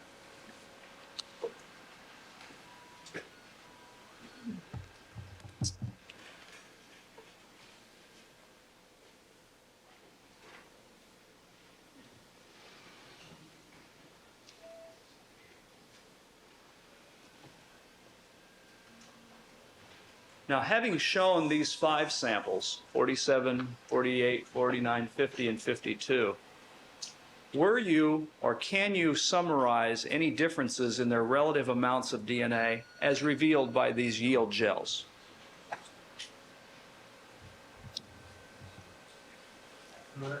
Actually, yes, I answered. That was the question immediately before this. Overall. You can get a general idea from the gels that the amounts of DNA are pretty much in the same ballpark, with the exception of 56. But again, because this isn't a measure of human DNA, this isn't a very good place to try to get quantitation as to a precise amount. Okay, let's turn to human DNA then with regard to these samples. What can you describe about that? that determination was made on a slot blot, and that's another page of notes. Okay, is there a way that you can describe those results for us from these various items, 47 through 50 and 52? From the slot blot? Yes. Sure. Okay.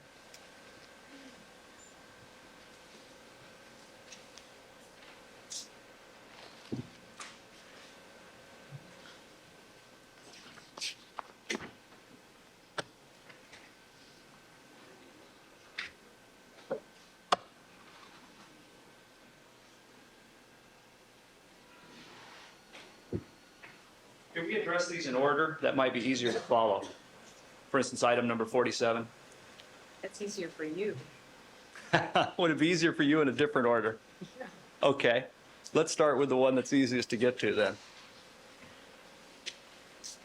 Why don't you pull the microphone closer? Oh, sorry.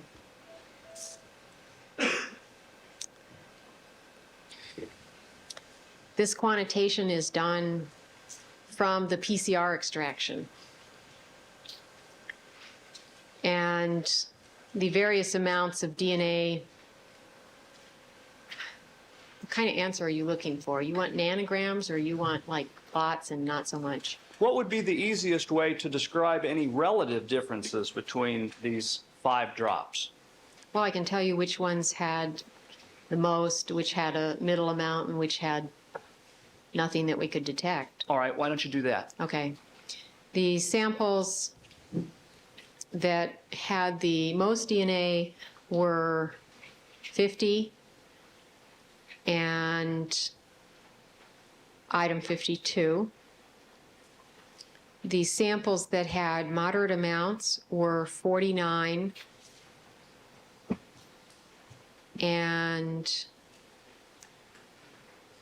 12, which I know that's not on the 12 was from the Rockingham residence, right? right. Okay. And then the samples that had no detectable DNA on here, which doesn't mean they don't have any, but it just means we're not detecting it, would be 56. Sustain. Oh, okay. I believe you've described 49, 50, and 52 thus far. Can you describe for us 47 and 48? Yes, 47 had no detectable. And for item 48, I think I have to go to another.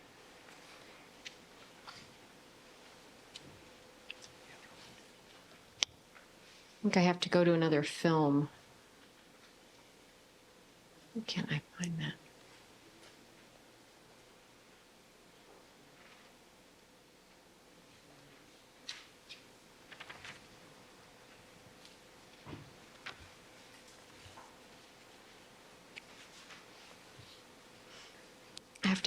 I think I have to go to another film.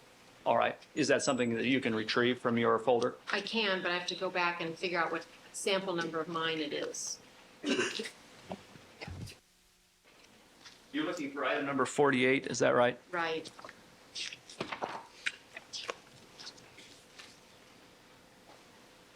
Would that be your item 12?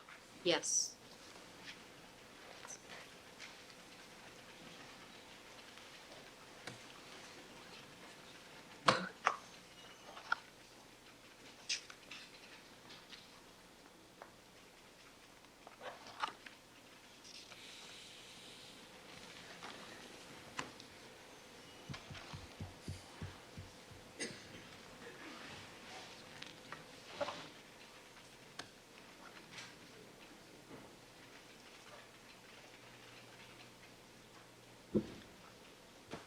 And 12 also had no detectable DNA. I'm sorry, was that, when you say 12, what That's LAPD my item? number 12, your number 48.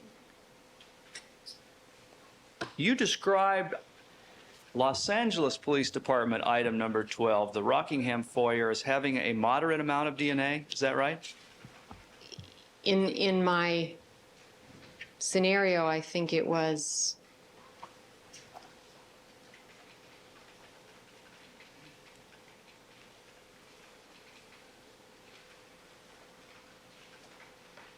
A moderate amount, you're right.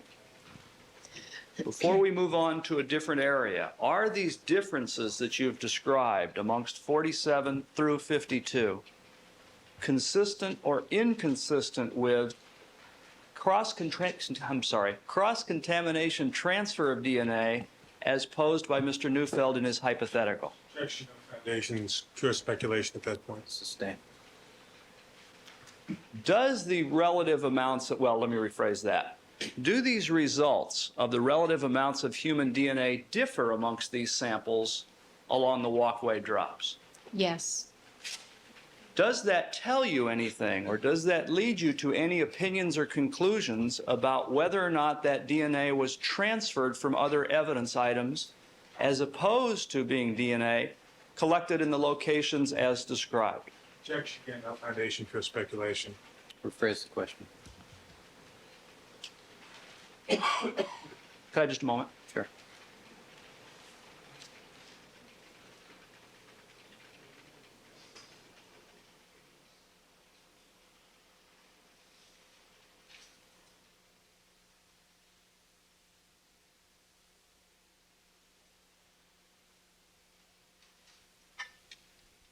Dr. Cotton, based on these differing levels of DNA in these various items, does that lead you to any opinion about whether or not the DNA detected in your testing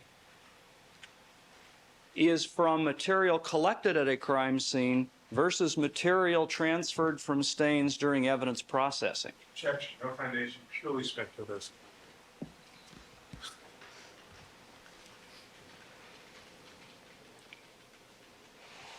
It looks to me like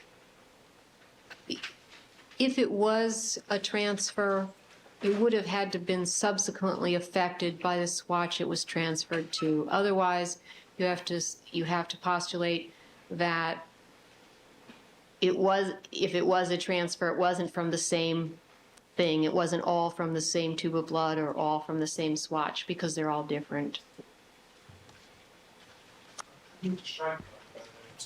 Well, Now, I'm going to shift topics, Dr. Cotton, if I could. You were asked a number of questions about packaging evidence items. Do you recall that? and I sustain most of the objections to those questions. All right. Or vaguely. I'm not sure if I want to ask the next question or not. Let your conscience be your guide. Let's turn to plastic bags. Do plastic bags play any role in preventing cross-contamination? Yeah, of course they would. How? If you have one sample in a plastic bag and you have another sample in another plastic bag, it would be hard to get material from one sample onto the next sample. When you discussed, and you were asked a few questions just this morning, may have been this afternoon, but I think it was this morning, about DNA when you're talking about a blood stain is looking at or actually detects DNA that's contained in white blood cells. Is that right? Yes, DNA is not contained in red blood cells? that's correct. You were also asked about some conventional serology techniques that type proteins, such as, and I believe the slide actually had EAP on it. Is that right? Yes. Where does that protein obtain from in a blood stain? Is it the white blood cells or something different? For EAP, it's red. I believe it's red blood cells. Now let's take, so it's different. In other words, It's a different cell type. red blood cells versus white blood cells for DNA. Is that right? Yes. In a blood stain, and let's just take a blood stain left at a crime scene, do the red blood cells go to some different location than the white blood cells, or are they mixed? They're all mixed. In other words, are they all floating around until a piece of blood is deposited on a surface? Yes. What happens to the cells at that point? Once a blood stain is, a blood drop is left on a surface of any kind? I don't know how to answer that question. Well, let me focus it in a little bit if I can. Is it the case that those cells, white versus red, go to different locations in the blood stain, or do they stay mixed? The blood is a mixture of cells and proteins and other things.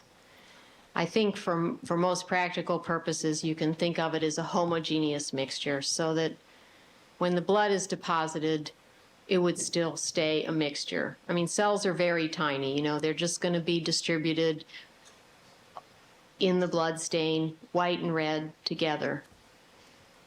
Now, I'm going to shift your attention again to just briefly about evidence that you received from the Los Angeles Police Department.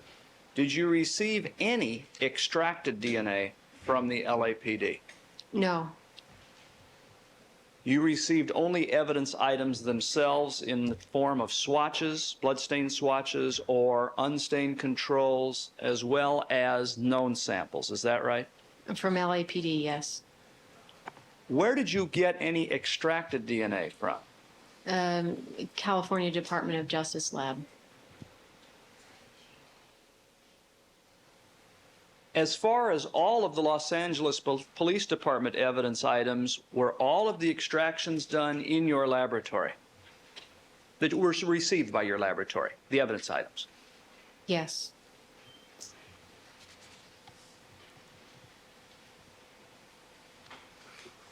Now I'd like to turn your attention, if I could, to a particular control that was described earlier today and in the course of your PCR testing, wherein there were some detectable DNA types. Do you recall that? Yes, I do. First of all, that control, what kind of control was it? It was a reagent blank control. And that's one of the controls you used to ensure that the test worked properly in a PCR test, right? Yes. Can you tell us what evidence item number or numbers that particular control was a part of that same test? Yes, and I may have made an error this morning. Let's go back here.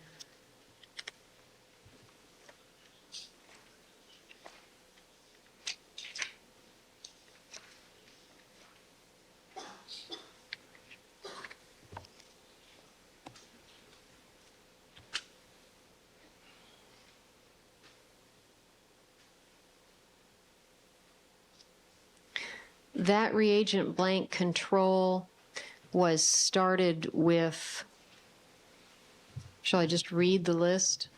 Well, first of all, what item, okay, how many, yes, if you would, that's probably the best way. Item 78, item 56, item 52, item 7, item 47, item 12. That control was started with those items. It was processed through with those items, and 2 of those items were also, 2 of those items didn't give any amplified product and were concentrated. After the concentration, 1 of them gave amplified product, and the reagent blank gave 2 faint dots. And the sample that was concentrated and then gave amplified product was item 56. And this morning, I think I was saying it was item 7, and that is not correct. Now, these 2 faint dots that you've just described, did their existence affect the typing results of the items other than item number 56? In our judgment, they did not affect the typing results because, okay, think of, you do the extraction and you start the control. You bring it along and you type the samples and you type the control. For those samples that typed at that point, the control did not show any faint dots. And therefore, we interpreted those samples. So that was a judgment call on our part. 2 of those samples were then, going forward now, 2 of those samples were then concentrated, and 1 of them gave a type. And the control gave 2 faint dots. So it isn't that you have a whole type in the control, but you do have 2 faint dots. We made a judgment to report those results because the dots in the reagent blank were faint. Now, whether we typed that sample again at the point before it was concentrated, that is when I say the sample I'm now referring to, item 56, is something I'd have to look up because I was getting confused this morning. Okay. With regard to the earlier samples, that control showed no reactions whatsoever with DNA types. Is that right? At the first time that it was run, the controls showed no reaction. It did not show any reaction until it was put through the microconcentrator. Okay, let's talk about why, in your view, is it appropriate to type those? That is, to report the results from all of those items that were a part of that control when that control showed some faint DNA detected when you concentrated it.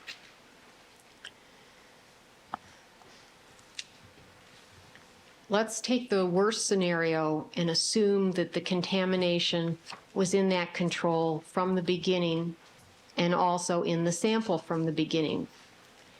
If that contamination is so small as to not produce a typable result of any kind, whether or not it's there, it can't have affected the results.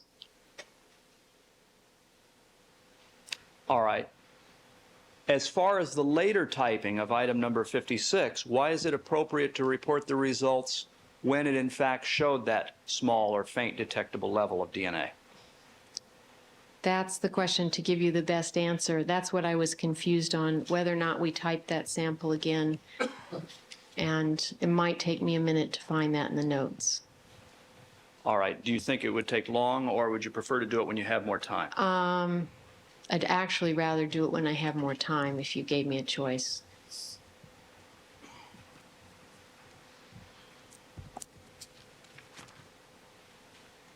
With regard to the remainder of your tests, was there any DNA detected in any of the other controls? No, there wasn't. Well, in the positive controls there was, but in the negative controls there was no DNA detected in any other negative control or any other reagent blank control run alongside any other sample that we did. In other words, the remainder of the negative controls showed nothing as far as controls not expected to show DNA. That's right. Incidentally, you were shown a portion of your laboratory protocol today, is that right? Yes. And I believe you were asked about a specific page that dealt with controls and decisions that are to be made based on, for instance, a negative control failing. Yes. What is a failed control, or a control that failed? What does that mean? It's relatively vague. I mean, it's in the standard operating procedure, but I have to admit that that's a vague. Basically, if you have any detectable DNA, you could say the control, I don't like this word, the control failed. If you have detectable DNA on that control, the control told you what you wanted to tell you. It told you you might have a problem. It also may be telling you that you shouldn't interpret the results, that you should call them inconclusive, that you should do it again, or you should think carefully before you give an interpretation. As far as that control, and I believe you had started to describe earlier today about discretion in the laboratory, is that right? Yes. On that particular page of your protocol, is there a provision giving PhDs discretion to make certain decisions? Yes, we always, I mean, you would certainly want to do that. There's no way you could write a standard operating procedure that could describe every circumstance for every test that you could ever get. So if you don't allow room to use your judgment in analysis, then you wouldn't be giving the best possible analysis. Do you exercise that discretion as a result of your education, training, and experience as a DNA analyst? Well, I do, and the other lab staff that are involved in the testing do as well. With regard to this particular negative control that showed this faint DNA present, did you utilize your discretion to determine that those results should be reported? Yes, we did. Incidentally, does your laboratory report results according to who's paying for your services? Of course not. In your laboratory, is there an approximate percentage of number of cases in which, for instance, suspects are excluded? Yes. What is that approximate percentage? The Oh, approximate percent of cases in which we have an exclusion is about 30%. I'm sorry, about what? About 30%. What does that mean when you report approximately 30% exclusions? It should be on the scope of cross-examination. well, those credibility. You can answer the question.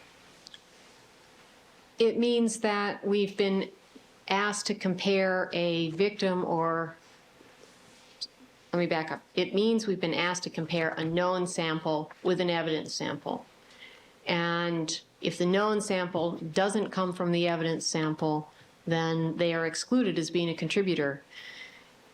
So depending on the nature of the evidence and the question that somebody else cares about, that's can be an important piece of information. Do you in your laboratory report results excluding certain suspects and report those results to prosecutors who have asked you to do testing? Yes. You have described, Dr. Cotton, the fact that in your laboratory you don't test all genetic markers that are used in forensic science. And let's take an RFLP test, for instance. Is that right? That's right. Why is that? We use 5. We feel that that provides for the great majority of cases a sufficient amount of information to that additional markers would sort of be like icing on the cake. Now, there are circumstances where more is necessary, in which case you'd have to go to another lab to get more. But for the most part, 5 markers, or if you did 5 markers in the PCR markers, you have a very good amount of information there. For instance, and let's take item 52 as an example, how many total genetic markers on that Bundy driveway stain did your laboratory test at?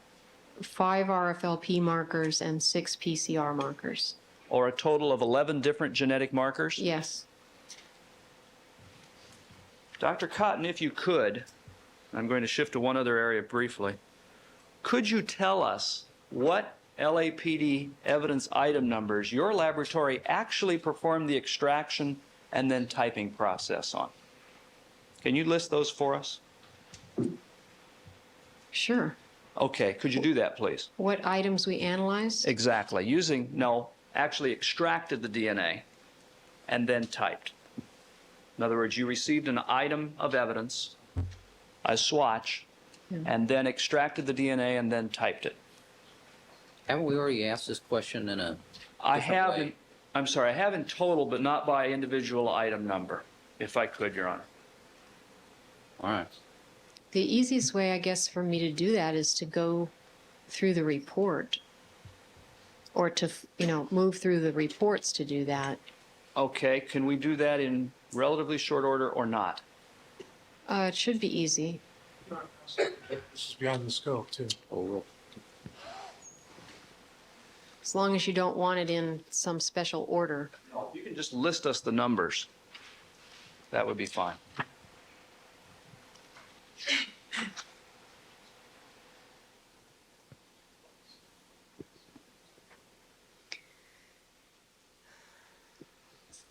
Shall I go ahead? Yes. Item 49, item 50, the 3 blood exemplars which were labeled to us as C1, C2, and C3. Item 7, 12, 49, 7, 12, 47, 52, 56, 78.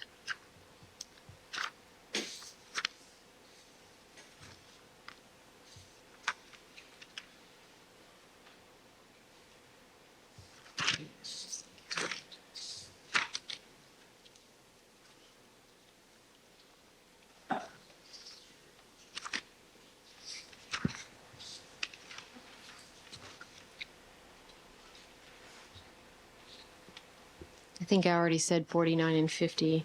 Yes. 7. If I didn't already say 56, that's in there.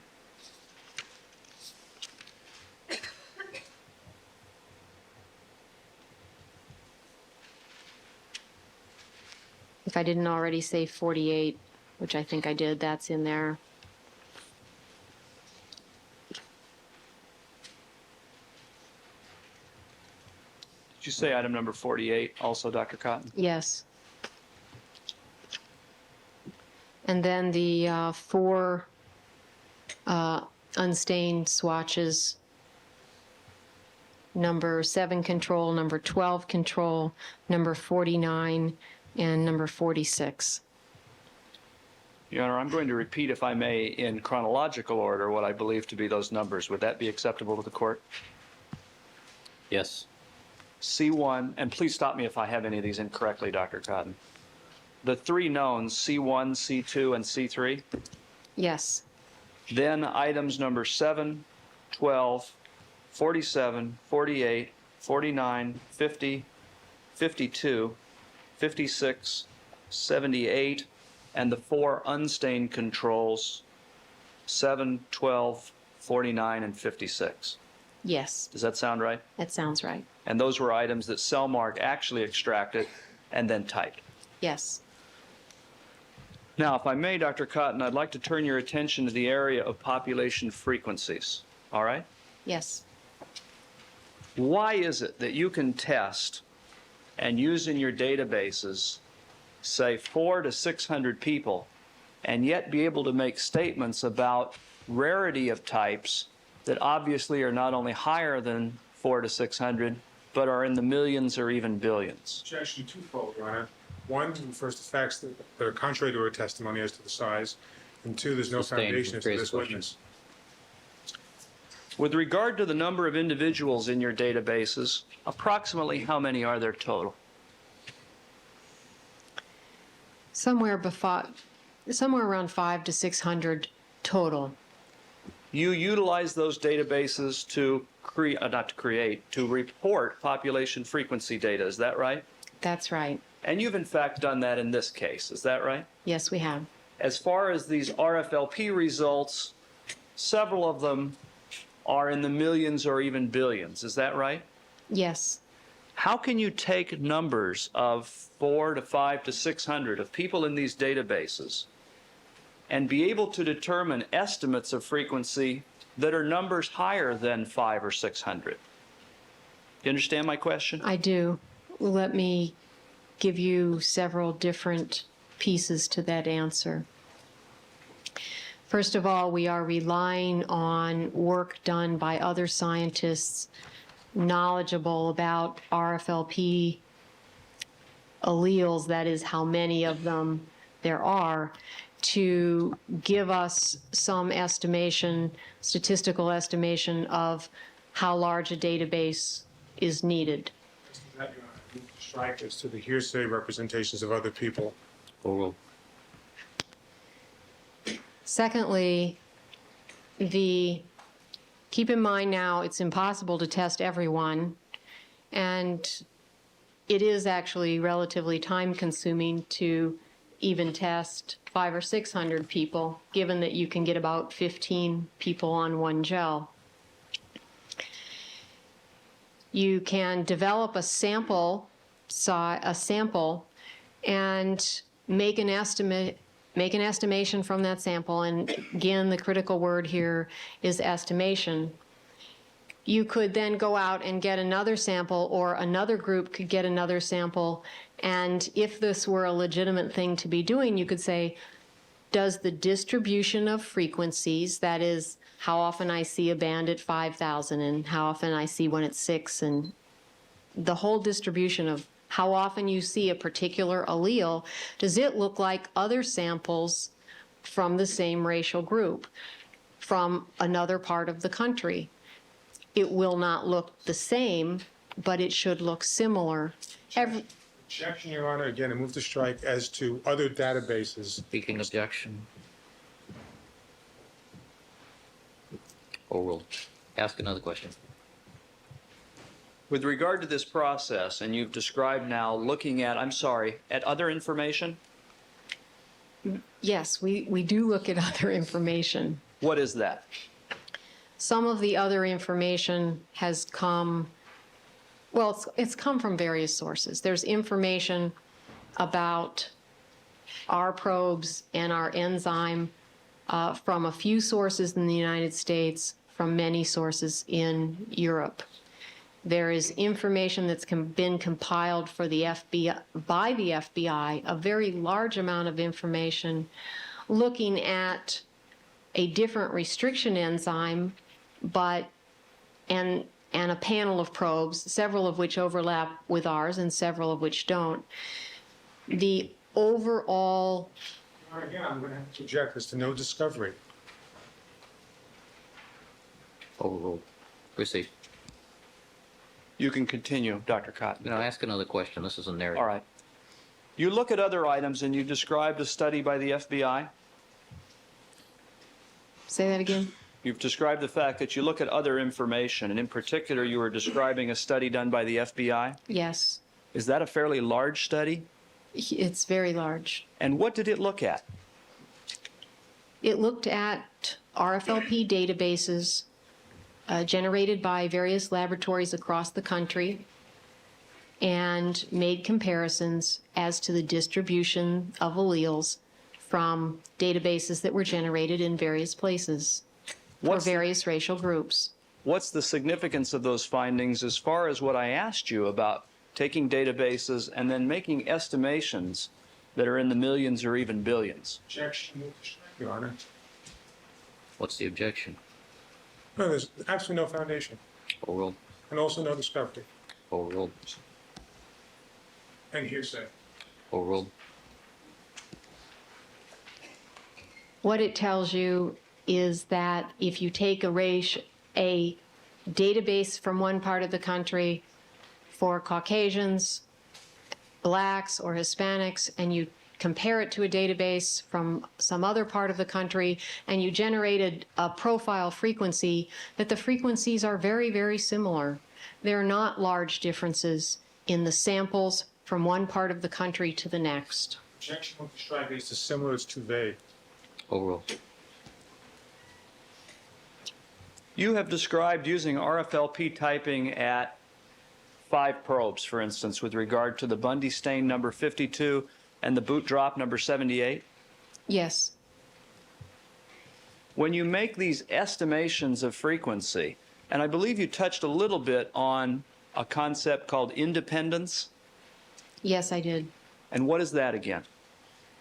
It means whether or not you inherit one allele that you have does not affect the second allele that you might get. That is, if you inherit a band at 5,000 base pairs, that doesn't mean you'll automatically, or with some probability, inherit one at 6,000. What you inherit from one parent is independent of what you inherit from the other. Why is that important? Mathematically, that's important because if that were not the case, it would be improper to multiply the frequencies between the different genetic locations. How do you, well, first of all, are these markers independent that you've described in your testing in this case? Objection, beyond this witness is, well, no foundation for this witness. We've gone beyond, we've already covered this once before. And it was not directly touched upon in cross-examination. I'm sorry? It was not directly touched upon in cross-examination. All right.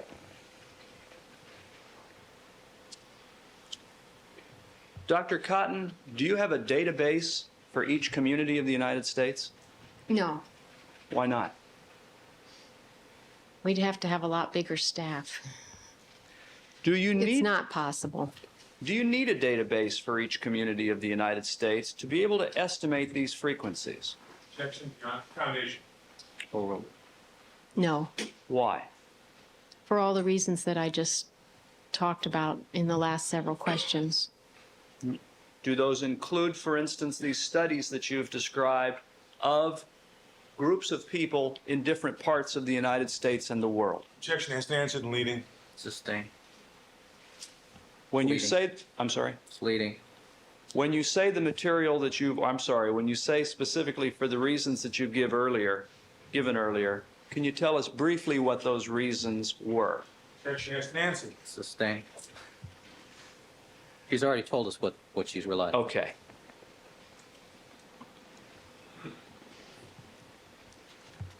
These frequencies that you've reported in this case, are they accurate in terms of being precise, or are they estimates?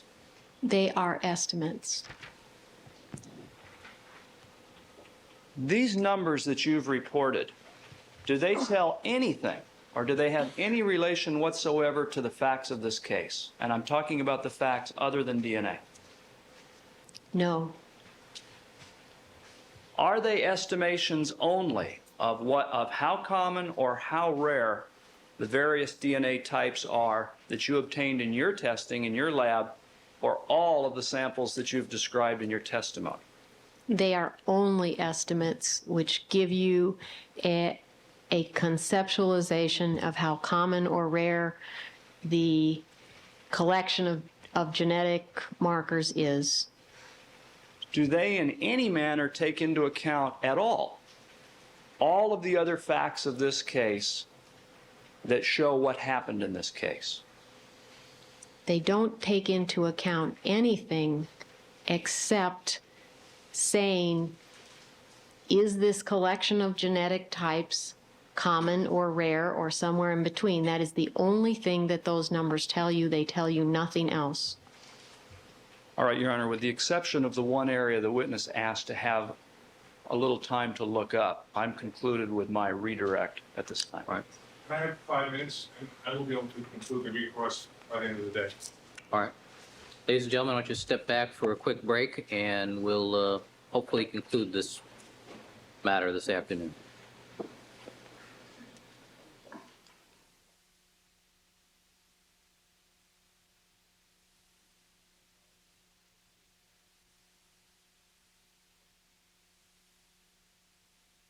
We've been rejoined by all the members of our jury panel. Mr. Neufeld. Good afternoon again, ladies and gentlemen. Dr. Cotton. Yes. Okay. Dr. Cotton, on redirect examination, Mr. Clark asked you a series of questions concerning relative degradations, if you will, of the different items or some of the different items involved in this case that Selmark analyzed. Do you recall that? Yes, I do. And along with the drops purportedly corrected at Bundy, he also asked you about about item 78 and item 56. Do you recall that? Yes. Now, and I think you said as to item 78 that there seemed to be a fair amount of high molecular weight DNA present. Is that correct?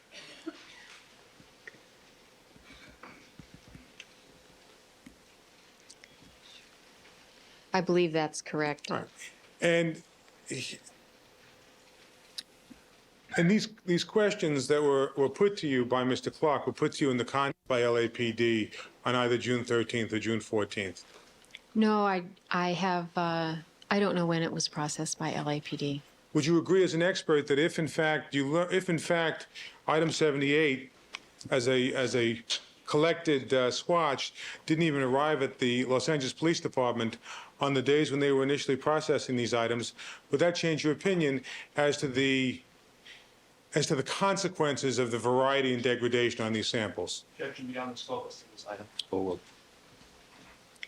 Well, if it wasn't processed at the same time, then all the various hypotheticals about that I was discussing wouldn't be applicable because it wasn't even there. And also you were asked about item 56.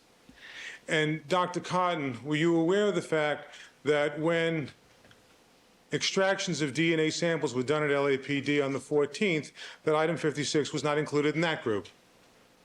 No, I don't know what was done at LAPD at any particular day. Now, again, Doctor, I think the witness was cut off. She may have been finished. Oh. I think she was finished. I apologize, That's Dr. Cotton. all I had to say. We're trying to finish. And Dr. Cotton, again, just as I asked you with regard to item 78, assume hypothetically that item 56 was did not go through the the extraction and other processing procedures for DNA typing that the Bundy drops went through on the morning of the 14th, again, would you draw that same distinction that those hypotheticals wouldn't apply? Yes, I would. Okay. I think the one thing that you did say on redirect examination is that all those samples that purportedly originate from the Bundy walkway were either very degraded or moderately degraded. Is that correct? Yes. And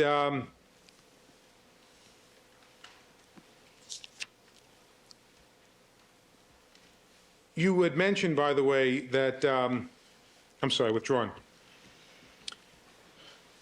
On cross-examination initially, you did say that the one table that you could rely on in the NRC report was the table 1-1, which dealt with the DNA content of biological samples. Do you recall that? Yes, I do.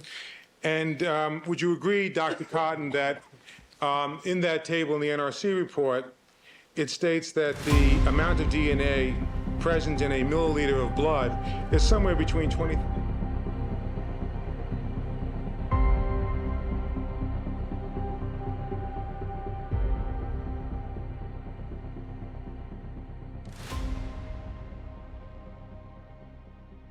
Okay. And doesn't the table state, Dr. Cotton, that there are approximately 20,000 to 40,000 nanograms of DNA in a milliliter of blood? That's my recollection, yes. And are you aware, Dr. Cotton, that there are approximately 20 drops of blood in a milliliter of blood? No, drops aren't too good in terms of quantitation. Well, would you agree that as a rough estimate, that there are approximately 20 drops of blood in a milliliter of blood? I don't really know. And when you're using something, the opening of that instrument, like if you have a pipette tip with a big opening versus a little opening, you have different size drops. So I'd rather work in some other quantitative sense than drops. Have you reviewed any literature which suggested that there were approximately 20 drops of blood in a milliliter of blood? Well, if I ever have, I wouldn't remember now, so I'm sorry. Can you estimate, based on your own experience, approximately how many nanograms of blood, how many nanograms of DNA are in a drop of blood, an average drop of blood? No. Can you give a range? Well, if I got, not easily. Well, to the best of your ability, doctor, what would that range be? I don't think I can give you a range, given that what I'm telling you is I don't really know what the volume is in a drop, and therefore I'm hesitant to try to carry that any further. All right, Dr. Cotton, but you would agree that at least as to all these samples from the Bundy walkway, they either experienced moderate or extreme degrees of degradation. Is that right? Yes, I do. And you cannot tell, Dr. Cotton, when you look at the yield gel or the slot blot, as to whether the degraded or the remaining DNA that you see is there because it's from the original source, or is there as a result of cross-contamination. Isn't that correct? Yes, that's correct.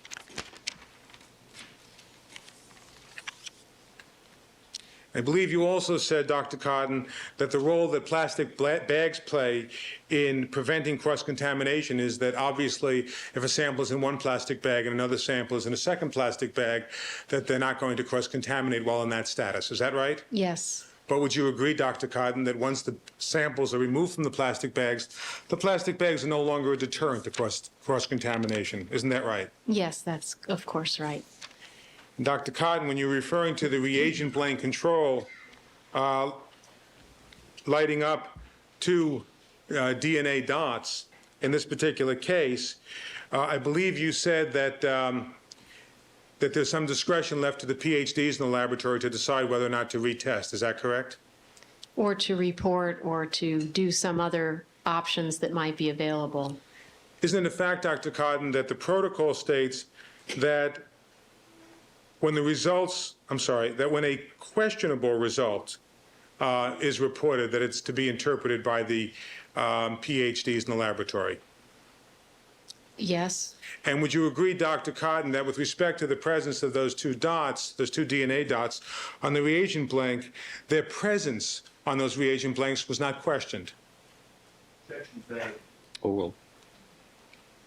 No, it's obviously there. I mean, it was recorded by the analyst who read the strips, and if I remember correctly, you can just barely see it in the photos, but you can see it. So it's clearly there. And it was clearly there by both analysts who reviewed that data, correct? Yes.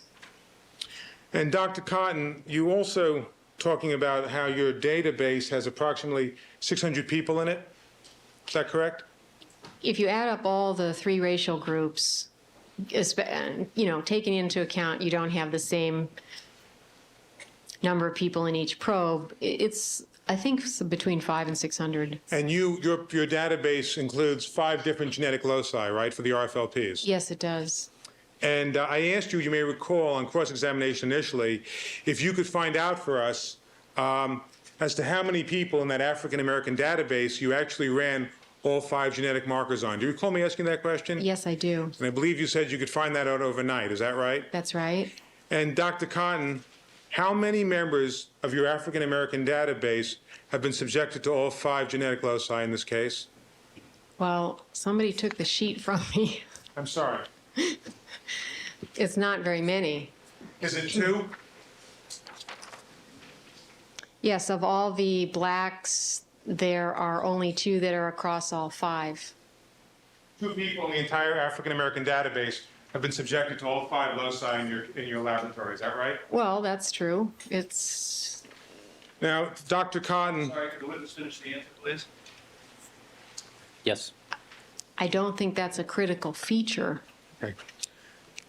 Dr. Cotton, you gave an answer before on the subject of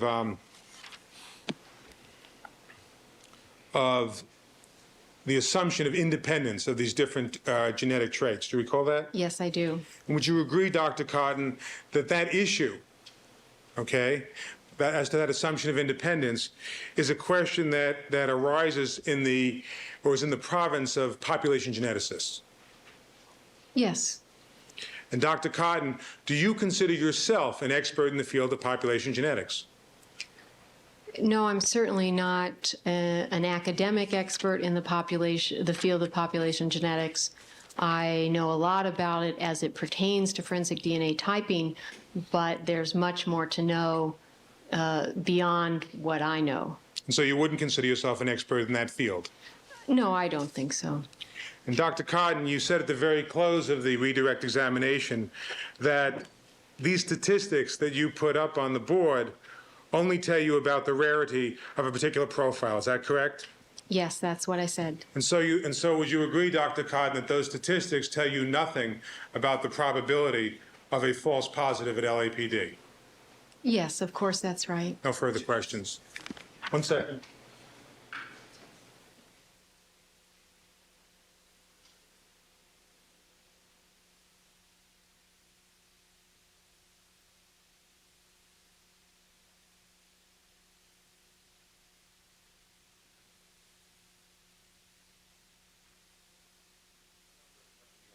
Mr. Clark? Yes, thank you, Your Honor. One topic. Okay. If you have to. Dr. Cotton, with regard to these 5 probes, do you need all 5 probes run on the same people in your database to create these estimates of frequencies of these various characteristics? You do not need to have all 5 probes on all the people in order to create these estimates. For statistical purposes of when tests are done for independence, for RFLP testing, those tests are generally done for pairs of loci, so you need pairs of people that have been done on 2 at a minimum, and this database has those pairs.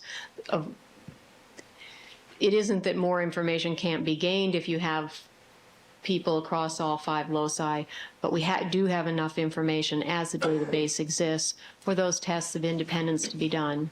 Has or have your 5 probes been looked at for purposes of determining if they are independent from one another? Yes, they have. And has that examination been published in the scientific literature? Yes. Hearsay and sir. All right, the fact that it's been published is not hearsay. What it says is hearsay. Proceed.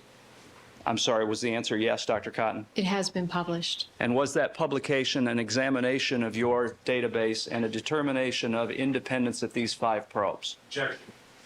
Oh, well, Yes. Who published that? Dr. Bruce Ware from North Carolina State University. Has there been any publication, to your knowledge, demonstrating that your 5 genetic markers are not independent of one another? No, there has not. All right, thank you, Your Honor.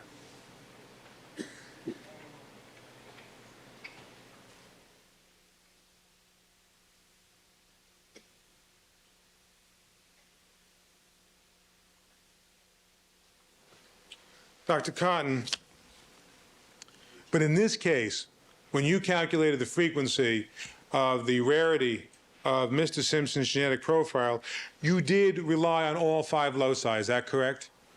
Yes, we did. Okay. And so as to the entire, and so in your database, the number of people that you have typed, like Mr. Simpson, across all 5 loci is just 2 people, isn't that right? Across all 5, yes. Yes. No further questions. all right. Ladies and gentlemen, we're going to take our recess for the evening at this time. Please remember all of my admonitions to you. Do not discuss the case amongst yourselves. Do not form any opinions about the case. Do not allow anybody to communicate with you. Don't conduct any deliberations till the matter has been submitted to you. As far as the jury is concerned, we'll stand in recess until tomorrow morning at 9 o'clock. And Dr. Cotton, you may step down. As soon as we clear the jury, we'll have a few discussions about plans for tomorrow. All right.